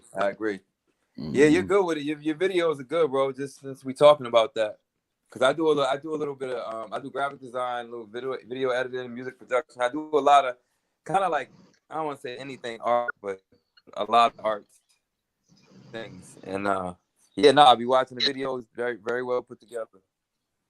Appreciate that, man. Them shits take a long ass time to do. Lord, trust me, that's I know. Shit. Yeah, that's the thing people don't realize, man. The little editing and all that little shit, man. That shit is time consuming, man. Time consuming. So what I'm trying to do is I'm trying to make it to where I'm putting out content more often. So I'm probably gonna have to not do that as much. Maybe just try to balance it a little bit more. Maybe do one video with it, one video without it, type shit. In order to keep content flowing, because sometimes, man, I ain't gonna lie to you, and it's crazy too, because some of those videos that take a long time, a lot you'll post those videos and they'll get low views, and you feel like, man, what the fuck? I could have yeah. You know what I'm saying? I could have just went on and just said some shit, whatever, and called it a day. But they had you the top 10 sneaker breakdown and got triple that, huh? Yeah, top 10 shoelaces in America and shit. And those be getting hundreds of thousands and millions of views. But then a video that you done spent 4 hours, 5 hours editing, and you put it out and it get 10 views, you be like, all right, bro, I'm gonna just take a break from this shit. One thing about YouTube though, it's a grind though. So you just, no matter what, you just gotta have it routined, and you gotta have it just regimented to where you just keep putting out stuff no matter what. And really ignore it, Yeah, pretty much, because you just got to know it's working, and it's working. Yeah. I mean, bro, and that's the thing though. Just when you release it, as long as you're comfortable with it when you release it, just let it go and do what it's gonna do. You know what I mean? Right. And that's how I do it. That's how I do it. I make the content to where I want to watch it, and then therefore everybody who watches it, 9 times out of 10, we gonna have that type of, we gonna resonate, because I know I like watching these type of videos. So anybody who like watching these type of videos that I like watching, you know what I mean? We gonna be eye to eye, because yes, sir. Because I make shit that I like to watch. So if you don't like it, you just don't like what I like to watch. That's all it is to it. I don't really pay it no mind like that. Yeah, that's what you do, bro. I mean, that's how you build the right community anyway. Bro, Right. So I just got caught up by another one of those clips of Raleigh, because I'm watching it low key, but I'm not. I don't even know. He gonna make a video. Hold on, let me take this shit off before I get flagged. Let me just, what I'm saying? I got this shit playing in the background, and people starting to pull up. YouTube, they be hating on a nigga, so they be. Hold on, wait, what's all this track? Some of those blocks he was doing, I got distracted. I'm like, what is that even a boxing move? Like, he be doing some things that I'm like, I don't even know what that is, bro. Yeah. Okay, we got somebody new to join us up in here. Okay, my guy, Boxing 86 TV, that join us here. Yeah. Okay. going on? All right, Knockout Box 86 TV. What's going on with your family? And y'all be sure to subscribe to the homie Knockout Box. What's good with you? What's Hey, how you living, man? And we chilling, man. Chilling, man. All is well, bro. What's good with you? Ah, man, chilling, sitting here watching this damn prelims, waiting on this Garcia card to start, man. Oh, Seen you live. I ain't seen you in a minute, bro. I seen your videos, but I ain't seen you live in a minute, man. Welcome back, bro. We need you in these YouTube streets, man. hey, man, I appreciate you, man. I be taking my little hiatuses and shit. This shit be, I'm gonna try to get that together, man. But don't hold your breath either. Nah, I just got the notification bell on, and when I see something, I'm always pop up, bro. Real Appreciate shit. you, man. Appreciate you, man. You the homie all day, Knockout. You know what I'm saying? We always got differences of opinion, but I respect Only really on one topic though. Yeah, you're right. You're right about Every other topic we pretty much agree on, Yeah. but only one topic. Oh yeah. But even in that topic, I know you want to fight as much as I do, so Oh yeah. that we can agree on. Everything else is just a bunch of opinions and back and forth. That shit don't matter. I just want to see him fight. So Y'all disagreeing over Garcia? oh hell no. Hell no. Yeah. Who you picking? Who you picking in the fight? Knockout. You got Garcia. You got man, I got Ryan Garcia. Fortuna got to knock him out to win. All the business of boxing is on Ryan Garcia's side. And I don't see Oscar and them letting that happen. I think the fix is in, man. And I think Ryan Garcia, even with all that, Ryan Garcia is good enough to beat Fortuna. On top of they don't want to see him lose. Like he ain't Oscar De La Hoya ain't letting that shit happen. That's one of his. All he got is Ryan Garcia, Virgil Ortiz, Zerto Ramirez, and Jaime Munguia. He ain't got shit else. So, and then of all those fighters, Ryan Garcia is the most popular. So he ain't finna let that man get in there and get his ass whooped. Either Javier Fortuna to win this fight, Javier Fortuna got to win 12 rounds to 0 to get some sort of split decision, or you got to knock Ryan out. And I don't see that shit happening. So I got Ryan Garcia in this fight. Now let me ask you this. This is the question of the day, Knockout. Will you take Ryan Garcia seriously if he's able to beat Javier Fortuna? It depends on the performance. If he beat him how I expect him to beat him, where everybody looking at it like, man, Javier Fortuna probably should have won that fight, then hell no, I don't take him serious. But if he go in there and lay down a demo, then yeah, bro. You know what I'm saying? You but then it's like take him how serious, because now we gotta wonder, is he a lightweight or is he a 140-pound fighter? Because that's a big difference. Like if he would have beat somebody like Javier Fortuna, you could take him serious at lightweight, but beating Javier Fortuna and if you're supposed to be campaigning at 140 now, them shark infested waters. Them waters are a little bit deeper. It's a little bit different up there at 140 than it is at 135. So it just depends on where he gonna campaign at and shit, man. I just want to see him. This is second fight in a row that he got scheduled that it look like he gonna show up.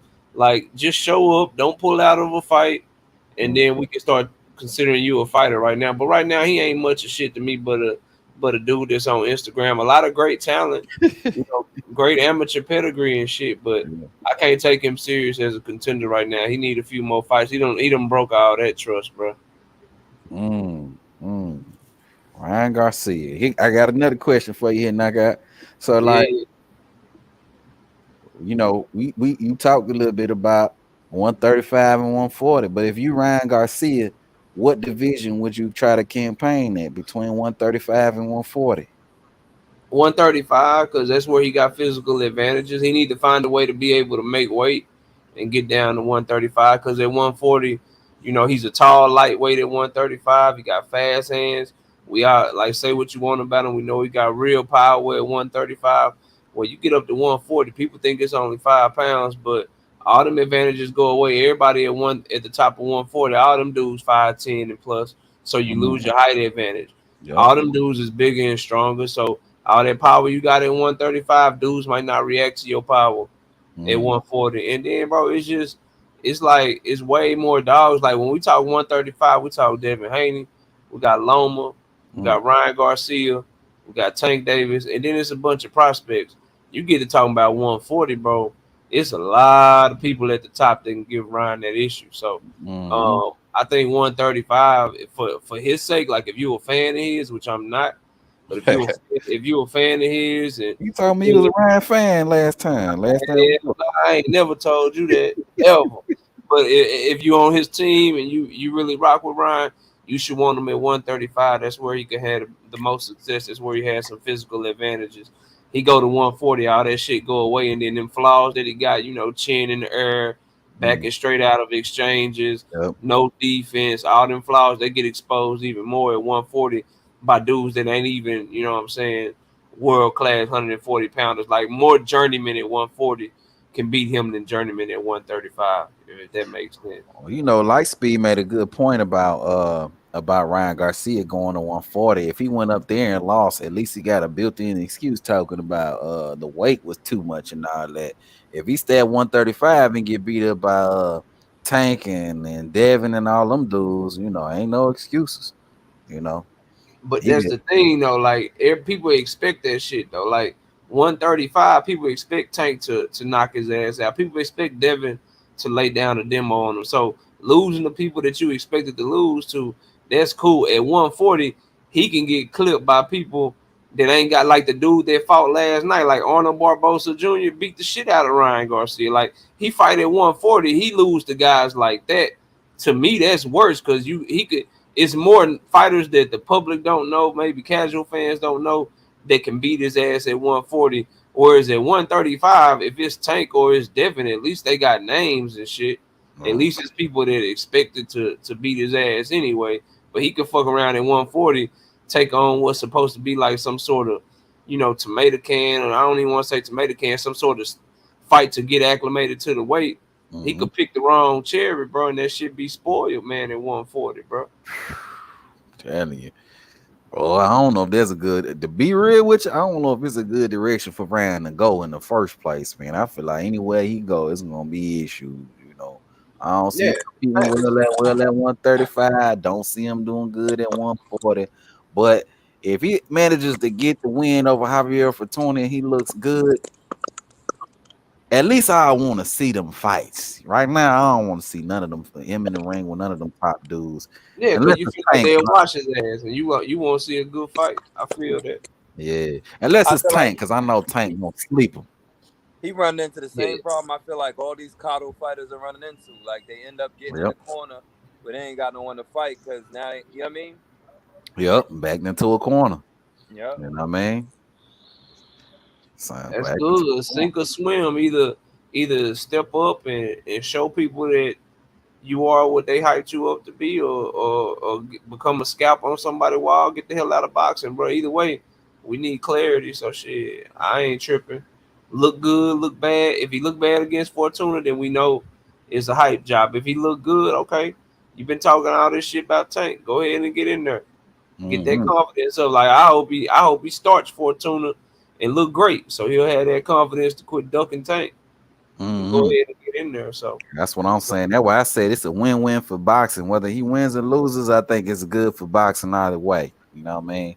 You win, we can start calling for these bigger fights. You lose, you can get the hell out the way, and we can worry about these other fights, you know, once and for all. Because I feel like if Ryan get knocked out, you know, that's it. We ain't got to hear from him no more. I don't see him trying to come back and, you know, man, you know how they we got your comeback fight and all that. I don't see all that. I see it just being the end of the road for him. Yeah, he ain't got that type of mentality. Once he lose, he'll disappear, man. He a front running ass dude. He ain't overcoming no adversity like that. So he's just trying to milk the game right now. He got that little following and shit. He might well just go make a bunch of TikToks, man. Get his money the easy way. Leave this shit alone. Because it's only a matter of time for him. Yeah, don't hop on YouTube, man. Start making some content, you know what I'm saying, or something, you know, because this boxing thing ain't working out for you. If you lose this fight to Fortuna, especially all that capping you've been doing over the last few years, you know, we got to talk about that. He pulled out of that Fortuna fight already earlier, and then on top of that, pulled out of the Tank fight twice. I mean, dude got a track record. JoJo, don't forget JoJo. he got a track record of just cappery. You know what I mean? So you know, he was supposed to remember he was supposed to fight Pacquiao. Pacquiao. Oh Lord, Yeah, that dude gonna fight he Pacquiao. he got approved to fight the most interim fights in like boxing history or some shit. Yeah. They tried to set that man up with like 4 interim title shots and shit. Oh yeah, and don't forget He he didn't was want Devin to mandatory for fight like Devin at all, bro. Yep, man. I'm trying to tell you, man. So you know, I'm just glad he in the ring, though. I'm glad he in the ring. You know, he didn't got this is second fight in the last maybe what 2, 3. What he fought at Tagay in what month? What was that? He fought to go. Wasn't that February? Was that February or March? I'm gonna look it up. It was a couple of months ago. It wasn't a long time ago. Yeah, so he active again. So you know, that's what's up. Good, be active. Now let's see what happens. Let's see what you do. If you manage to get through Fortuna, because you should. You got the deck stacked against you with this Fortuna fight. So let's see what you do afterwards. You know what I mean? Let me ask you about Tank though, Knockout. What's going on with Tank right now? The word on the street right now is he re-signed with Mayweather Promotions. So who you think he fighting next? Where you think his career going at this point? Well, if he signed to Mayweather, he one of my favorite fighters. I have to shit on him, so that's not gonna be fun. But I gotta keep it a buck. He shouldn't sign with him. But his trainer, Calvin Ford, saying that Tank doing his own thing, and Steven Espinoza did a interview with my boy Young Billy Boxing. Shout out to him, and he said Tank is still with Showtime, but he ain't with Mayweather no more. But I don't think nobody will know until we see if Mayweather Promotions is promoting his next fight. But with that being said, bro, if Ryan Garcia look great, I ain't mad at a Ryan Garcia fight. Other than that, though, the only ones that's available is like prospects and shit. You know what I'm saying? Because Devin is tied up fighting Cambosos.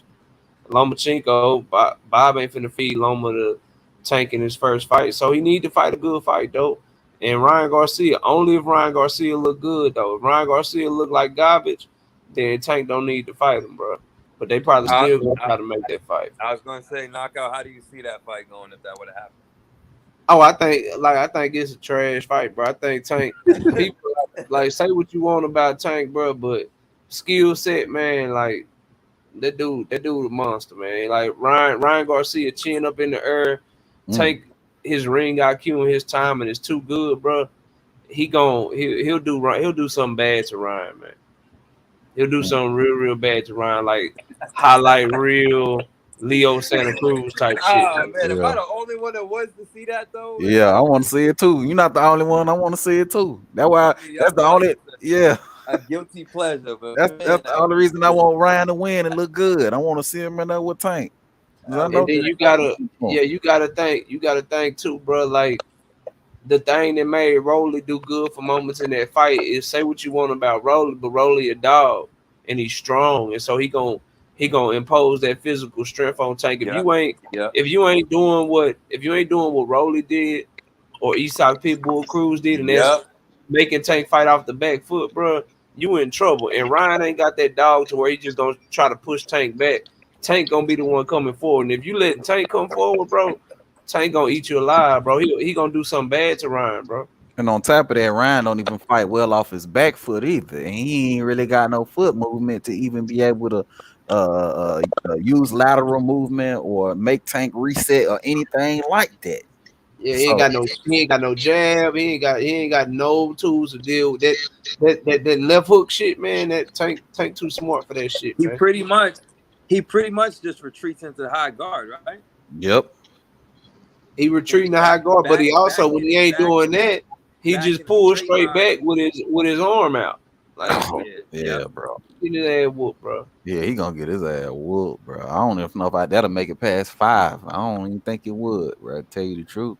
And then we know his chin suspect too. The dude got dropped by what's his name? Luke Campbell. With a left hand now. If Tank caught him with that same left hand, you sleep right now. And Luke Campbell can't even punch. Yeah.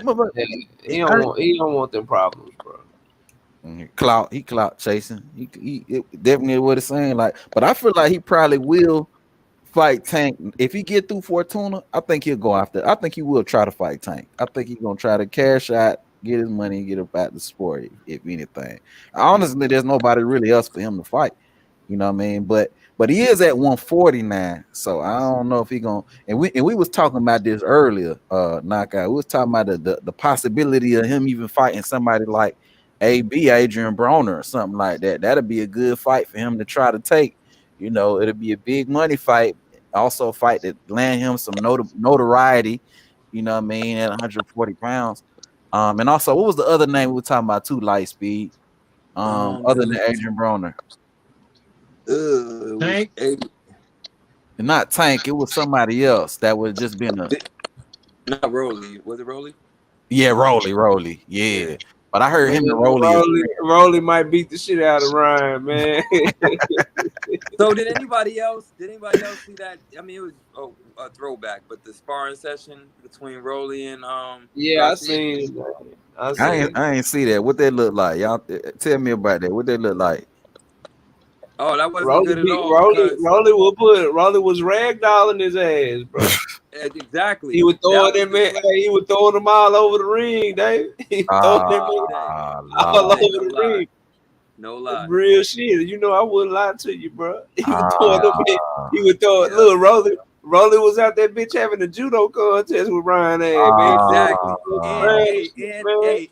And knockout. And during some of those, when he was bullying, in between some of those, he was getting some paws on him too, though. Wasn't he? Like, he was getting a few shots in while he was bullying them, pushing them, getting them off balance, and catching them.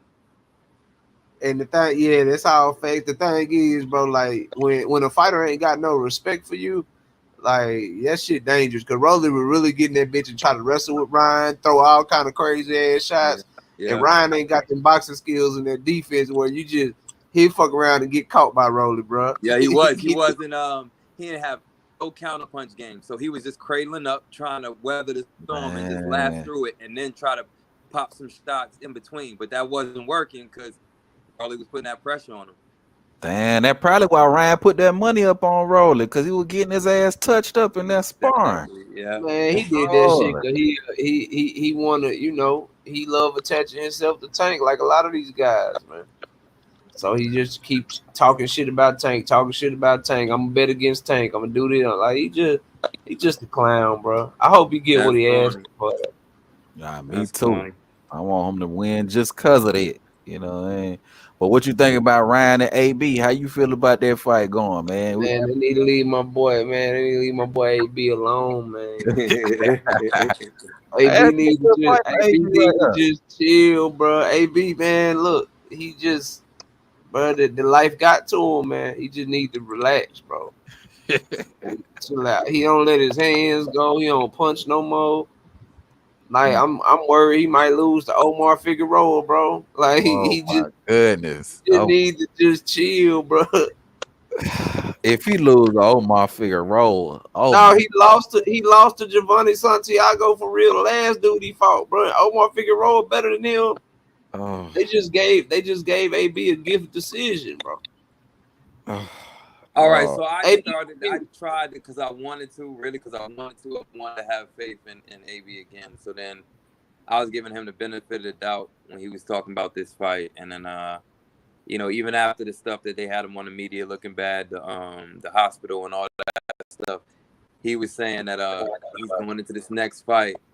And he was saying he's feeling like Ali, and he was comparing himself to Ali. And I think that was it. Bro, that was where I dropped out. Because I was like, I wanted to have hope. Like, oh, he learning some lessons, you know what I mean? It said light speed left the chat. I left because he was saying, oh, you know, he was saying some of the stuff he was saying was real. He was saying, you know, when he was in the spotlight, everybody was around him. You know, he was saying he was more serious and he cut everybody off. And now he see when he down, nobody's there. And he's a whole different person. But then he started going into the whole Ali thing. And I was like, oh, this boy still, he ain't really learned the lesson yet. So I can't really. Listen, bro, AB, before the fight, bro, he the best, man. He be selling people, man. Sell your ass, man.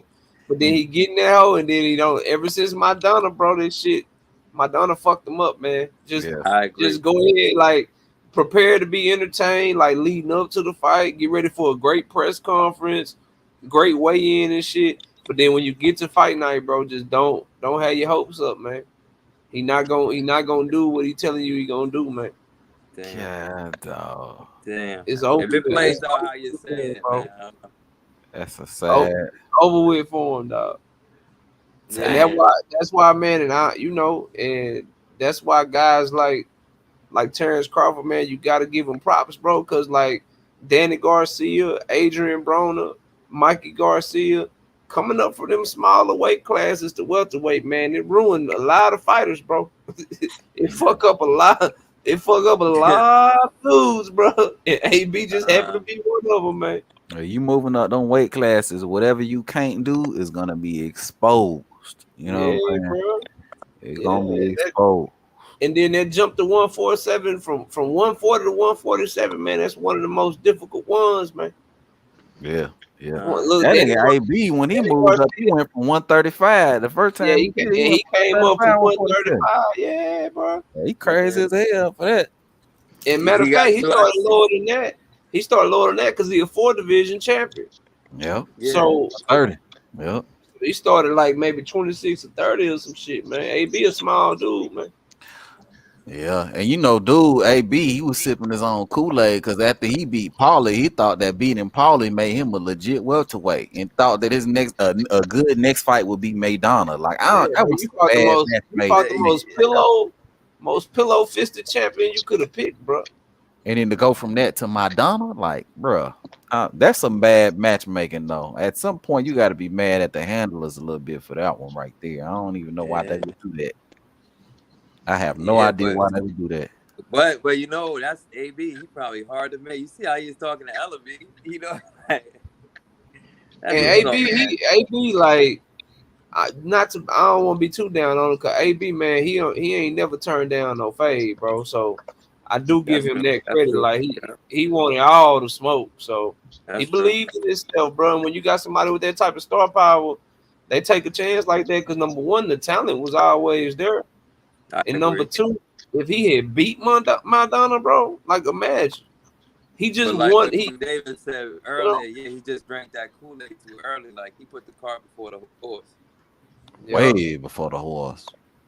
Like way before the horse, though. But you know, but we were talking about this though too. Like honestly, if AB would have had maybe like 2-3 more years to be in the spotlight, bro, he would be bigger than Floyd, in my opinion, as far as fanfare and all that, and popularity and all that. He would be bigger than Floyd for me, because in them 3 years that he was on top, that the level of attention and the level of eyes he was able to get on him.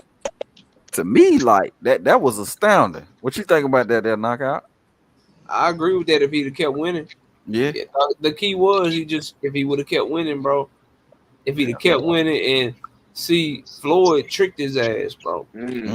He thought that Floyd was really out there living that persona that Floyd was giving up, but Floyd was really flashing all that money and shit, doing all that shit, but then he'd be at the gym and shit, drinking water and shit, not drinking for real. AB thought he was really partying like that, so AB was out there really wilding and shit, and not as disciplined as Floyd. That's where Floyd fooled a lot of these dudes, man. He wasn't out there partying and shit like that. He was out there just putting on that persona and then actually putting in the work and shit, man. Yeah, and you know what's funny about that? That's why I think, like, for me, what tells me if a fighter's humble. Like, I don't give a fuck if you talk all that shit, and you know what I mean. Muhammad Ali talked a lot of shit. Mayweather talked a lot of shit, but I still think they was humble because I feel like humble is what you do when you're not in that ring. Humble is when, you know what I mean, when you train and how disciplined you are, and that's what I just felt like AB didn't have. Mayweather had that.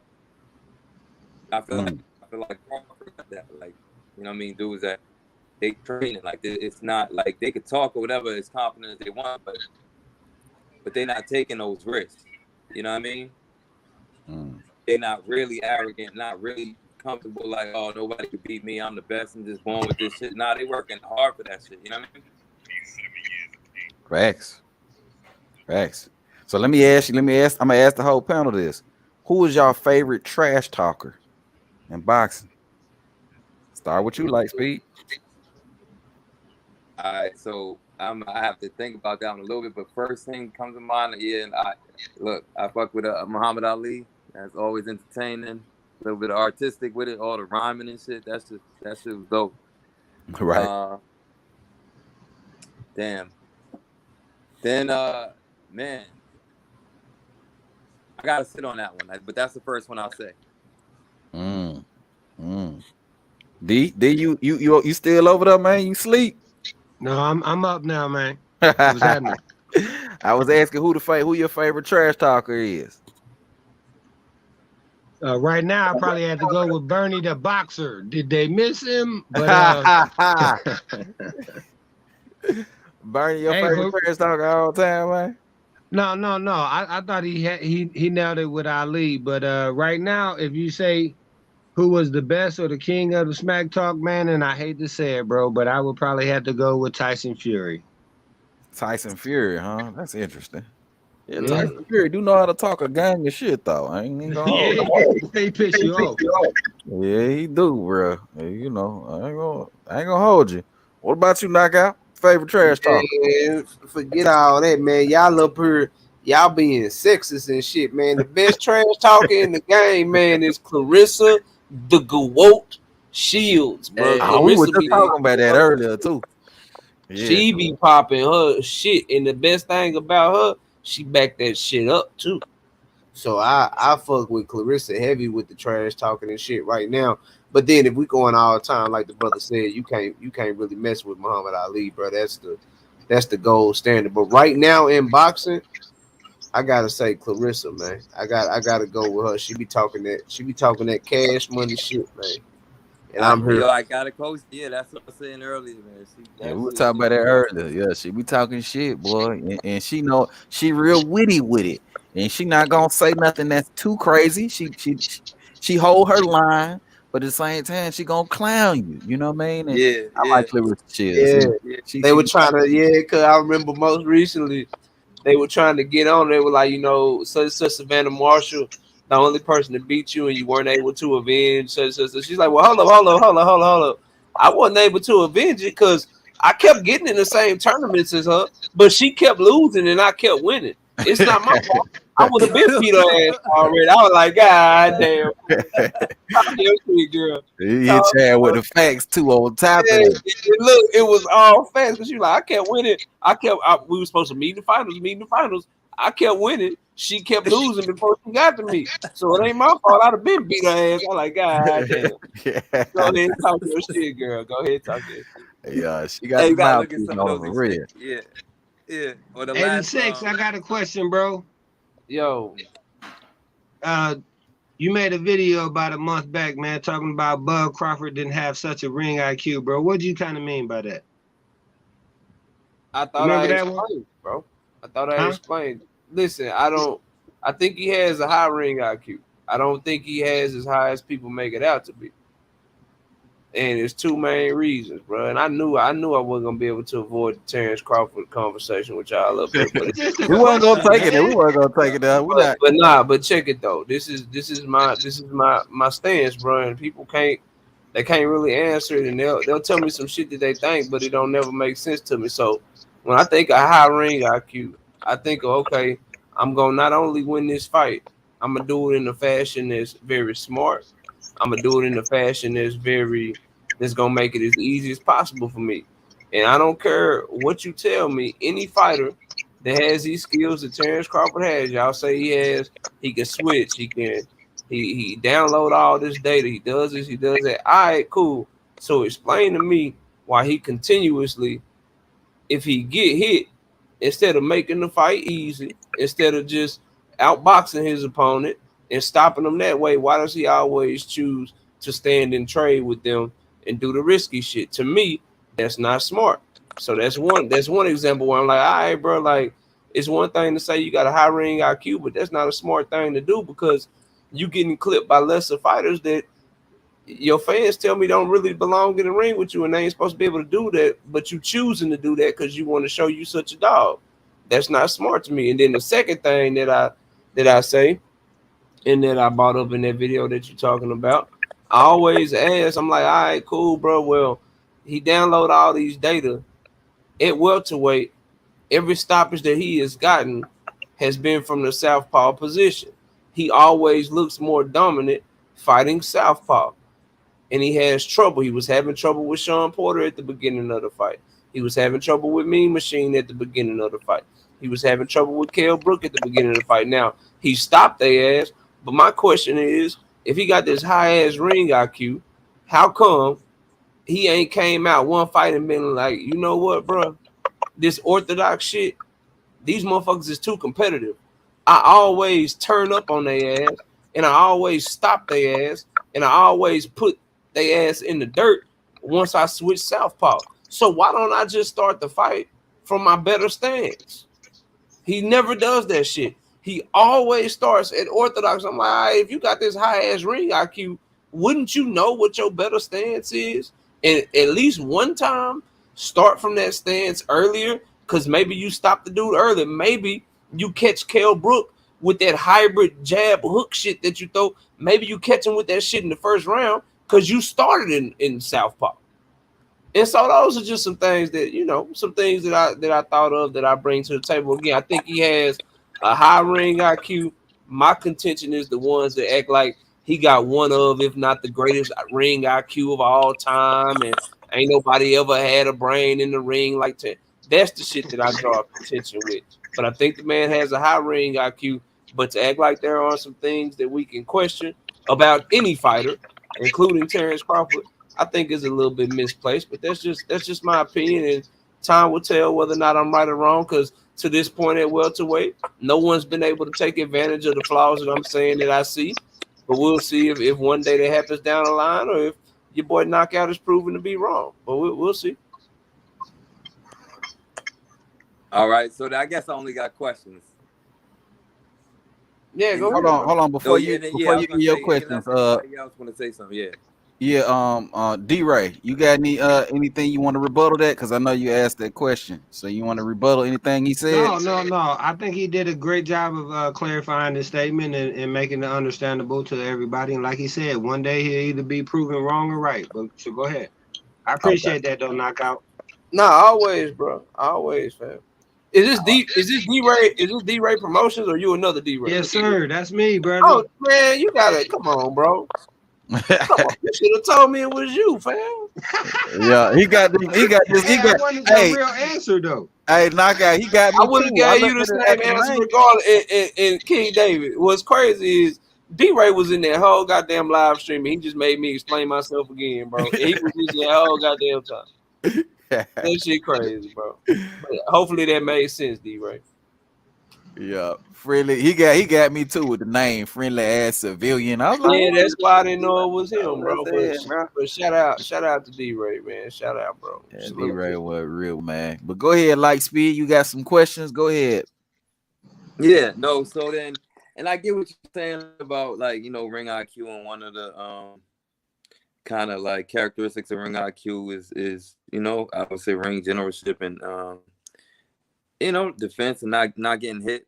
But then I guess my question is, does that take away from his ring IQ if he's kind of a risk taker, or he's more maybe less careful than some fighters that people usually associate with like high ring IQ, like, you know, maybe Shakur Stevenson or you know, Mayweather, you know? In my opinion, Lightspeed, it does. And the reason I say that, so think of it like, I don't know how many of y'all gamble, but I'm an avid blackjack player. So you got to look at the risk. You look at what the dealer had, all that shit. Long story short, if I see something is a risky play, and I might be smart enough to see it's a risky play, and be like, all right, maybe I shouldn't do that shit. But I do it anyway. I can tell you, I knew the play all along. I can tell you I knew that was risky. I want to. I can tell you that shit over and over again. But if I do it anyway, and I don't exercise that intelligence inside me to not do that risky shit, then I can't in turn also say at the same time that I knew it. Because knowing shit and actually doing it and implementing it, you got to get points for that. So to me, like, yeah, bro, like if you know what the answer, if I know. If I'm Terrence Crawford or I'm Shakur Stevenson, Tank Davis, whoever, if I know that I can just take a step to my left. I know this guy has only caught me with a right hand. I can just take a step to my right, and I can avoid his right hand. Salute, D Nice. Salute. Go ahead. Okay, But, my bad. nah, you good, bro. You gotta salute your people. D Nice, what up? If I know what the adjustment is, but I don't make it simply because I want to take more risk in a sport like boxing where people die in the ring, then yeah, bro, I gotta say that you don't have as high of a ring IQ as those fighters that you mentioned that are more cautious, because boxing, like, I don't give a damn who you are, bro. You one punch away from your whole life changing.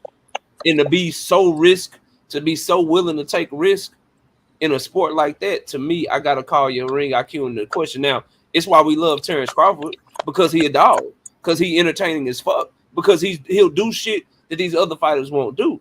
But I can also say though, look, bro, that's what makes him more entertaining. That's what makes him a better finisher than Shakur Stevenson. That's what makes him a better counter puncher than whoever we comparing him to. So while you dock him on the ring IQ, that's also the same shit that makes him more entertaining than a lot of fighters that we would compare him to, that we would consider defensive first, high ring IQ fighters. So I mean, it's like you just can't be perfect, bro. You just can't be perfect. Yeah. And if your flaw is I want to stop a motherfucker so bad that I take more risk, if that's your flaw, well, shit, as a fight fan, I love that shit. If that's because there's so many other flaws that a motherfucker can have that's way worse. So it ain't a knock. It's just, just my opinion. Yeah. All right. So then, yeah, because I always say this, and this is not just me even as necessarily a rebuttal. This is kind of my opinion. I've actually heard people say that before about Crawford taking hits. And I feel like I kind of held this opinion before, even kind of debating it. But, I kind of watch Crawford's style a little bit, and I do, understand that some of the greats, the ones that people associate with high IQs, have their measuring period. So they're usually slow starters because usually, if I'm correct, the first 4 or so rounds, people associated usually with high IQ are downloading data. You know what I mean? Measuring distance. You know what I'm saying? Getting your opponent's rhythm, seeing their tendencies. And so sometimes, real talk, I argue and associate maybe some of that putting this Crawford putting himself in a line of fire or right at the brink of it is part of downloading that data. It's part of the setup for some of the shots that he gets on some of these fighters, in terms of, in order to know, it's almost like, and I swear, it feels like Crawford's like this. Like, he almost wants to take your best shot, and maybe not your best shot, but at least be inside to be inside the storm a little bit to really assess who he's fighting. And that could be me just being, maybe I'm a bud buddy on that one. You know what I mean? I know sometimes people use those words. Bud buddy, hell nah. Nah, bro. Like, that's a good, shit, you're right. But you're also realistic enough, and you said it to where, that shit, like, you get to assessing some shit and you want to take a motherfucker best shot, you might. Now, he ain't yet. The man is a Hall of Famer. He's already been undisputed. He going for undisputed again at 147. So it might never catch him. But goddamn, bro, that's a risky proposition. Because what if you run into that wrong motherfucker where you can't afford to just take his shit? And then again, the ring IQ part, all that shit you saying, he can't see that same shit and already be in southpaw so he can pounce on the shit even earlier. Why does he need to see the shit from orthodox first and then do all the shit that we love him to do? Like, what if he did that shit and in this time, I see what you're doing, but I'm already in my best stance and I can already catch your ass. I don't have to wait till next round to switch. I can make the adjustment even faster. And so those are the types of things I'm pointing to, bro. But that too, I kind of thought was like strategy. Like, you know what I mean? Like, hey, look, I might hit you with a few jump shots before I drive it to the hole. And then by the time when I drive it to the hole, I got you off guard because you looking for me to shoot another jump shot. You know what I mean? Like, and so I don't know if that's maybe strategy, because as soon as if the same concept of I'm changing my angles because I'm never giving my opponent a clean look and I'm making them reset, Isn't that the same kind of concept? Like a fighter thinking they got the right distance on you, they thinking they can hit you with certain shots, they thinking exchanges is going to go a certain way, and they in distance, and then okay, here come round 5, and now I'm southpawing you. I don't know.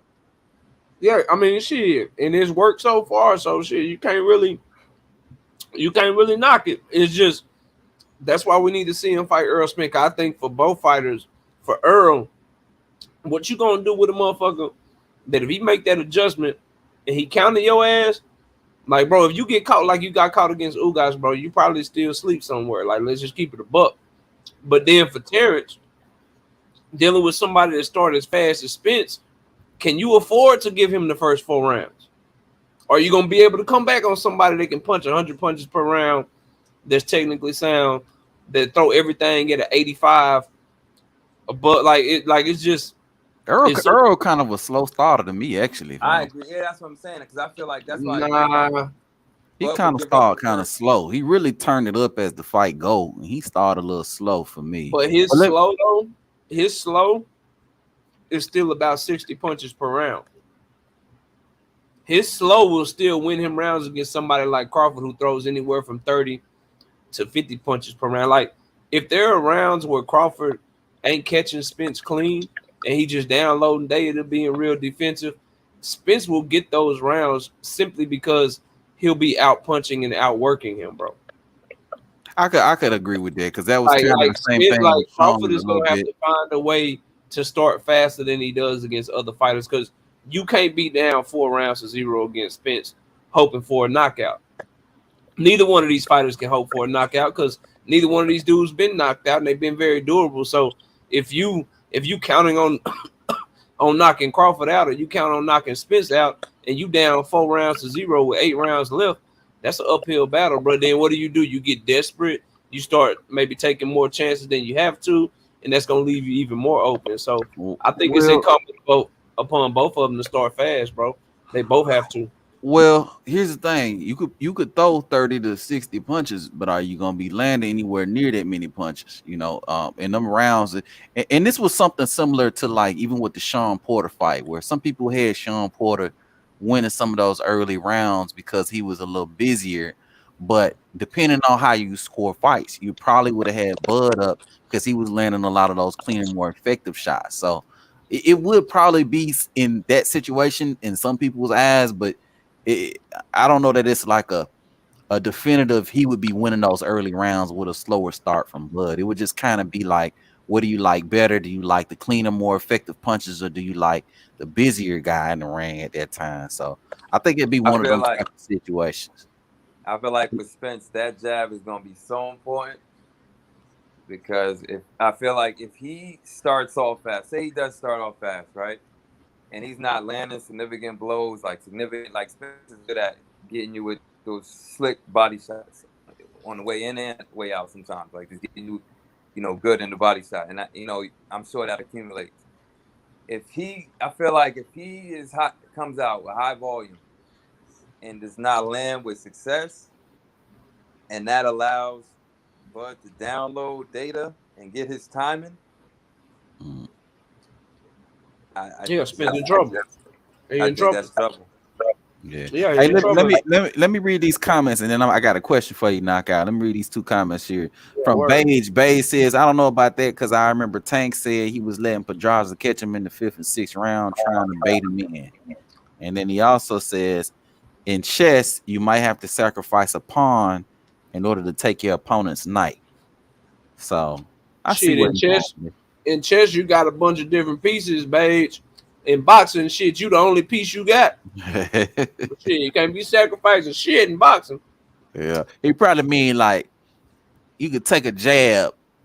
You could sacrifice taking a jab in place of taking a straight right hand or something like that. Yeah, maybe that what it thinking. I feel you, bro.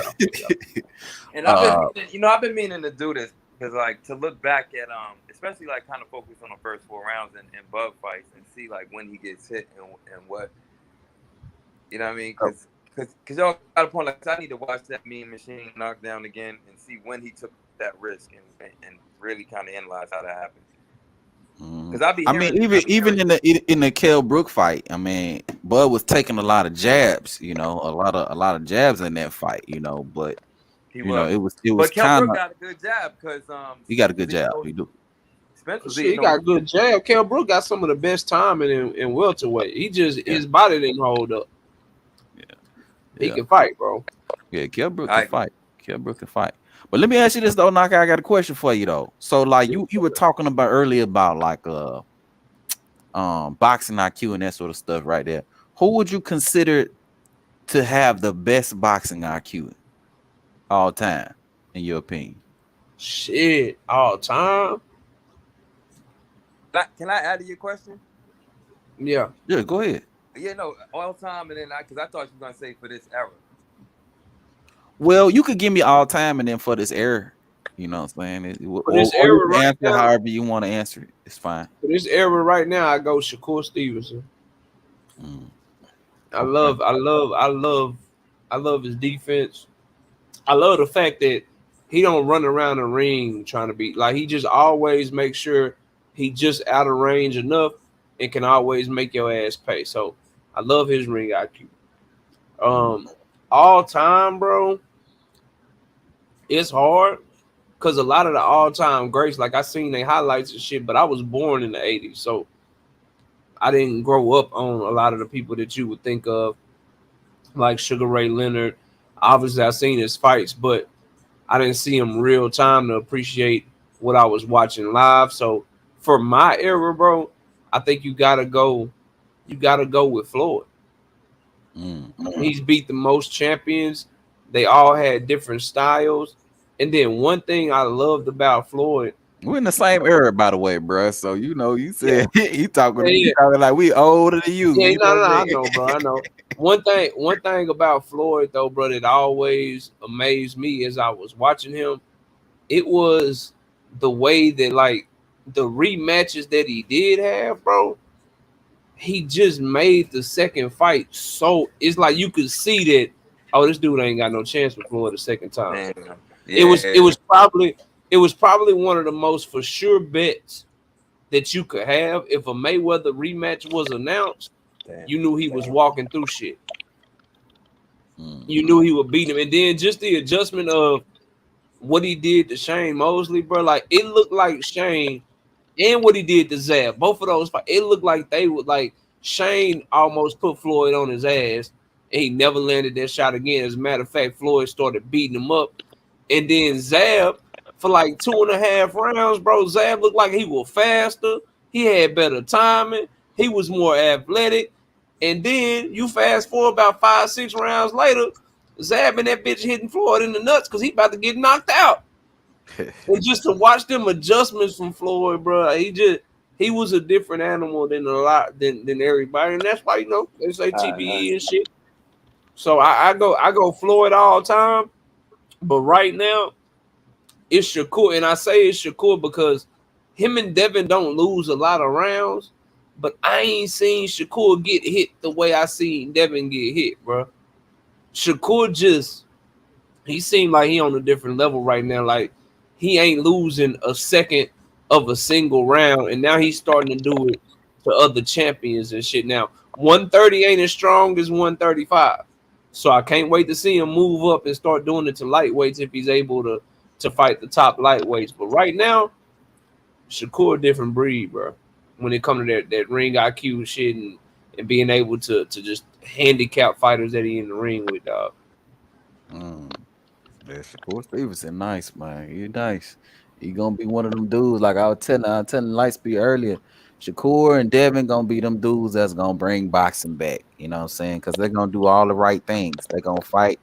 They probably gonna fight each other 2 and 3 times. They gonna fight all the best guys around their division. I got faith in them young men to do what they supposed to do, you know, in the sport of boxing and carry it forward. So, you know. But let me ask you this though.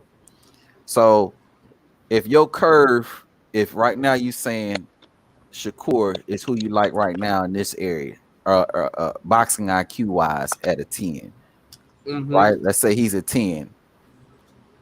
What would you consider Bud on that scale? 9. 9. Okay. 9. Wait, but that's saying he has a high IQ, bro. I've He always did say. I He said said that. that. He said that. No, he got a high IQ, bro. Yeah, He got yeah, a high IQ. He's yeah. just so. I only take 1 point from him because he uses IQ to be offensive. Oh yeah. I Okay. think. Okay. I think. I Like, think. I think what Knockout also was saying he too uses is, shit. He too damn risky for me yeah, to say he got a 10, bro. Yeah. Oh, you know what? You know what? I can say this to you, about Knockout, and this is something I was reminded of it last night when people were showing the what's that guy's name? Ted Gundy. What's his name? Hank Lundy. Hank Lundy. Yeah, and I said Ted Gundy. Yeah, when they had that exchange before the fight, there was like at the final press conference or something like that. Crawford ended up pushing Lundy. Long story short, that just reminded me of something that I feel like is in Crawford anyway. And this is what I think people don't realize when they go into the ring with Crawford. This part of it that's like a professional fight, it's on TV, it's da-da-da-da. I feel like in every fight that Crawford goes into, a large part of it is like, it's like a street fight. Like there's some part of it that he's bringing like I don't even feel like some fighters is going into the same fight. Like they know what they're going into when they go to fight Bud. Oh, like most I feel definitely. like his mean streak is almost like he mad at niggas. Like, you know what I mean? Like they did something to him. Like they stole something and he's getting it back. Like I don't know. Yeah, like Bud, bro. He It's want to Bud. fight. You got Bud. You got Bud. I think Spence is like that, which is why I want to see them fight. I think Tank is like that. yeah. It's certain fighters, bro. I think Spence is a different kind of dog. I think Spence is like Nah, Spence. What I'm saying is, bro, like they have figured out. I think Tank, Spence, and Bud come to mind. They have figured out that a lot of these boxers, bro, they ain't really fighters. They don't really want to fight like that. Right. And when you get in there with Bud, or you get in there with Earl, or you get in there with Tank, they are perfectly comfortable. They are okay with, and they actually encourage for just a motherfucking fight to break out. Let's just get in this bitch and fight. And that's the shit that you alluding to, where it's just like, look, bro, like I understand skills, and we got the cameras over there, and Bo Mac giving me instructions, and you got your corner person giving you, but you know what? I'm just gonna whoop your ass, bro. Like I'm gonna fuck you up. Like yeah, like I'm really annoyed right now. Like in Hank Lundy case, like you said some shit that I ain't really like, and you might hit me, like you gonna land it straight, like that's cool, but I'm finna beat your ass, bro. And dudes don't really want to go there, bro. Yeah, they don't really want to go there, and so I think that's what you see in him, is that just this willingness and this want to just, bro, let's just fucking fight, bro. Like fuck all this boxing shit. Like I just want to fight, bro. Like let's get it popping. That's what's in him, bro. Like, and that's I agree. You know that's why he do what he do to dudes, man. Mel Charlo too, though. Mel Charlo like to fight. That's a good one. That's a good one. I think they do. It's I guess it's with each person is like a different flavor, different style. Jamal Charlo, we turned his ass back. We sent him back to Louisiana. He ain't from Texas no more. We still rep Jamel. Come on, hey, Knockout. That's a package deal, bro. Yeah, package deal. Yeah, it's buy one. We traded Jamal to Louisiana for Regis. We got Regis. It's buy one get one free on the Charlo twin, man. I don't want nothing to do with Jamal right now, bro. Who do you think Jamal gonna fight next anyway? Man, I don't even give a fuck, man. I ain't gonna lie to you. If it ain't Munguia or Andrade or something like, bro, or David, he need to fight David. Like, bro, David Benavidez done pull all his cards and shit, man. Bro, I hate it because I'm Texas all day, bro. But I be going in heavy on Jamal because he ain't repping us right, bro. He got us out here looking bad, bro. I can't even say shit like, I say shit like Texas run boxing and shit, and then people start laughing. They bring up Jamal. They bring up Jamal. I can't even say shit, bro. Like give me like at least Earl and Jermel and Jesse Bam Rodriguez, even Virgil Ortiz. At least they give me something to, you know what I'm saying, where I can rock with it. But as soon as somebody bring up Jamal, I just gotta shut the fuck up. Can't say nothing. Yeah. Dude definitely on that time where you just can't say too much. You can't defend him either. He don't give you no room to defend him at all. Nah. Zero room. You know, no matter what you want to say about him. You know. Man, he'd be like, Demetrius Andrade don't offer me nothing. Like, well, my nigga, who is Selecki, bro? who is Juan Montiel, bro? What did they offer you, bro? Like, what are you talking about, fam? The moment I knew I was done with Jamal is when he told David Benavidez he got to get a COVID test or some shit first. I said, "Oh Lord, this nah, nigga." bro, it wasn't even that for me. I said, "Oh." It wasn't even that for me, my nigga. When that nigga said that was bad, but then when he said, "Oh, not only you gotta get a COVID, but I can't fight nobody under 25," I'm like, nigga, David Benavidez's age is on box rec. Like, you knew that shit when you called for him, bro. Oh Lord. When you said that man name, you knew he wasn't 25, bro. What are you talking about right now, bro? Like, yeah, he fucked up. He fucked up bad with that one, dog. All right. He fucked up bad, man. You know what your man need to try to fight next? If you don't want to fight nobody, he need to go on and fight Edgar Berlanga. Go on and fight that dude then, if that's the case. You know, you content with fighting nobody. Edgar Berlanga, that's the exact type of opponent Jamal Charlo tried to fight too. Bro. I know he would. You know, it was a dude on here talking about Berlanga, Berlanga say he'd beat Charlo, Benavidez, and somebody else, and Canelo. Man, Berlanga, people felt like he lost to Steve Rose, bro.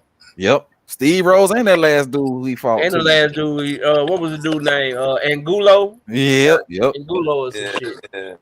Yeah, but nah. How you get exposed twice in a row? You know what I'm saying? Like, ain't you supposed to? You get exposed the first time. Ain't you supposed to take an easier fight so that way you don't? You know what I'm saying? Get some confidence in you. That's what they thought the dude was. The dude was 40 years old, bro. Damn, like they putting you in the ring with 40-year-olds and you still out here struggling, bro. Like, fuck out of here, man. That dude. And they were talking about he won't smoke with like Benavidez or Morel. Like, dog, you better just. They will kill you, bro.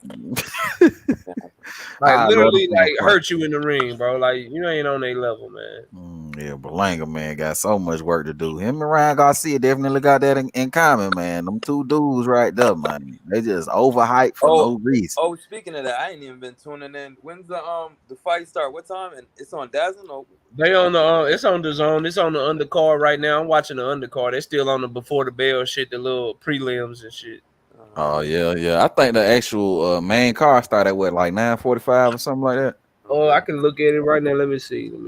Let me actually watch. Like, act like I'm gonna watch this fight. Yeah, I'm about to end this stream and start another one with a watch party or something like that. I might do some shit like that actually. Okay. Let's see here. They start at 7, y'all. 7 Central. I don't know where y'all at. 7 Central though. 7 Central. I'm on the East Coast, so I'm Eastern Standard Time. So you 8 o'clock. 8 o'clock your time. They starting up the main card. Yeah, I might do some shit like that. Do like a little watch party, man. I'm gonna start doing them shits, little watch parties or whatnot. You know what I mean? Watching the fights. You know what I mean? Cause you know, I definitely support that shit, man. You always, you know. Yeah, bro. You too, man. You good over here, man. You know. I be seeing you having a little static every here and then on the little YouTube streets, and I be like, man, damn, bro, ain't no what's real, going on? Ain't no real static, bro. Ain't none of it. It's just YouTube. I know it ain't real, you know what I'm saying? Yeah. If it were real, it wouldn't be online. It But wouldn't be online and shit. Yeah, it just, bro, like that. Everybody don't take differences of opinions like you and I, bro. Like they just the shit get kind of personal, I guess. I don't really know, bro. Like.